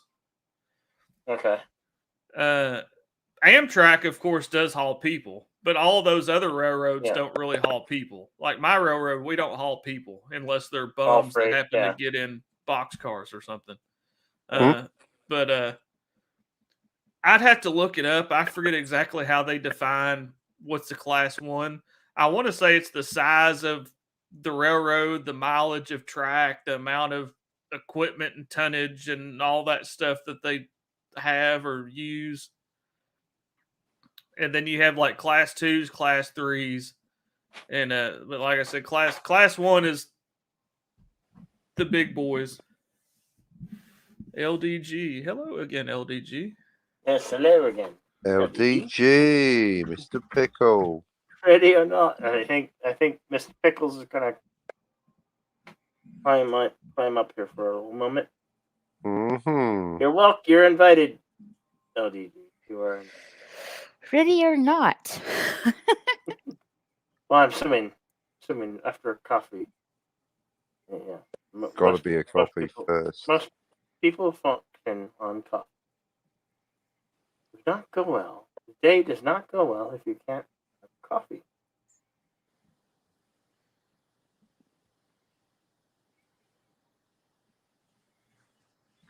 Apparently, they go by operating revenue.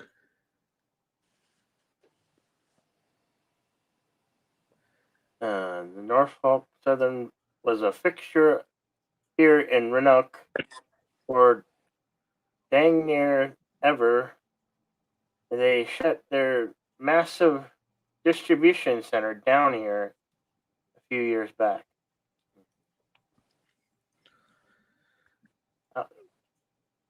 Yeah, according to I always thought it was by like mileage of track or something like that, but apparently it's by annual revenue because a class 1 carrier is a carrier that earns revenue greater than $250 million a year.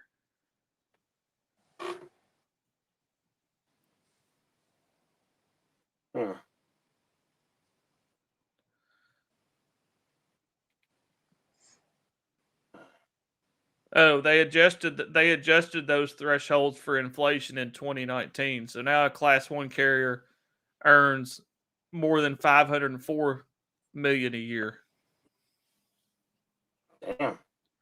I always thought it was by like company size and like by how much, mileage of track you have and stuff, but apparently it's by revenue. Mm-hmm. Yeah, I remember when they shut Roanoke down. They have been doing that a lot, like a lot of companies. They've been trying to cut as much as possible. So he was talking about a distribution center.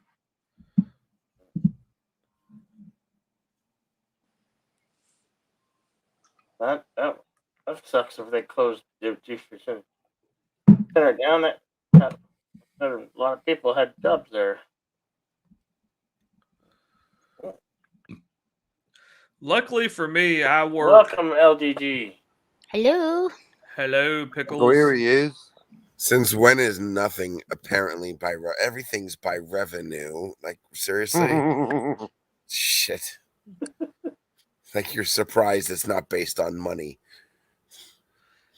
I don't guess I should be surprised, but I just figured on that particular industry it would be by a different something that makes more sense, but still just as corrupt as fucking boxing. Yeah, no. Yeah, but apparently it is by revenue. Apparently, of course it is. Greedy ass son of a bitches. Best train mega cropper best train movie. Are you asking, or are you gonna tell us what the best train movie is? I don't know what. Probably telling us. I'll tell you the most memorable train movie for me is Throw Mama. No, it wasn't Throw Mama. It was that one with the there's a couple of years back. The train. Speed was with Silver the bus. Streak. Should I? What? Not a train. Murder on the Orient Speed Express. was a bus, not a train. Shifty saying Train to Busan. That was a pretty good movie. I'm still Yeah, going. No, Unstoppable with Chris. Chris. Hemsworth. Christopherson. Is it Chris Hemsworth? No, Chris. Chris. I know what it was Denzel Washington Park. and Chris somebody. Chris somebody, Tucker. you say? Anyway, that movie's remembered because my dad had a heart attack. So they were watching that movie. Holy shit! Yeah. Boy, that escalated. He made it through. Yeah. You know that movie was based on a true story.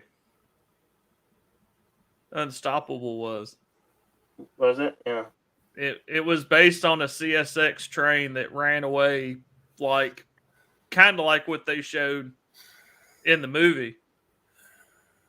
Yes, you can actually look it up. Look up the locomotive was like the 888 or something like that, and they used to call it the Crazy Eights, and it actually had several other incidences. It was like a cursed locomotive. It's not the Crazy Eights anymore. They actually refurbished it and repainted it and put different numbers on it. But you can actually look up the Crazy Eights incident on CSX, and it'll tell you the story that they based that movie Unstoppable on. No, well. No, I think my favorite train movie was Ghostbusters 2. I'll tell you a good one, and it's an older movie. The Emperor of the North. Back to the Future 3. Emperor of the North is a good train movie. Okay.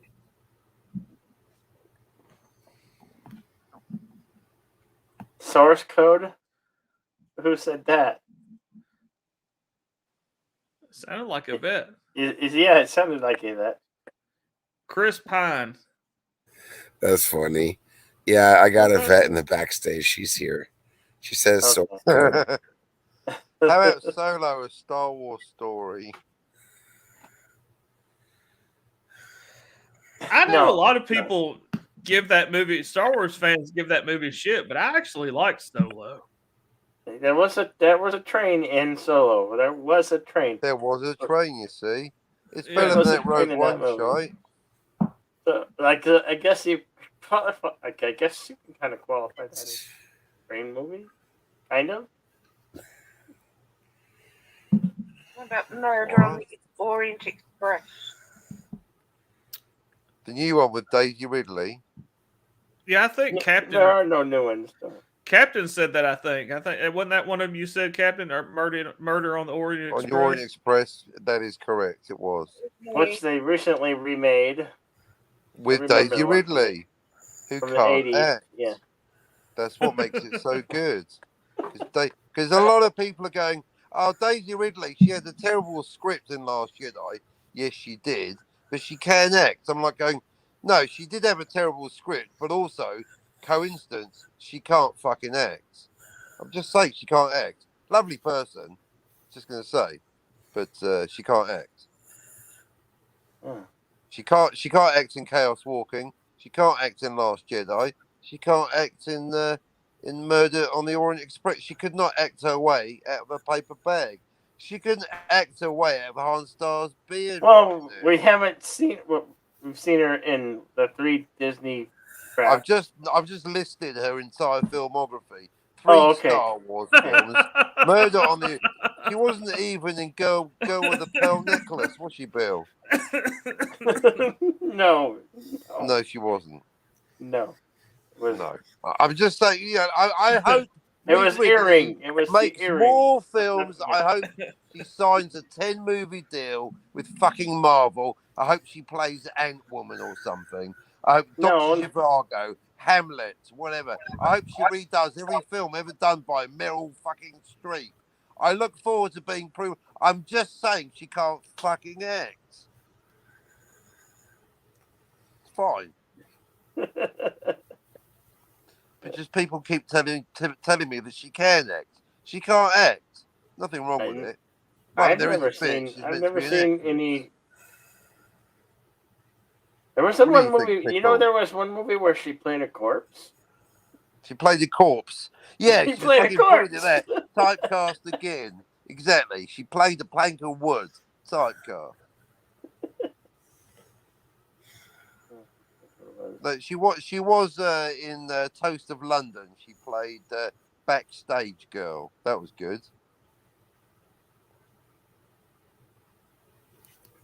I remember there's a movie called The Horror Express. That was a train movie.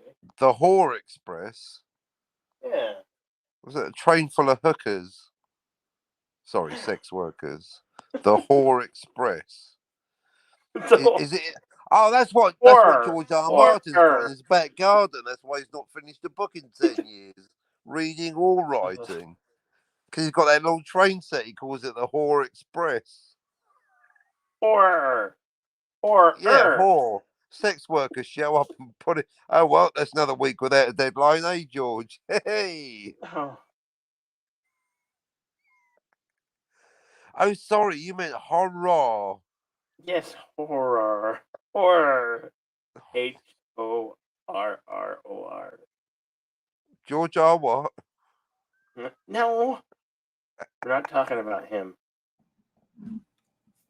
We haven't got time. Yeah, when's the next book, George? When's the next book? Yeah, give him a break. He's only had 10 years. I don't know. I don't think he knows. He's trolling at this point. I mean, countries have been created in less time than that. I could live a fucking trilogy in there. I could walk to Mordor or wherever it fucking. I could create a game of swords, a throne made of swords in that time. I mean, how long does it take to just whack out letters on? How hard can it be fucking be? Oh, and the dwarf had a drink, threw up everywhere, then and Lower Hooker showed up and got her tits out. Then someone had to fight, stab, at the end. It's not that fucking difficult, is it, George? I mean, 10 fucking years. Can you imagine? 10 years. You act like he does this for a living or something. I know, right? He's too busy making fucking Sharknado. 10 years. He's trolling at this point. You got Gary Nerdrotic going, no, it's fine. I'm over it. I'm not expecting anything. Oh, wait, George R. Martin farted. Quick, everyone to the Batmobile.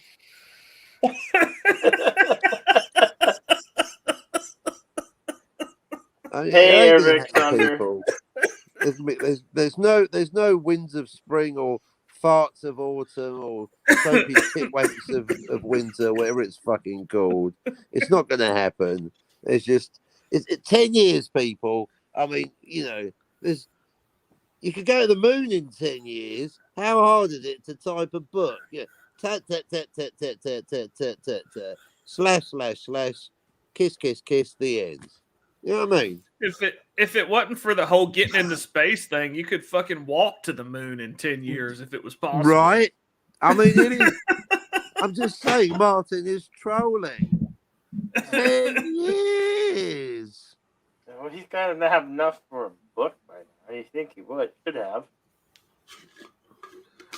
You guys doubled the size of your union in 10 years. This guy can't fucking crank out a little novella. What the fuck? Got money for fake mustaches. Anyway. I think he'll wait for him to die, and then when he dies, they'll all come out. That's more likely. After he's dead. Ain't shit coming out while he's alive, judging from the last 10 years. They'll go to clean his office out, and they'll be like, there's like 6 fucking books right here. What the why didn't he fucking put them out? He's been holding out on us, that little fuck. Yeah, it's like he looks at him like, I'll put that on some other time. I got to make Sharknado 10. Yeah, exactly. Fuck writing books when there's Sharknadoes waiting to be made. Yeah, and then he's gonna pass away, and his estate's gonna be like, there's enough shit here for like 6 or 7 books. What the fuck?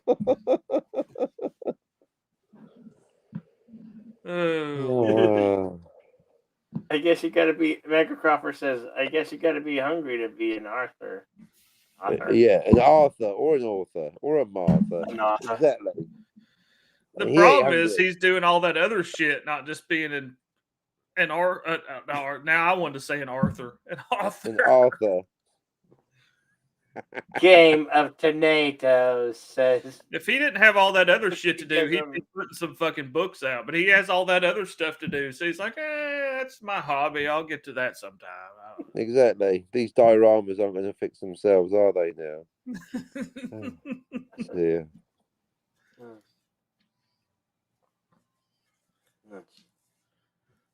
Game of Tomatoes. Game of Tornadoes. George is plenty hungry, just not for writing. Yeah. There you go.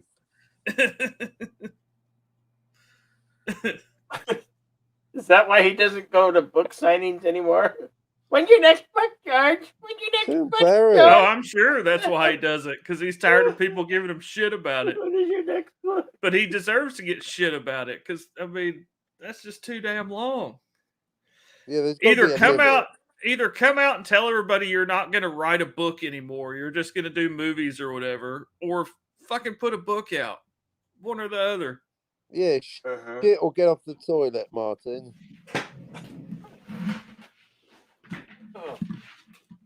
Martin, unfuck yourself. His books have sold so much already, though. Exactly. He's I'm number one. Why try harder? Exactly. Really? Is that like a cardinal rule or a rule? Cardinal rule, cardinal sin, same thing. It's like I made it. Fuck you guys. Game of whatever. Who gets the throne? Who cares? They end up being a parliamentary democracy. There is no winner of the Game of Thrones. There's a prime minister. Whatever.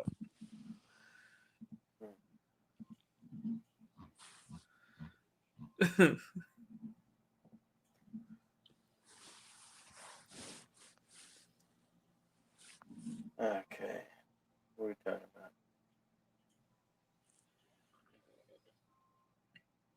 What's that?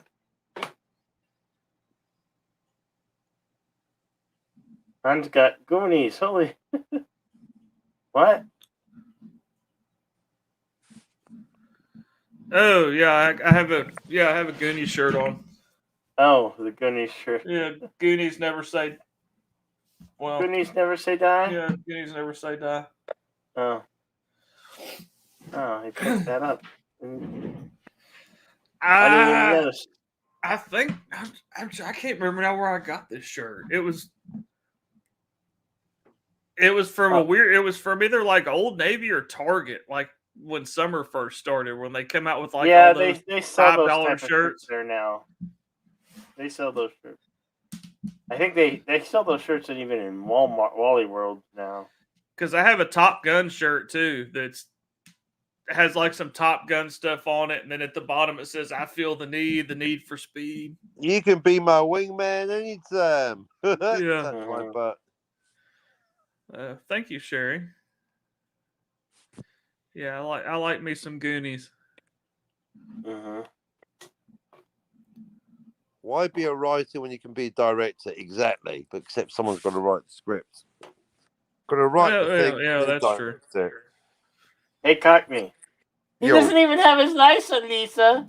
Doesn't have a license, Lisa. Me nuts are halfway at me, apart from that, I'm perfect. Brilliant.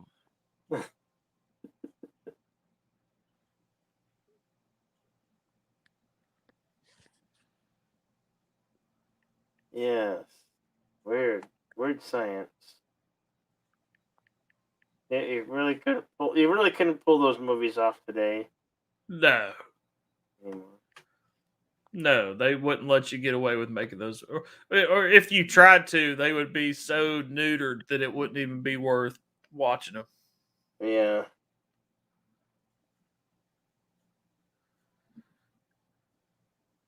There's too much political correctness now to make any of those old 80s movies that we all love so much. We can't. I mean, the 70s and the 80s were simple, and the mid 90s were probably the best for film. Yeah.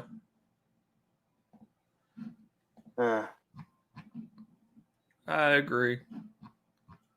I must have everything started going down probably after maybe 2005, maybe. Yeah, because early in the 2000s, you did have some pretty good raunchy kind of comedy movies, and then somewhere toward the mid 2000s, it kind of, or like maybe 10 years, like 2010, somewhere, like 2005, 2010, somewhere like that, is when it kind of started to go the way it is now, where you can't make like funny, raunchy movies anymore. Yeah. Or good, decent comedies, like, because everything's got to be politically correct. Yep. But yeah, if you tried to make something today like the Goonies, I mean, you couldn't. Weird Science, you couldn't. I mean, pretty much most of the good 80s movies, for the most part, you couldn't make them nowadays, or if you did, they wouldn't be anywhere even slightly near as good as they were in the original, the originals. But that's like even like Red Dawn. They remade Red Dawn. Yeah, and in the original Red Dawn, they specifically said it was the Cubans and the Russians. And the remake of Red Dawn, it was a generic Asian force from somewhere, because they didn't want to piss anybody off. You remember this one? It's Better Off Dead. Better Off Dead. See, it's got, look, I love the 80s. Oh. Oh, yeah. I don't remember that one. I don't remember that one off the top of my head.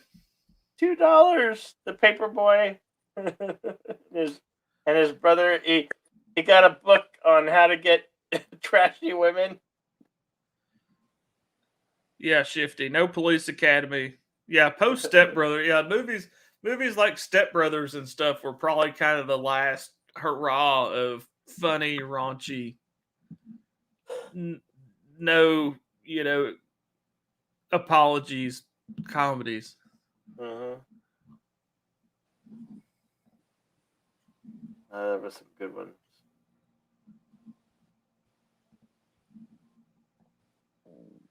Love those 80 movies. Almost have to watch Trading Places every year. I consider Trading Places a Christmas movie. Do you consider Trading Places a Christmas movie? It was the Dukes. Yeah. I know this whole debate about whether something's a Christmas movie. One of the few debates I've got no skin in that game. I don't care. Is it? What is a Christmas movie? I don't even know what it means. Okay, Die Hard. Is it a Christmas movie? I understand there's a question, is Die Hard a Christmas movie? My response is, I don't give a fuck. I don't know the criteria. You know me, I'll debate anything. This is the one debate. I consider Lethal Weapon, the first Lethal Weapon, to be a Christmas movie. I don't care. I don't watch. There's no such thing for me. So enjoy yourselves. I'm out of the debate for once. Oh, Die Hard's Christmas movie. Yes. But I like to say Die Hard is a Christmas movie just because there are quite a few people that want to argue it's not a Christmas movie. So I just like to say, I'm like Captain. I don't really give a fuck if you think it's a Christmas movie or not. One of the best lines is when he reads the shirt. Now I have a machine gun. Oh, oh, oh. Yeah. On the guy's shirt, yeah. Yeah. And, hello, Eagle Rider. Good morning. Hey, Rosetta. Hey, Rosetta. And, how are you feeling? I hope you're feeling better. It sounds like you were having a rough night. It's usually a bit rough at this time with all the different things that have happened. Speaking of which, Han, how are you holding up? I'm doing okay. Yeah. Oh, Euro Trip. I just downloaded Euro Trip. Hey, Dylan. To watch it again. Yeah, I'm you know how it is, Rosetta. It's kind of like a roller coaster. Yeah, when you lose somebody, you're okay most of the time, then it hits you really hard off and on. Yeah, I mean, you randomly think about stuff like, oh, I'm gonna do Jackbox. JJ loves Jackbox, and then you're like, oh, well, hey, JJ's not gonna be there, and then it hits you again. The Hangover was a good series. That's debatable, very debatable. I liked The Hangover as a trilogy. I don't know that I necessarily liked it as a trilogy. Yeah, the first one was great. Yeah, and then they kind of went like The Matrix. Yeah. The other two got ridiculously silly. I mean, ridiculous and bad humor.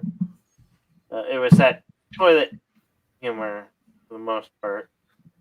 Well, and the first Hangover took everybody by surprise. And that's part of what made it so hilarious. But when you just kind of rehash the same thing in the next movies and just try to throw more toilet humor in there, it's like, okay, we've seen this already. It's, kind of like The Matrix. We saw the original Matrix. We're like, oh man, this is fucking awesome. And then if you just keep basically rehashing the same thing, it loses its value as far as, being entertaining to me. Yeah. Oh. Good thing LDP stepped away. Debate. Matrix, debate. I don't know. I'll get to see how bad the fourth will be on December 22nd.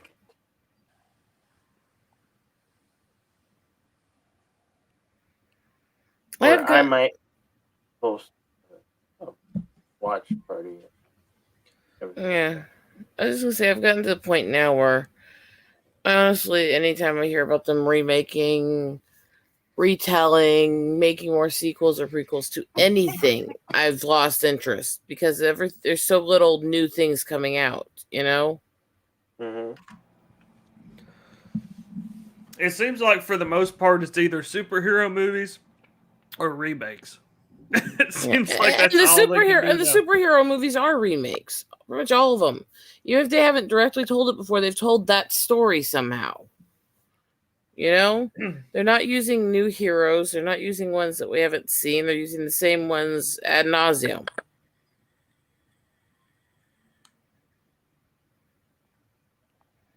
And there's so many stories out there that could be told that they haven't touched, that they won't touch. You know? Certain characters a fan base wants to see. Like yes, Superman and if they were Batman. actually trying to go through like almost any of the stories in the comics instead of retelling the same few stories over and over, it would be more interesting with that. But again, how many times do we need to watch the origin movies of the same fucking heroes and not see anything else? I know, right? Almost outlawed. I mean, at this point, how many times have we heard anything from the first few years of any of those comics? How about if you're going to go do Superman movies, jump ahead a bit. Do the freaking Doomsday Saga and the Death of Superman at least. Oh, Doomsday? I would like to see that. Do something new at least, even if you are going to stick to those, but they don't. That's part of, I think, the annoyance. Like, you do have a point, Rosetta. Like, how many times did you have done the Orange story? Too many times. I think everyone gets the point. Time to move further along of a story that we haven't really touched up upon. Yeah, and see, and that if you want to do an origin story for something, do a new storyline of something different. If you want to do a story with these really well-established characters that everyone loves, we've seen the origins from like the 50s all the way up through the last year and this year. Do something different from their storyline. There's so many different comics and books that were written on these characters. The sky's the limit if you want to actually grow past that. You know? Yeah.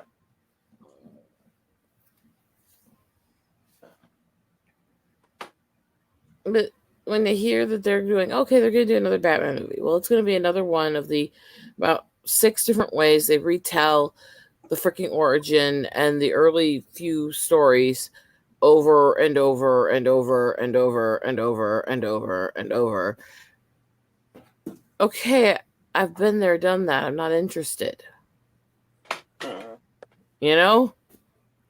You know, there's a moment in your life when you realize the same thing's happening over and over again, and that you're just in hell.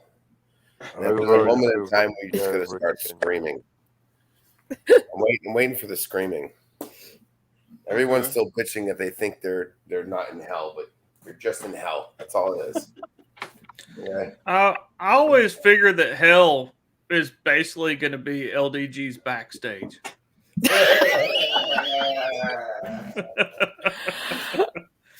Just a 24/7 365 you're stuck in LGG's backstage. You know I love you, brother. I'm just giving you a hard time. That wouldn't be so terrible. That was a good cheap shot. I gotta admit. That was right pow between the eyes. Worse.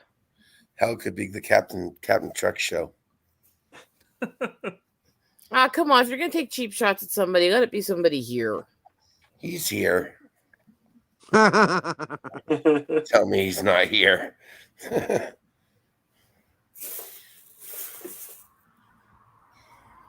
Yeah.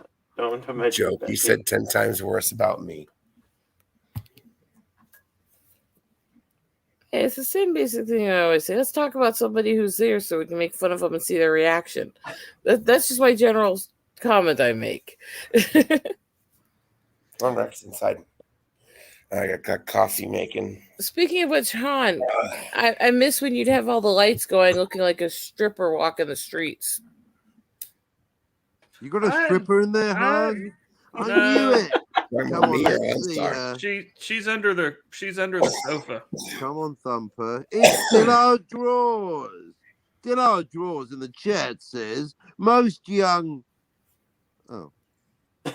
Here you go. Most young and fun movies are not made for old jaded folks like you fuckers on the panel. Your parents were watching the majority of their 80s movies thinking, what the hell is this garbage? Now, it's an interesting point because I'm sure every generation since Roman times is going, each set of plays is worse than the last. That Sophocles, I can't believe some of this shit he gets away with down at the bloody plaza. Do you know what I mean? So in a way, Dillard is correct. But on the other hand, we have reached a new cultural low point in human history where it's just the same old crap all the time. So in a way, he's right, and yet he's not. Fascinating. Dillard's good at hitting a point and yet being wrong overall. I mean, sorry, Dillard. We need a good Lone Ranger movie. Yeah, I like no, we don't. How? Well, Did you not see the only the last movie one? that featured both The a last one says whorehouse we should and a never, Lego set. ever. Dad, what's this Lego? Why is this Lego set called Whorehouse? Well, son, it's the new Lego movie, and they don't. It's a new range movie, and they don't know who to market it to. Yes, the Lone Ranger, featuring Lego hookers and alcohol. They'd have to rate this not for kids. Not. Yeah, but it's a Lego set. I mean, that's the. It really didn't. Yeah. Anyway. Where's Athena? Probably next to Apollo.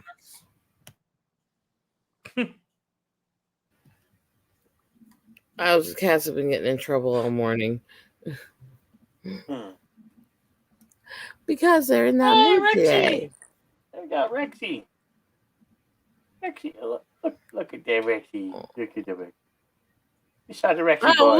We did not want a big screen of him. We just want to look at the cute animal. Yeah. That's enough about Pickle. We got the cute animal. We saw the Rex. You saw the cute animal and the dog.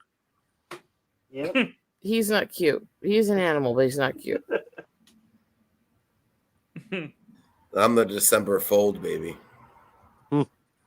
December calendar, December fold. Yeah, fold. Yeah, like paper. We used to have paper things. So, what explain why you're saying that one?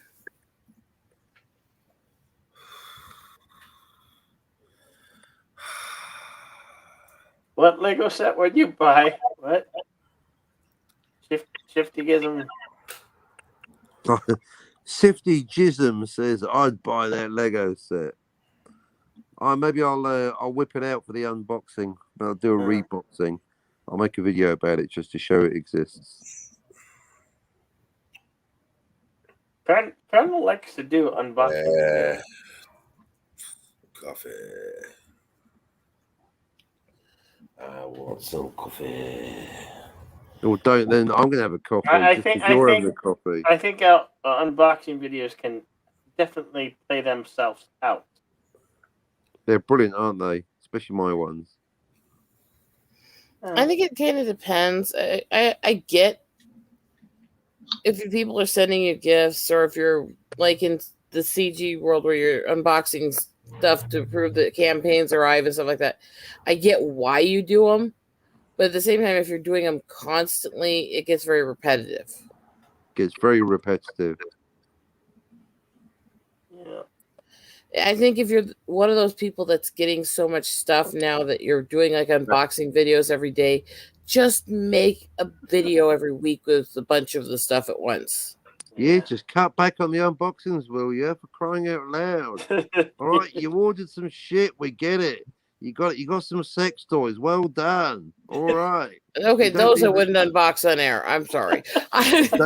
Daily vibrator update not required. Wait, This week also. You've got 32 flavors of how many lubes?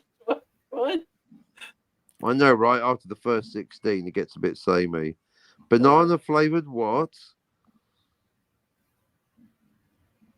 I don't know.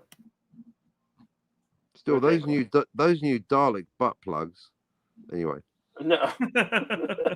I'm just saying.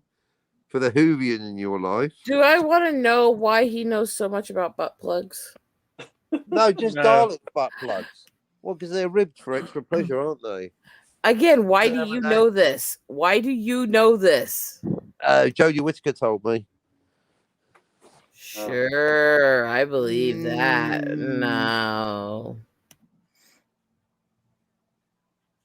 No. There was one time he went to that convention, and it was supposed to be this one convention, but it was the wrong convention. Yeah, I thought I was going to a Doctor Who convention, but I went to the sex toy convention. He went- There was an overlap. There was a TARDIS at one convention and a Yeah. back door to the other. Hence the Dalek butt plugs. And how many times were you in the demonstrations? 69. Ask a silly question. All the time, pal. Dillard Draw says, I watched a series called Midnight Mass. No, that's a church at Christmas. It had wokeness in it. About 15 to 20 minutes of wokeness out of 7 hours of content, or indeed content. Once I got past the garbage, it was generally the best thing I ever saw. since Midnight Mass. Blade Runner. Midnight Mass was good. I watched Midnight Mass. It was a good I think I series. can't recommend it enough. I like Midnight Metal. It unfortunately there was a lot of Netflix series where it's like it could have been a really good 2-hour movie, but they make it into a series. So there's some really slow parts where you have to watch the first episode or two to kind of get into it because it's kind of drags a little bit. But yeah, Like it the was opposite a of really Dune. good. The opposite of Dune, which they should have made into a TV series, but no, they made it into half a movie instead. Yeah.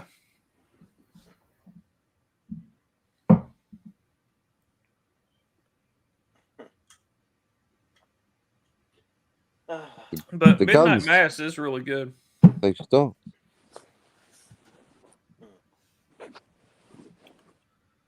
Can anybody name a Hollywood movie that was original in the last 10, 15 years? Which one is it? name 10 or one. 15? I can't name one. Well, Pig. are we looking The new one completely with original and unknown, or Original story. at least adapted from books that hadn't been adapted before, or from mythology that hadn't been adapted before, is also one thing to consider. Because at least then you're not remaking the same movie over and over, even if you are making something that does exist currently. You know? I still can't think of them offhand. I think but then again, I'm I half can asleep. name. I think I can name one, and it was called the Peanut Butter Falcon. And it had that starred was a good- Shia LaBeouf. That was a good movie. I liked that movie, The Peanut Butter Falcon. It was a good movie.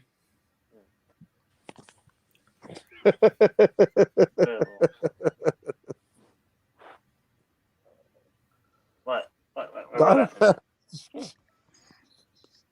Just insert your own joke. I don't know. Sounds like some kind of black and white Shifting film says, noir I need- about a missing chocolate bar starring Humphrey Bogart, the Peanut Butter Falcon. You know how to whistle, don't you? Yeah, I need to start the newest season of Lost in Space. I haven't done that yet either. Mega Cropper, are you actually serious saying Wolf of Wall Street? Because that was a remake from a Depression era movie. No, it wasn't, because it was based on the story of an original story.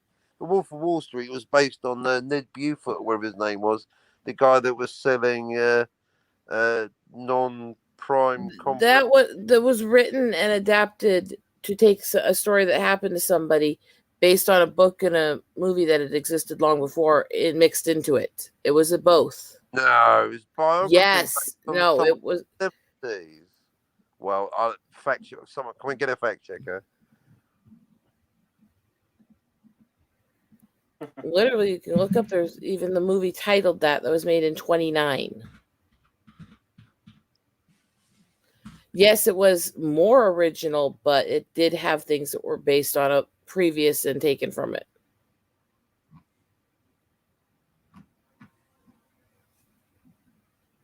Megacropper says, "Don't be silly, Eagle."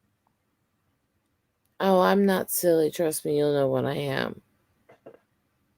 Well, surely can we get a fact check on this? I'm pretty sure Wolf of Wall Street was based on one specific modern story, not on anything from the 20s. It was a biography from a modern story adapted to retell the way they did a story that was already done.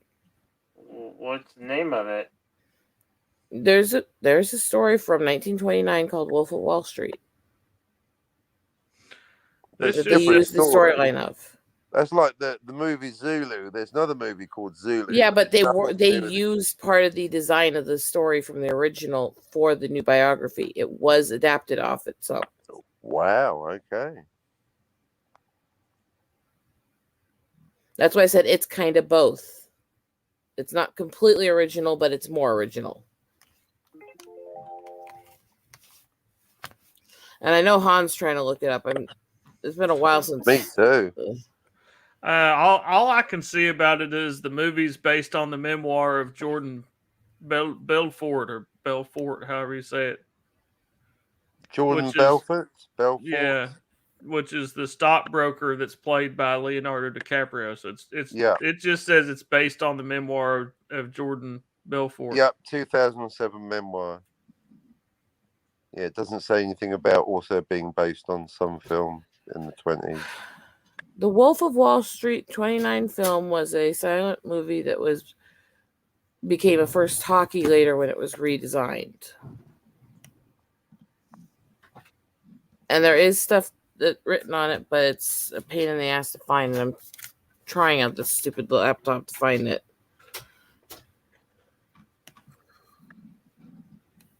An autobiography, doesn't make sense.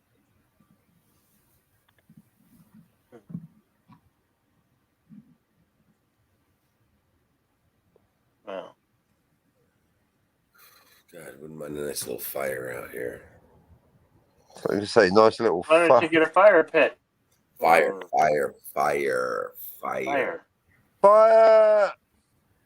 It's freaking chilly as shit. What's the temperature there right now? 50 degrees below fucking freezing. You fucking Florida pussy. It's not that much cooler there than it is here, probably. I'm trying to freaking find this now. Because no, it's not a freaking direct remake, but yes, they did actually base it off the storytelling design of the first. And that was in an interview they did on making it back then. No, I'm not mistaken, Dillard. I'm trying to find that original interview from when they first put that movie out recently. Dillard's like, I'm not fucking wrong. I'm accurate. Dillard's getting straight to the point. No, Dillard's just an ass. He thinks he's right. We're all asses. We're all asses, or we wouldn't be here with Jedi Bill. There you go. I'm not an ass. I'm the tits. Thank you. Well, Steve, behave. You said the magic word, tits, and he was like, "Oh, well, I feel gropey." But hopefully, Rosetta, with good tits comes good ass, so you could be both. Because having just one and not the other is a waste. You need to have both. With good but yes, I know. I watched the whole interview on how they wrote and designed the storyline. So I'm trying to find that stupid interview. Well, it's up to you, Rosetta, because with great tits comes great responsibility. Well, it's interesting trying to find something. I watched Laissez on the TV like years ago. Trying to find it now, you know?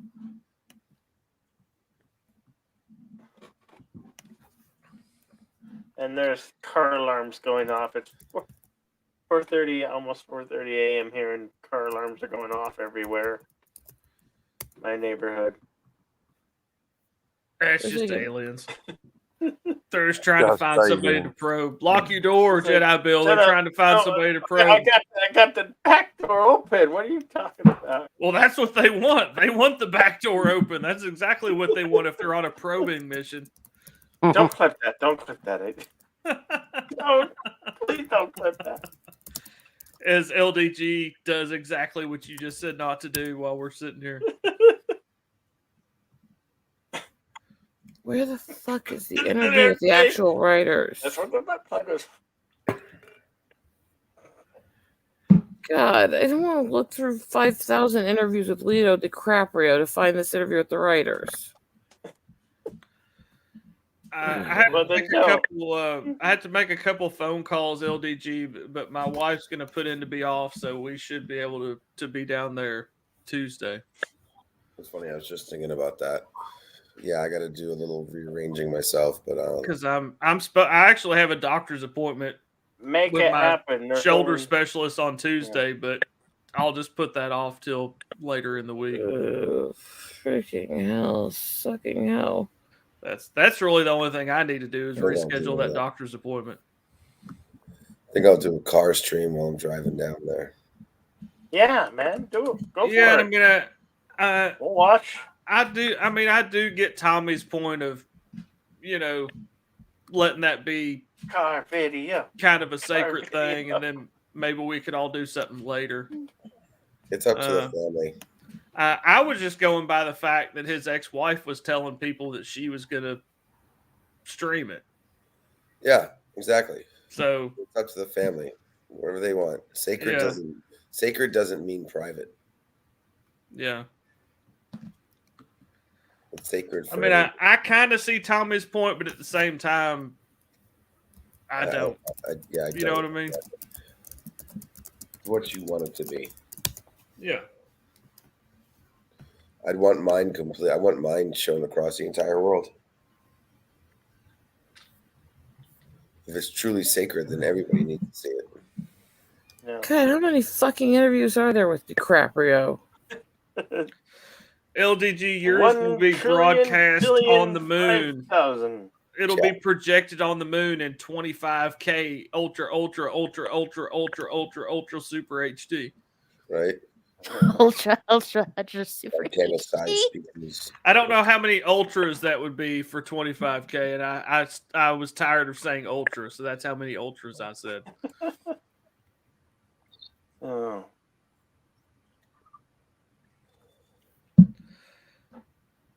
All I know is between you and I, we have obviously the capabilities to do that for, his other friends that can't be there. Kitty Cam. We love Kitty Cam. My black cat is sleeping, and if I wouldn't mess with her, she would be very upset with me. You know what they say about the soup? She's craving for attention right now.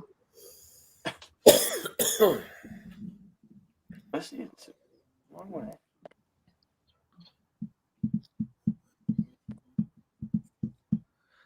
I mean, I think as long as it's done in a not obtrusive way, then I don't really see an issue with it as long as the family does it. Yeah, it's not like it's going to be like breaking, Channel 10 breaking news, some kind of shit. It's not going to be like that. Yeah, nobody's going to come in with a big rig and cords and like walk down in front of people while it's going on. You just kind of post something somewhere to the side and, hit go live and let it do its thing. When was the last time you guys heard a woman say, "I'm sorry"? I heard that yesterday. My wife said, "I'm sorry I ever married you." Well, I mean, I get that. Rosetta's showing her pussy on cam again.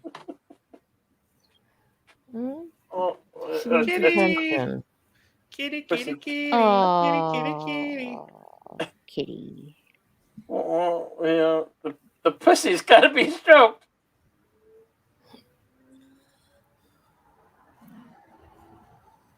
What is this?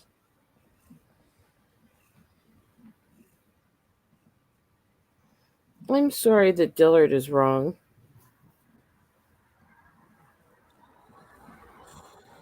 Pretty cat. Well, he likes it there, doesn't he? Oh, what are you running from?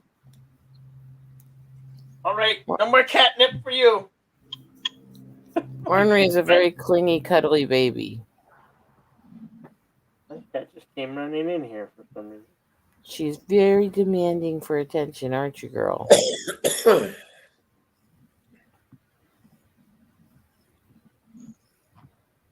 As far as the question about the original films goes, what's the only ones jumping out at me from at least a decade is Ex Machina and District 9.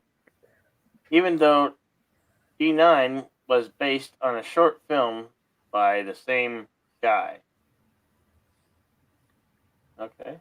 Those are both good films. Yeah.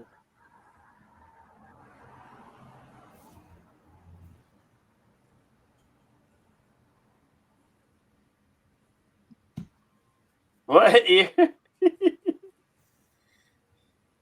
gonna need to apologize for that. No, it wasn't vulgar. It was no. Jeez. Come on, man. Now, if I said I'm going to kiss my pussy on air, that's vulgar. You would have to be very. Oh, never mind. Flexible. That's what I was going to be. That's why I said, "Oh, never mind." I was going to say, Well, I can put my feet behind my head. So, I mean, what, Ornery? Does the world revolve around you? She's like, stop talking to them.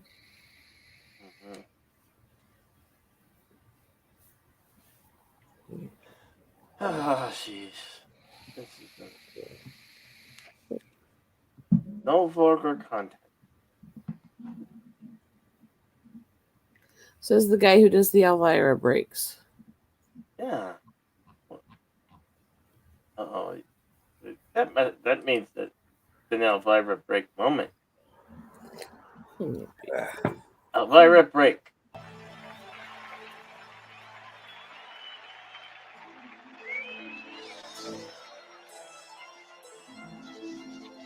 Come on, this worthy. This is how you wake up in the morning. I believe that from you, Bill.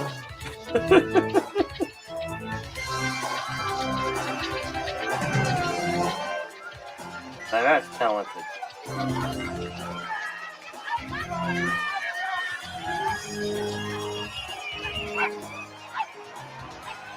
Look at them milk pickers. Even the dog thinks it's talented. The dog is like, hell yeah.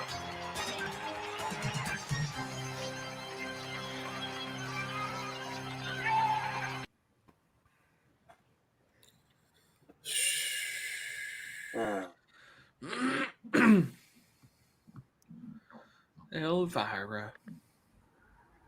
Yep.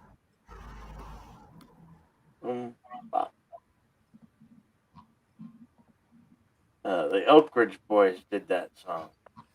Yeah, that's a pretty good song, yeah. So did Shauna Na. Boppa, Yeah. Yeah. Giddy up. I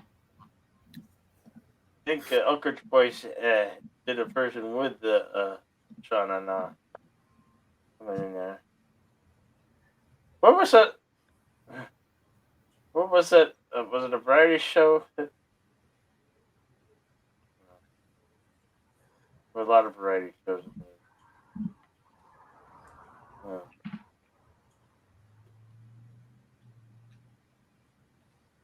Remember That's Incredible?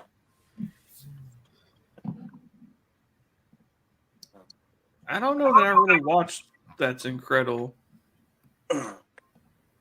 About the Gong Show. I remember the Gong Show, yeah. That was late 70s, early 80s. That one was always fun because when we're the bad, they were like, bring out the Gong. Tell them to get her out of there.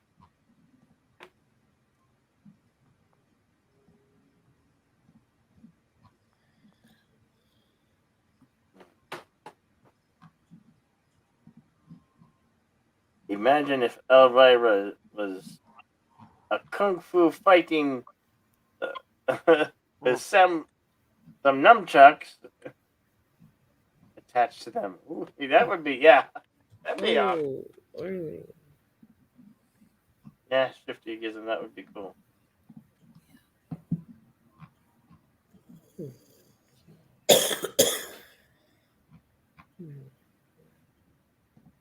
No. That's just not true, Dillard. It's not based on a TV show.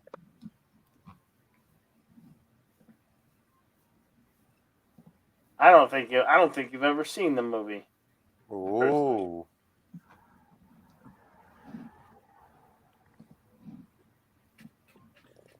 Elvira was just about her character of Elvira. No, they tried to do a silly TV show afterwards. It failed. Got past one episode. Might have. Maybe it had 4. Don't remember. That was a long time ago. In the 80s.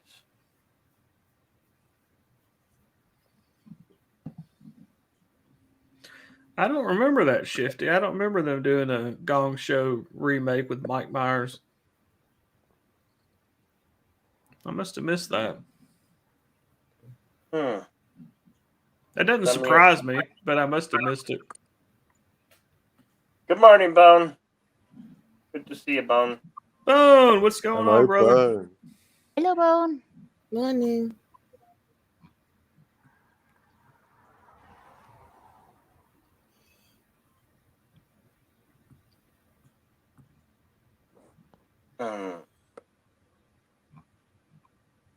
So, how, I hate to bring this up, but, has, Moira found an alternative? Because I know she shared, an account with JJ. And I saw some stuff. As far as I know, that account is still active, but I don't know what billing cycle he was on with StreamYard. So eventually that's going to disappear. Yeah. Due to, not being paid anymore. Because you can change the billing type. What was that, LDG? If she has access, then there's no problem changing the billing. I don't know that she'll do that though, because that was the whole point. Is she wanted to use his instead of paying for her own. I mean, not trying to sound like an asshole, but that's kind of what she did. She'll downgrade to the free version, or she might do this weird thing and take my actual advice and ask them to sponsor her for a year for free. Yeah, did you know I had to pay StreamYard money before I started streaming tonight? Because I have the paid version, $25 version, and then I had an extension added onto that for $10 for 200 hours. I went past my 200 hours, and I needed to pay more money so I could have up to 400 hours. So now my StreamYard is, I'm paying like $45, $46 a month on my StreamYard. What? And certain other characters are getting it for free while simultaneously dropping big dollars on super chats on other channels. I have to pay StreamYard that much money. Yeah, I know you are. I'm just saying other people get it for free. I'm paying StreamYards too. Not as much as you, mind you muppet. Well, no, you saw you coming, didn't they? Version. You Billy can. Big Bollocks over there. He's got 500 subscribers. He can afford a bit more money. Okay, I streamed. Let's squeeze Jedi Bill for when a you bit stream more, multiple hours. Here comes Moneybag Bill. When you stream multiple hours. Dude, I'm streaming 36 hours a day. I literally stream more hours than I actually break the laws of physics, the amount of streaming I do. and yet I'm only paying $10 a year.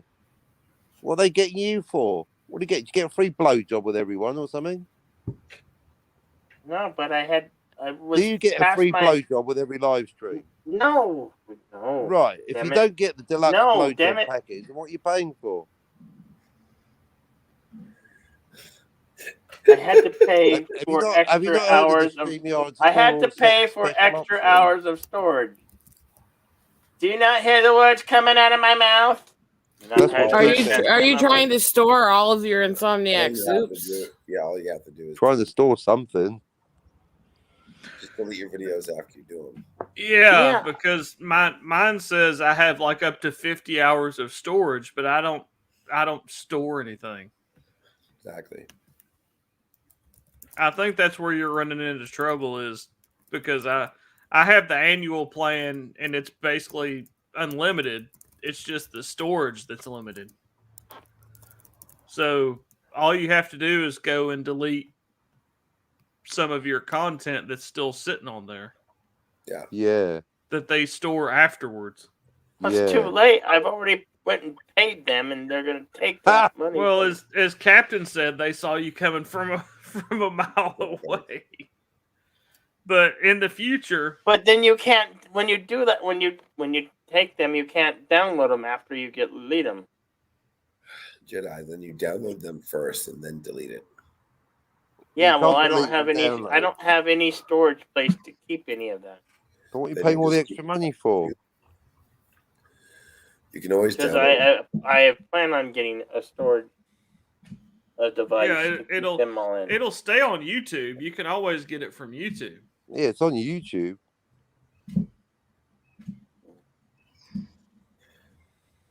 Or here's a thought: why don't you use Odyssey? That way, everything transfers over.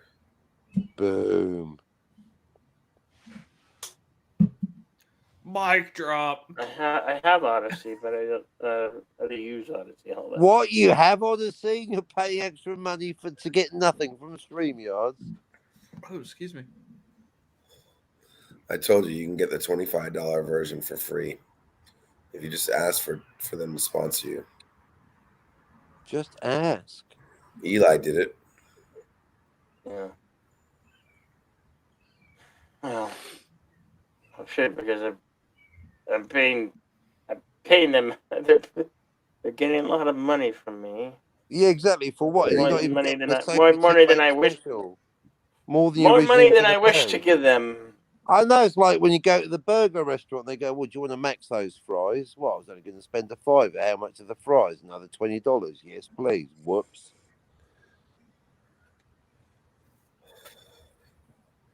You want to talk about regulation? What about like when you go to a fast food place and you order a large fry and they fill them up halfway? Yeah, so like you paid for the fries bill, but you've only got them filled up halfway. So my StreamYard. question is, now that Yeah. I've done Why? paid, how do I stop them from the next payment coming out? The next Oh, big too payment. late. You're locked in now, bro. You're never getting out. I don't know, go to your billing and Go to your room. move whatever extra shit you got. Yeah, you should be able to go to billing on StreamYard and change your plan. And you're literally, your name is literally Bill. It is too That cold. doesn't count for nothing. That counts for nothing. As far as I know, Bone, they have not set up a GoFundMe.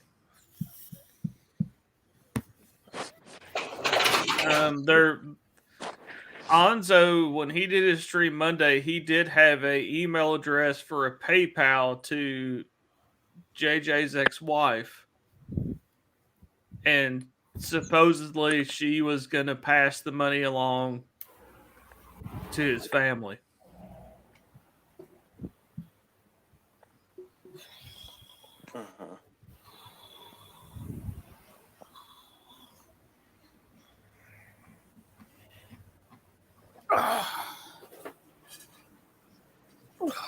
That would be good.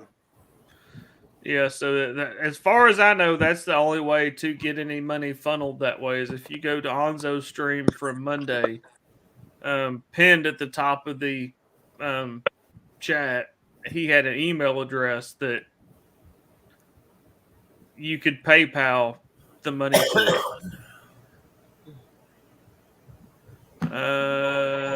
Let me see if I can find the. Thank you very much for helping, Han. What did I help you do? Know that you're helping out with that, because I've been trying to figure out where there was anything said, but I had missed half of the streams because I've been dealing with stuff myself. So I was sitting here trying to figure out if there was anywhere it was posted or said. And when do you travel to? You said you were doing some traveling, Loretta? Yeah, I'm supposed to go see my family, which has gotten delayed a few days because I have to get some dental work done. But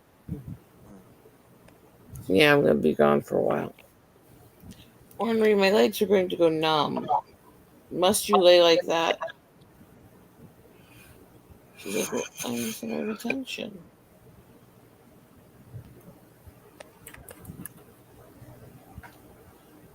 Sitting on your legs? Yeah, she loves to do that. Warmer in here. Oh my god. Oh. Bet.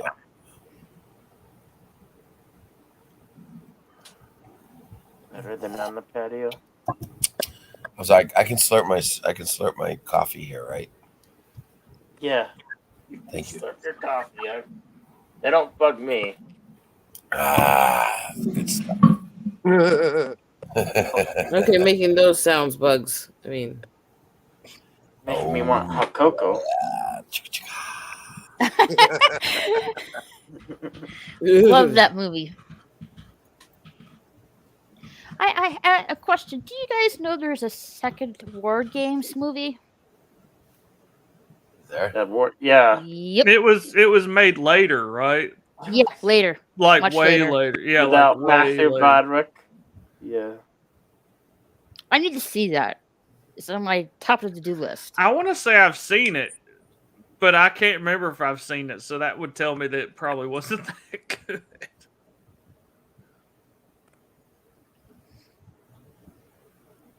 Yep. Yep. You remember that? Did you see the movie Tank with C. Thomas Howell? I don't see anybody's tank. Thank you. No, it was a movie called Tank. It was an actual movie called Tank. So I tanked on the big Bill, screen, and I'm good. Bill, I put in the private chat the email that Anzo had pinned on his stream. That is for JJ's ex-wife's PayPal. If you send her money, she is supposed to be forwarding that money to his family to help with expenses. I'm sorry. Who's this email from? It's JJ's ex-wife. Oh, okay. And it's her PayPal because there was never a GoFundMe or anything like that set up. Chris did talk to his sister yesterday, and she did say that his ex was giving them money. So she apparently is actually passing that money along to his family. Because they said that she gave them money to help with the urn and stuff like that from the donations that she had received. But yeah, that just go to PayPal and use that email address if you would like to donate some money towards the cost that his family is having to deal with right now with his passing. Absolutely. and please do, if I could right now, I would, but I want as many people that can do as possible. Yeah.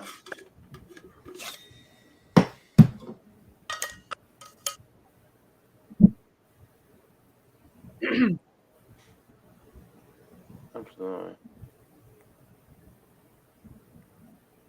We like to help what we can, when we can.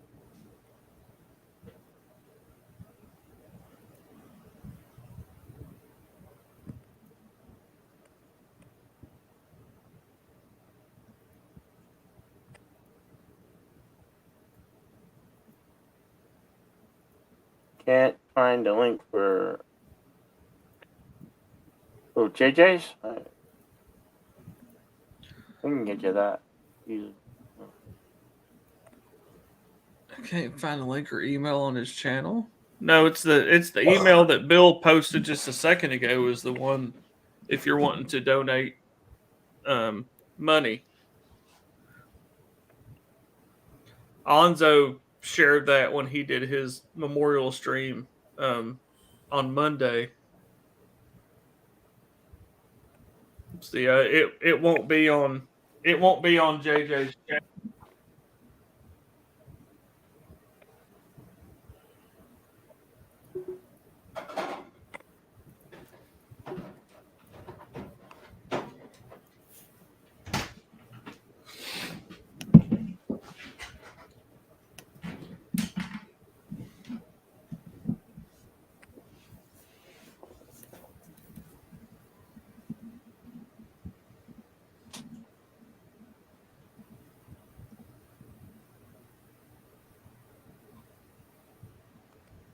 Yeah.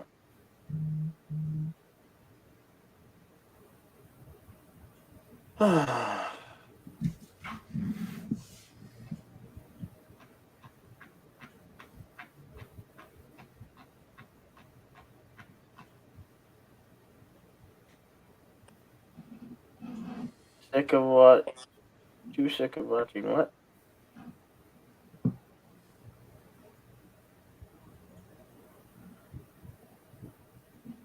Okay. Question. As those on the panel currently, would you all say is the leader? What?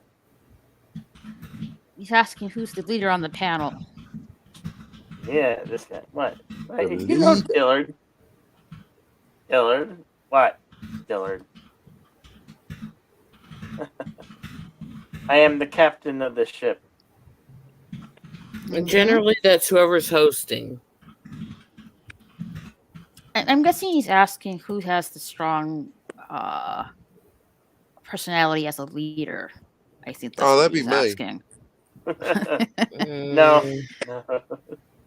You're an ego, but not the ego. and the other ego, he's not here. He's sleeping. By the way, Han, if you guys need any help with any of your shows, let me know. I am available to you. Okay. Absolutely, 100%.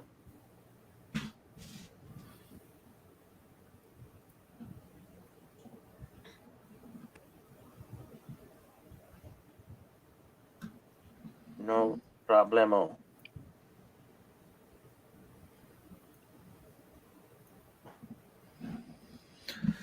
Yeah, right now we're trying to, we've been doing the, actually Chris and JJ were doing it until I was injured and can now be there, but they were doing, the Name That Tune tryouts, trying to get, some new people to add to the stable.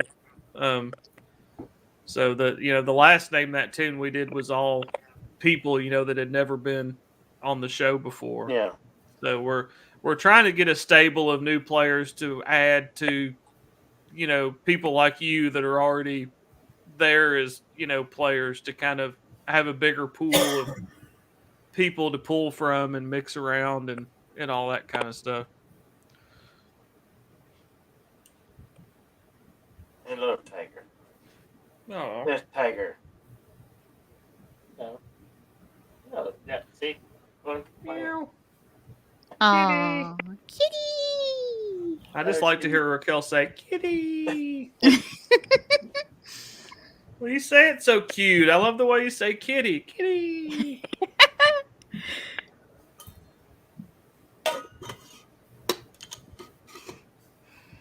But yeah, we will definitely have you on again, Bill.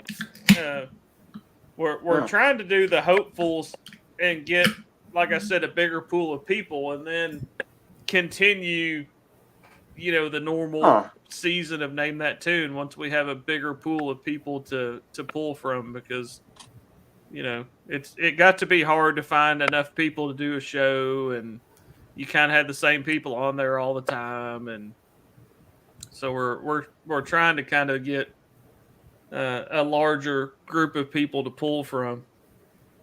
Yeah. So that's we've been doing well. Actually, the last Name That Tune's actually the only real Name That Tune we've done recently, and that was all brand new people trying out like their first full game. But you're definitely always on the list when we start cranking out the normal shows again. Mm-hmm. But if you need like a co-host or any help as far as filling in the okay, I see what you're saying. Yeah. And that could be a thing when I'm cleared to go back to work. That could be a thing. If Chris wants to keep doing things on Sunday, then he may need somebody to help him. Yeah.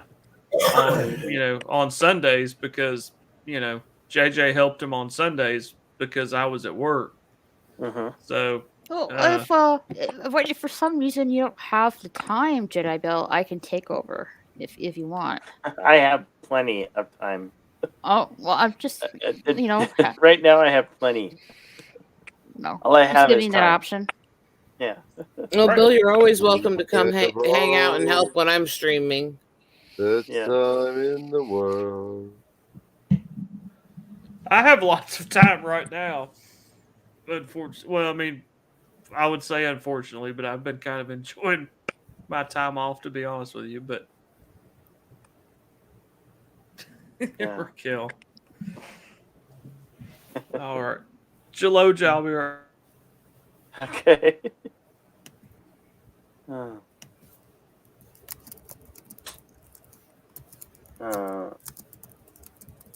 Shift gives him one. Who's gonna be the next one on? I think I'm up in rotation for noobs for this one. I need to scout by competition.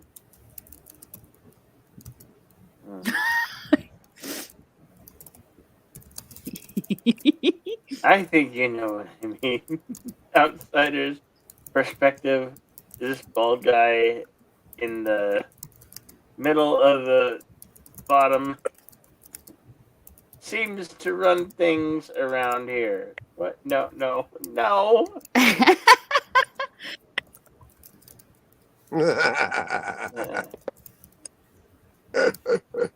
There's no bald hair here. What? Full head of hair.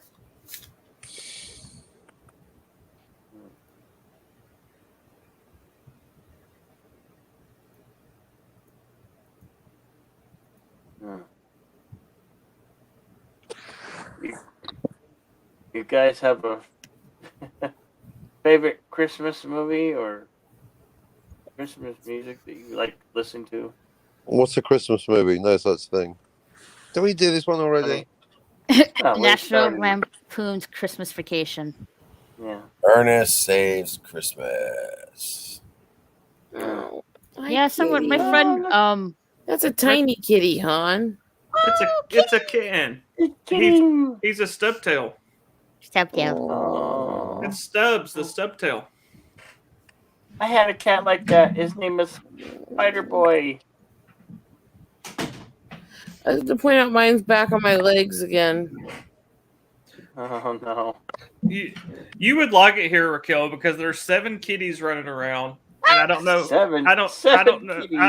I don't know if you like anything other than kitties, but there's also 4 bunnies. Oh, bunnies are good. I like bunnies, dogs, cats. They're good. Yeah, I have 7 cats and 4 bunnies. I did have 6, but unfortunately. Okay, I will agree. Emmett and Otters is good, especially the song about their grandmother. Oh, I haven't thought about Emmett Otter's Jug Band Christmas in so long. The song about their grandmother's bathing suit and how fat she was hilarious. I haven't thought about that in so long. I actually bought that one a couple years, like a little more than over a decade ago. I bought that one on DVD. a lot of the versions they put on DVD, they actually cut out certain songs because they were deemed offensive. Not my version of DVD. Yeah, I don't know which version you got. Some of them are okay. Some of them cut a bunch of it out. It's like not all the DVD ones have the original intro from Kermit. Mine wasn't cut. Mine was a normal one.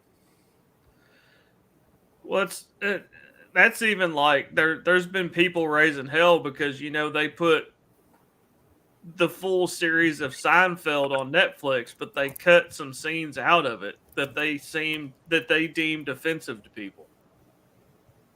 Because Seinfeld started 90 something, I think. So I mean, back then you could get away with a little bit more than you can now because all the politically correct bullshit. So they actually have cut scenes out of the Seinfeld episodes when they put them on Netflix because they deemed certain things inappropriate for today's audiences, apparently. Considering some of the stuff that Netflix is allowed to happen on their air, goodies, they have no right to call anything offensive or inappropriate. That's exactly what I was getting ready to say, Rosetta, before you said that, was that. And see, that's the thing, is they'll take up for that, but they'll cut scenes out of Seinfeld. Yeah, that's... Ugh. And I mean... the people that try to defend it go, well, the movie wasn't pro that stuff. It's like, it doesn't matter if the person who wrote the story was for or against that behavior. They did it in the movie. Yeah. It doesn't matter if your story is supposed to be against objectifying kids if you actually objectify kids to make it. Yeah.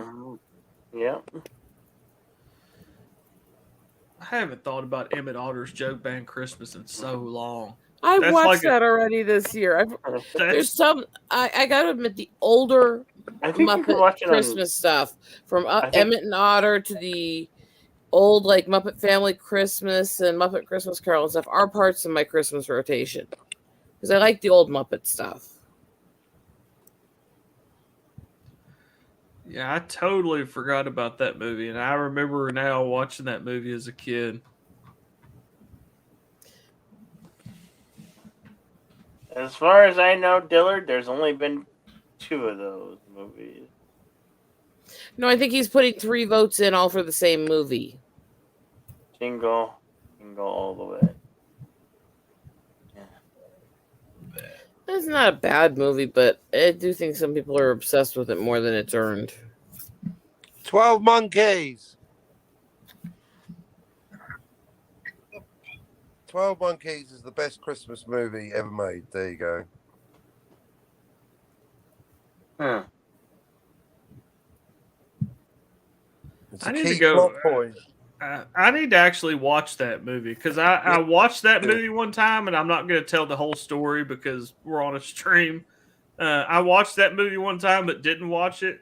I did watch the series, but as you told me, Captain, I can't talk about the series until I watch the movie. So yeah, what series exactly? Separate discussion. Yeah. Sure, the series is great, but just I do need to put that on my list to watch because best time travel movie you. ever, and the best Christmas movie. The one time that I did, I actually rented that movie and watched it when it first came to video or DVD, whatever it was at the time. It was probably video then, but there's a whole story that goes along with that I'm not going to get into on a stream, that I actually did not see the movie even though it was playing. Yeah, I'll bet.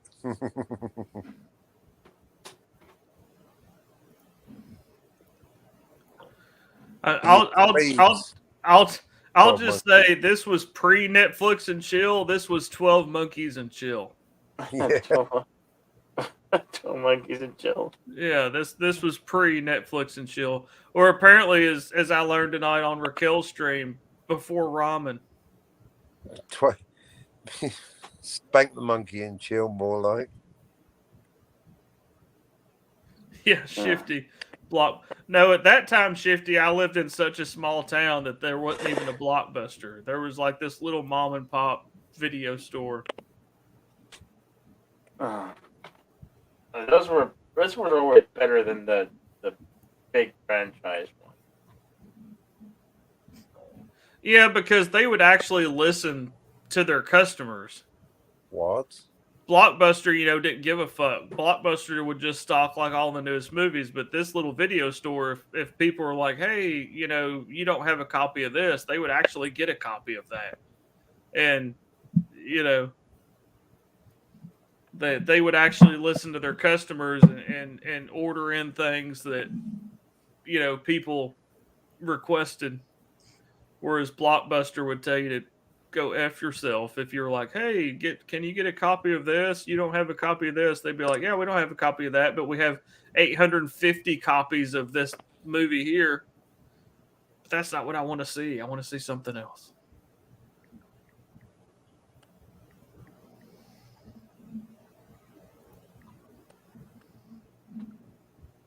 Yeah. Cool.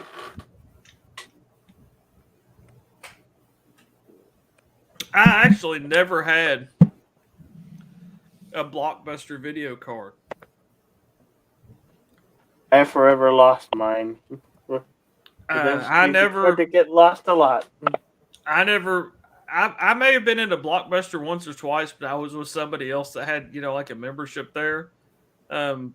Where I used to rent movies, there was like a little small mom and pop place, and then there was another kind of chain called Movie Gallery that was kind of like a Blockbuster, but wasn't.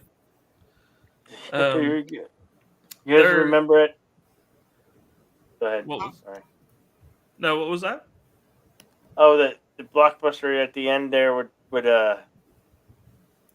they would rent the movies and you could take them in and you could also get some sent to you. Right. Yeah. Yep. They were trying to beat the Netflix or compete with Netflix when Netflix ended. Oh yeah. DVDs out.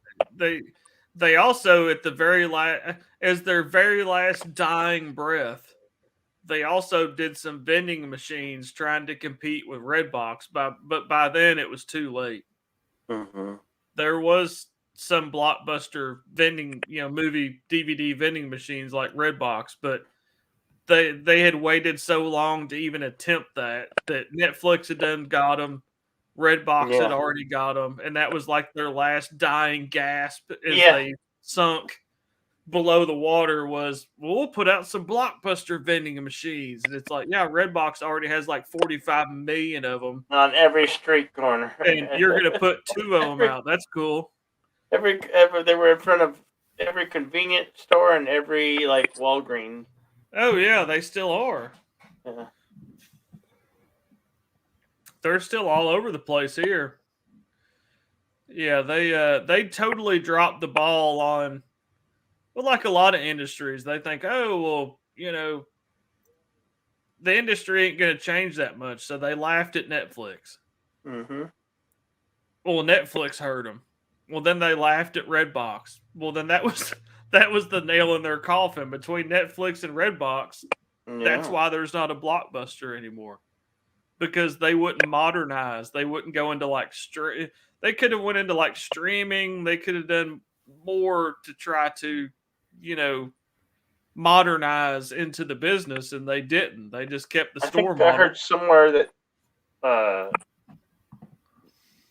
Blockbuster was once offered to purchase Netflix, and they refused. I believe when Netflix was very, very young, I think they were offered some kind of deal to purchase Netflix, and they were like, oh, this is never going to be a thing. Y'all can kiss my ass. Yeah. It may have been like really early when Netflix was like still getting off the ground and looking for funding and stuff like that. They were offered Netflix, and Blockbuster's like, oh no, screw you. People are going to come to our stores. They don't want to watch your stupid streaming shit. Mm-hmm. And now we see how big Netflix is, and Blockbuster is, a memory. Yeah. People get stuck in their way. Well, it's the same thing like how the music industry got caught off guard when, online music, streaming, and file sharing and Napster and all that shit started. It took a while for the music industry to catch up to where now, iTunes or, on Android, you can download music, albums and shit or songs. But, they were the same way.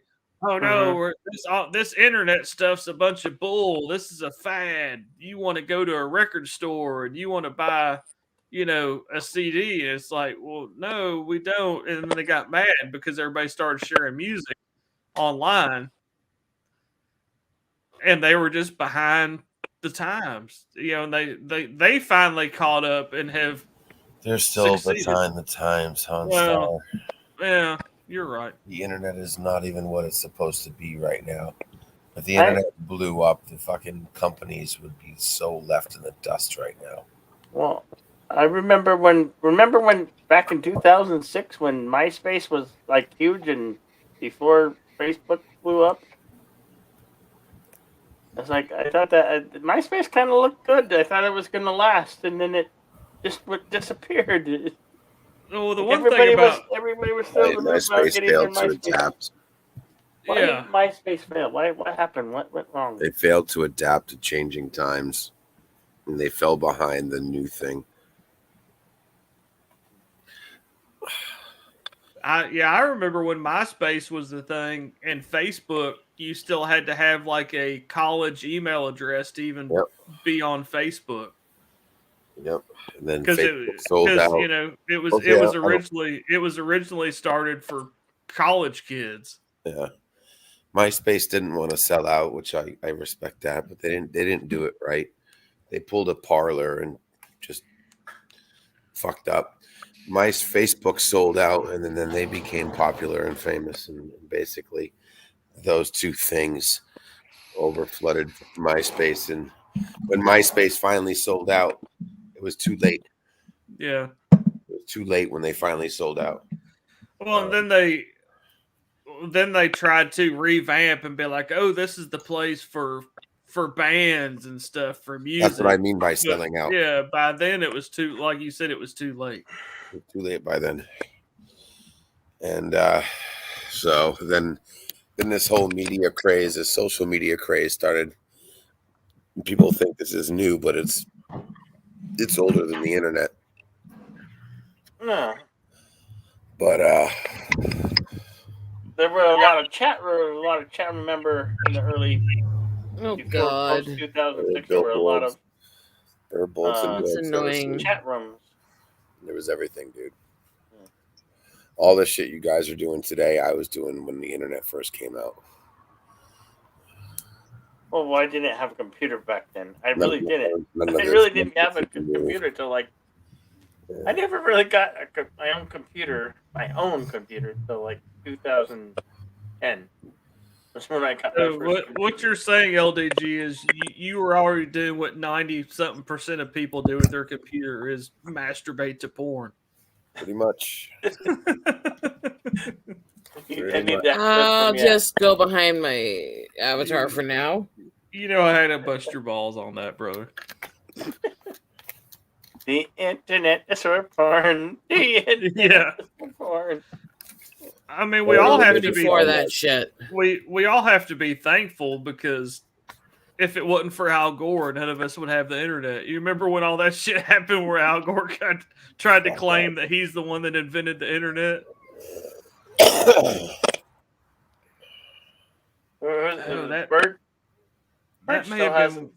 That may have been when I went to Georgia. Bad Santa. I love Bad Santa. That's an awesome Christmas movie. Yeah.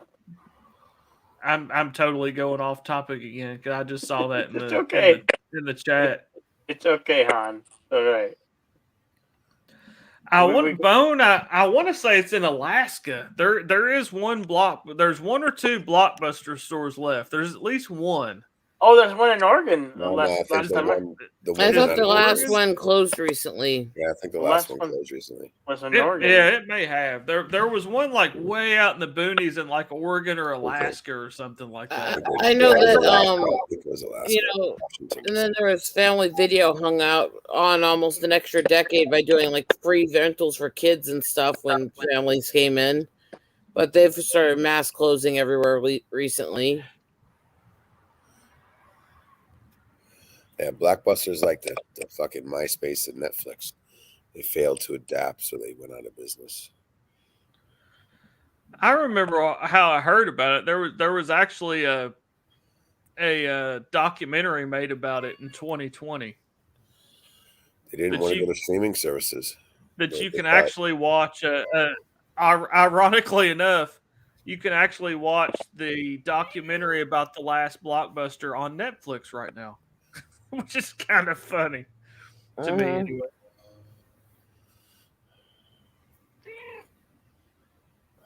Kitty. Talking kitty cat. I was paying too much attention to you guys apparently, so she's trying to get between me and the computer. Talking kitty cat.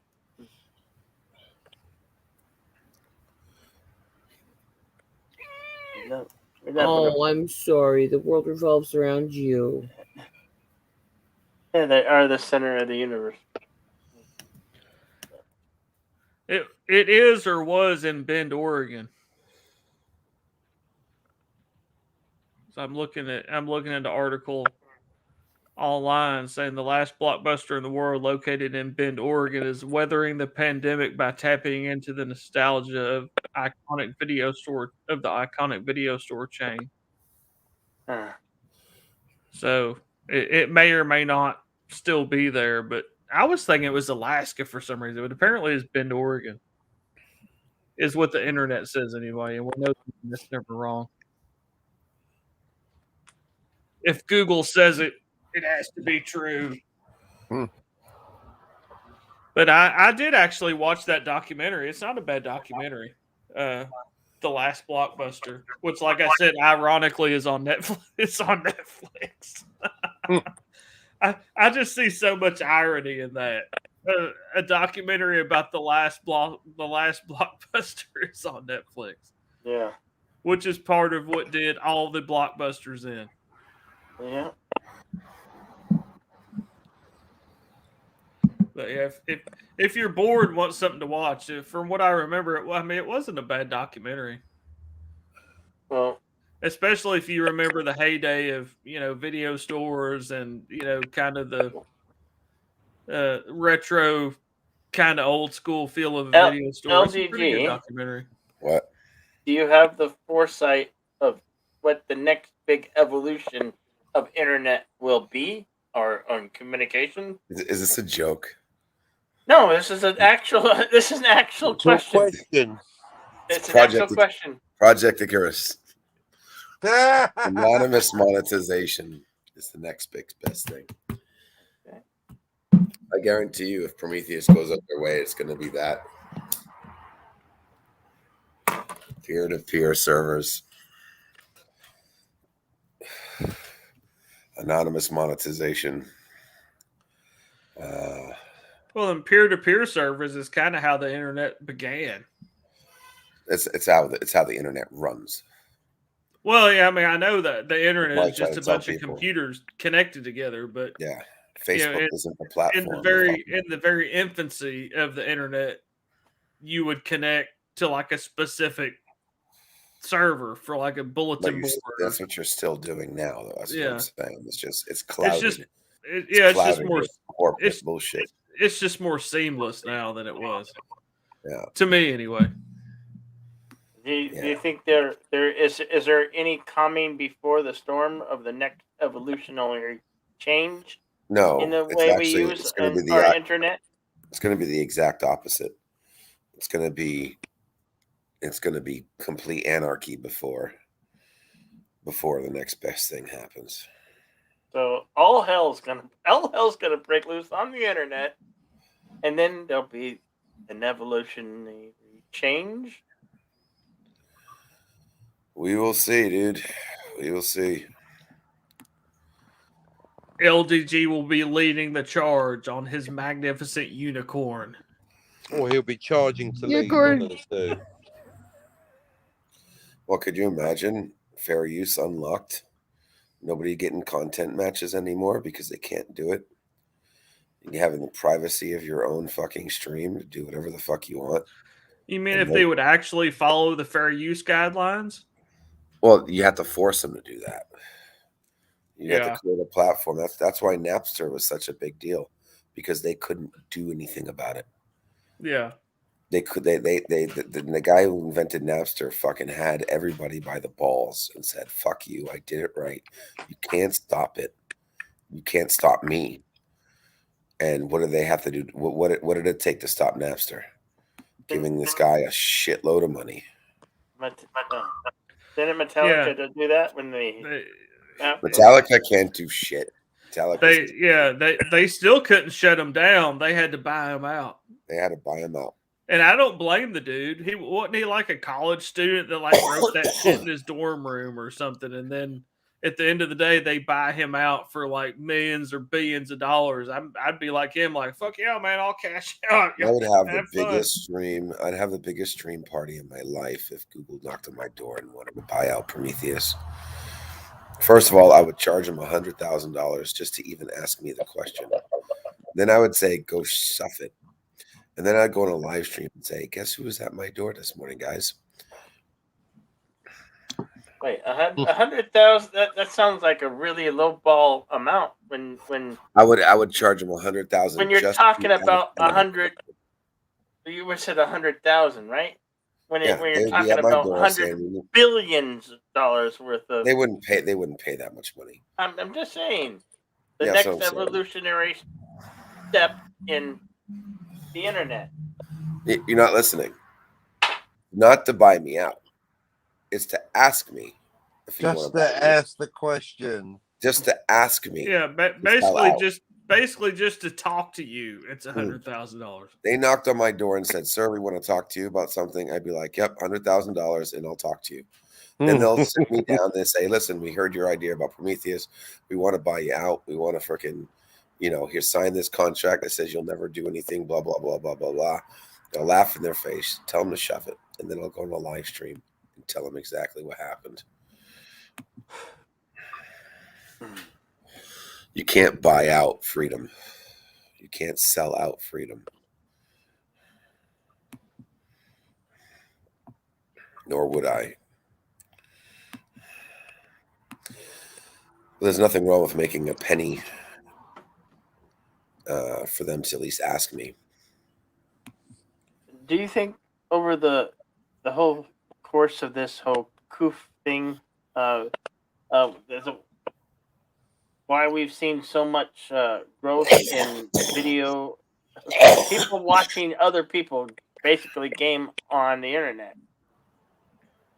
Has that risen strictly because of the COOF, or? Yeah, pretty much. I mean, people getting stuck home. It was only logical that online was going to get bigger and bigger. You got to remember, I was back in the day when only nerds were online. Normal people saw the internet as like goofy. Normal people weren't on the internet, and us nerds were the only ones really on the internet. Now that it's Mr. Popular now, and all the people are now using the internet like they think it's theirs. They have no clue where the internet came from. They have no understanding on what the internet actually is, and it's just being developed by millionaires now, buying out people like me to create shit for their purposes, for their terms and conditions. It's only going to get worse. They finally found how to use the power of the internet by buying out people like me to create shit for them that does nothing but plunge society down a fucking rabbit hole that we don't even know we're falling in right now.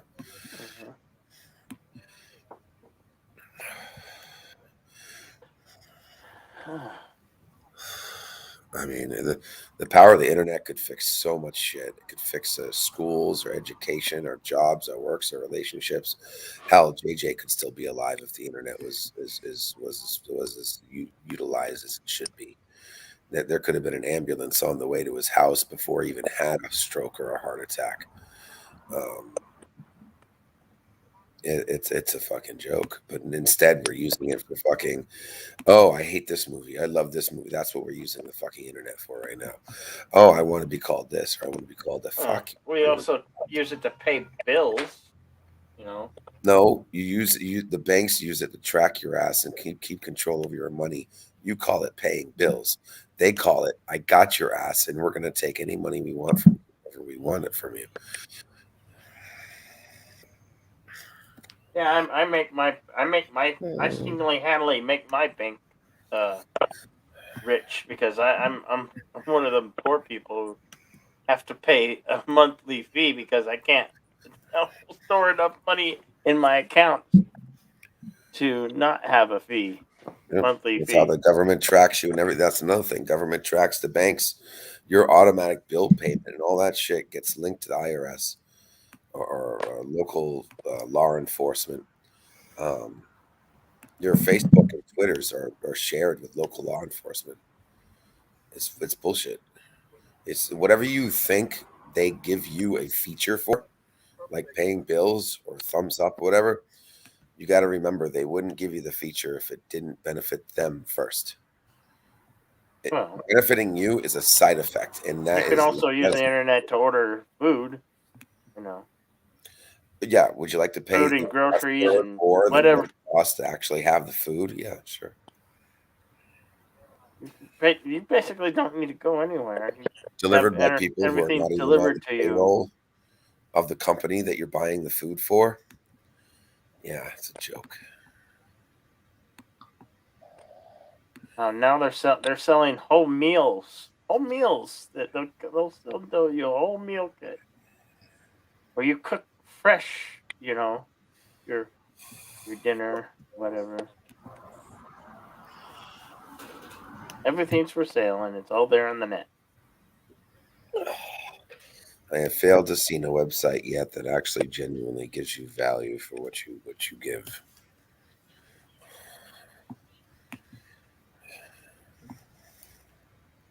Especially now with information being like the number one currency today. You're giving up so much information doing that stuff. It's not even funny. And they're making billions of dollars off of it.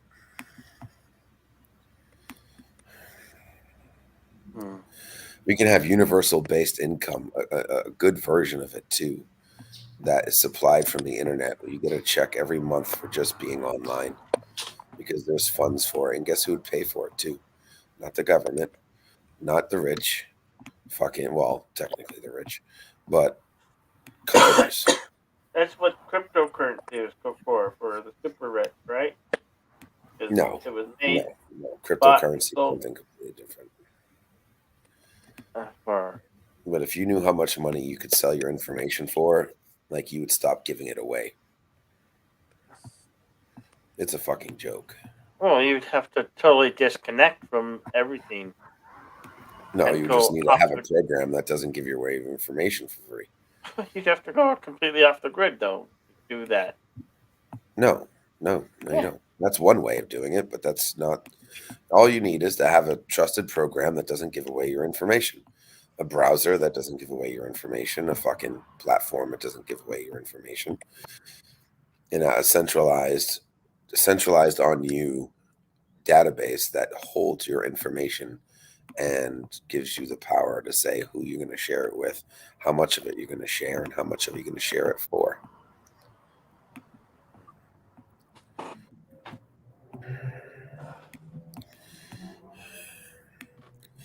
And it's like you think it's just little information, but it's not little. It's all information.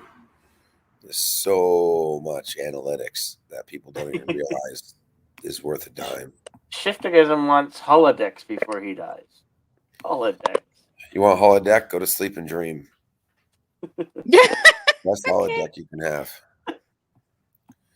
Well, Where's my flying car? We've had them. They've had them. The oil and the car companies won't let you have them because the oil and gasoline. And there's more electric cars today. I don't know how that has worked. Have you seen the price of a Tesla? Most expensive electric car there is.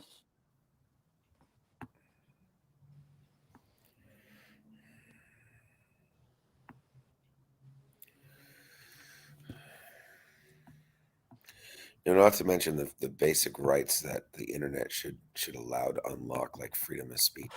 Imagine a platform where y'all could wake up in the morning and post, "I hate white people," and nothing happened to you.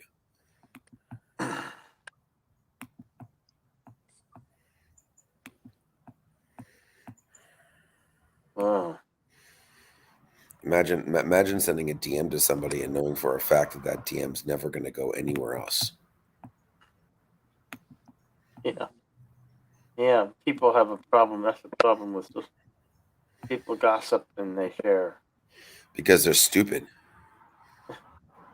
Anybody who sends a DM Just and because you they're expect being it to be mean. private, yeah, I'm sorry. You need to reevaluate your logic. A DM does not stand for private message. It should, though. No, it's not about what should. It's about Between what two is. individuals, it should be. Yes. So then you have to create a function that allows a private message to be private. But that's not what it is right now. Direct message only means you're directing it to somebody in which they can do whatever the hell they want after they get it. So you have to assume it's public. You have to assume every message that you send is public unless the platform says this is a private message, meaning you have control over it. You make sure who sees it, how long they see it for. So I'm being too trusty of people when I send a DM? You're being too trusting of the platform. Oh, okay. It's like the same thing as super chats. Channels don't have to read super chats. But the people think they're automatically super chats need to be read. No, that's not what a super chat is. Super chat is a super chat in the chat. Done. Period. You paid for it. Thank you. Have a nice day. Same thing with a DM. A DM is not a private message.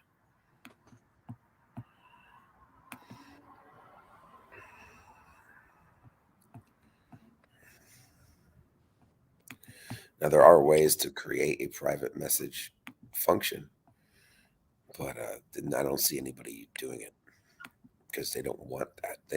They don't want anonymity. They don't want you to have security. Privacy on the internet is the worst thing for companies, but the best thing for users.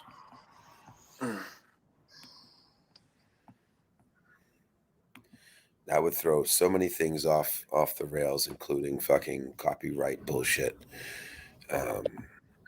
tracking, information stealing.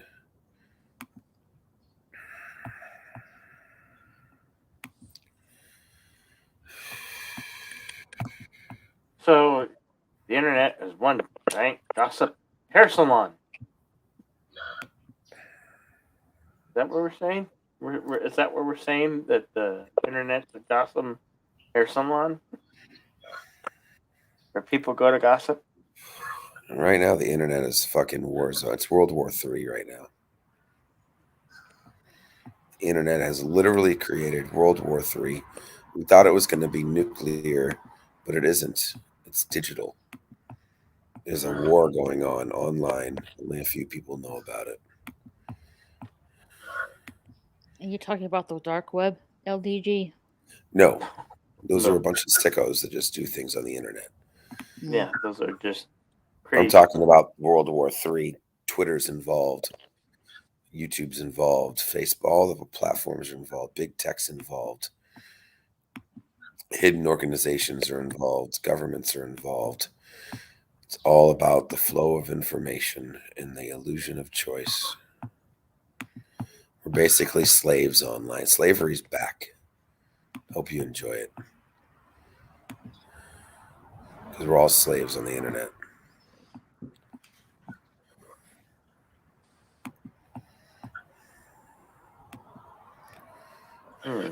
Who did we lose while I was gone? Oh, Rosetta. Oh, okay. That's how horrible my memory is. I couldn't remember who the sixth person was, and I was just here. I had to take a phone call, and then I looked, and I was like, "Damn, somebody's gone." Yeah, where did I have to go? Looks like it's warming up.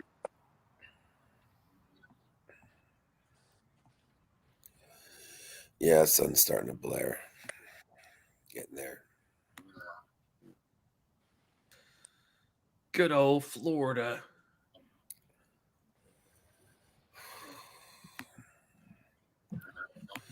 Move it up. Wow, buddy. Up.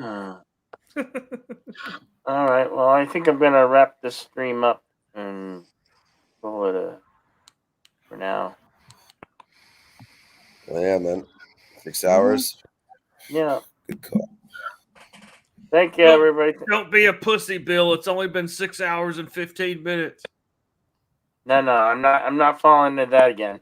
I'm not falling into that again. And then I went for 12 hours. I know. I'm just messing with you. No. Thank you, everybody. Thank you, everybody in chat who's still currently with me. Thank you, Raquel. Thank you, John. Thank you, Captain Got Me. We'll see you on the next one. Have a good day. Good day, everyone. Don't have a good day. Have a great day. Oh, I'm in the wrong one. Anyway. Later, folks. Bye.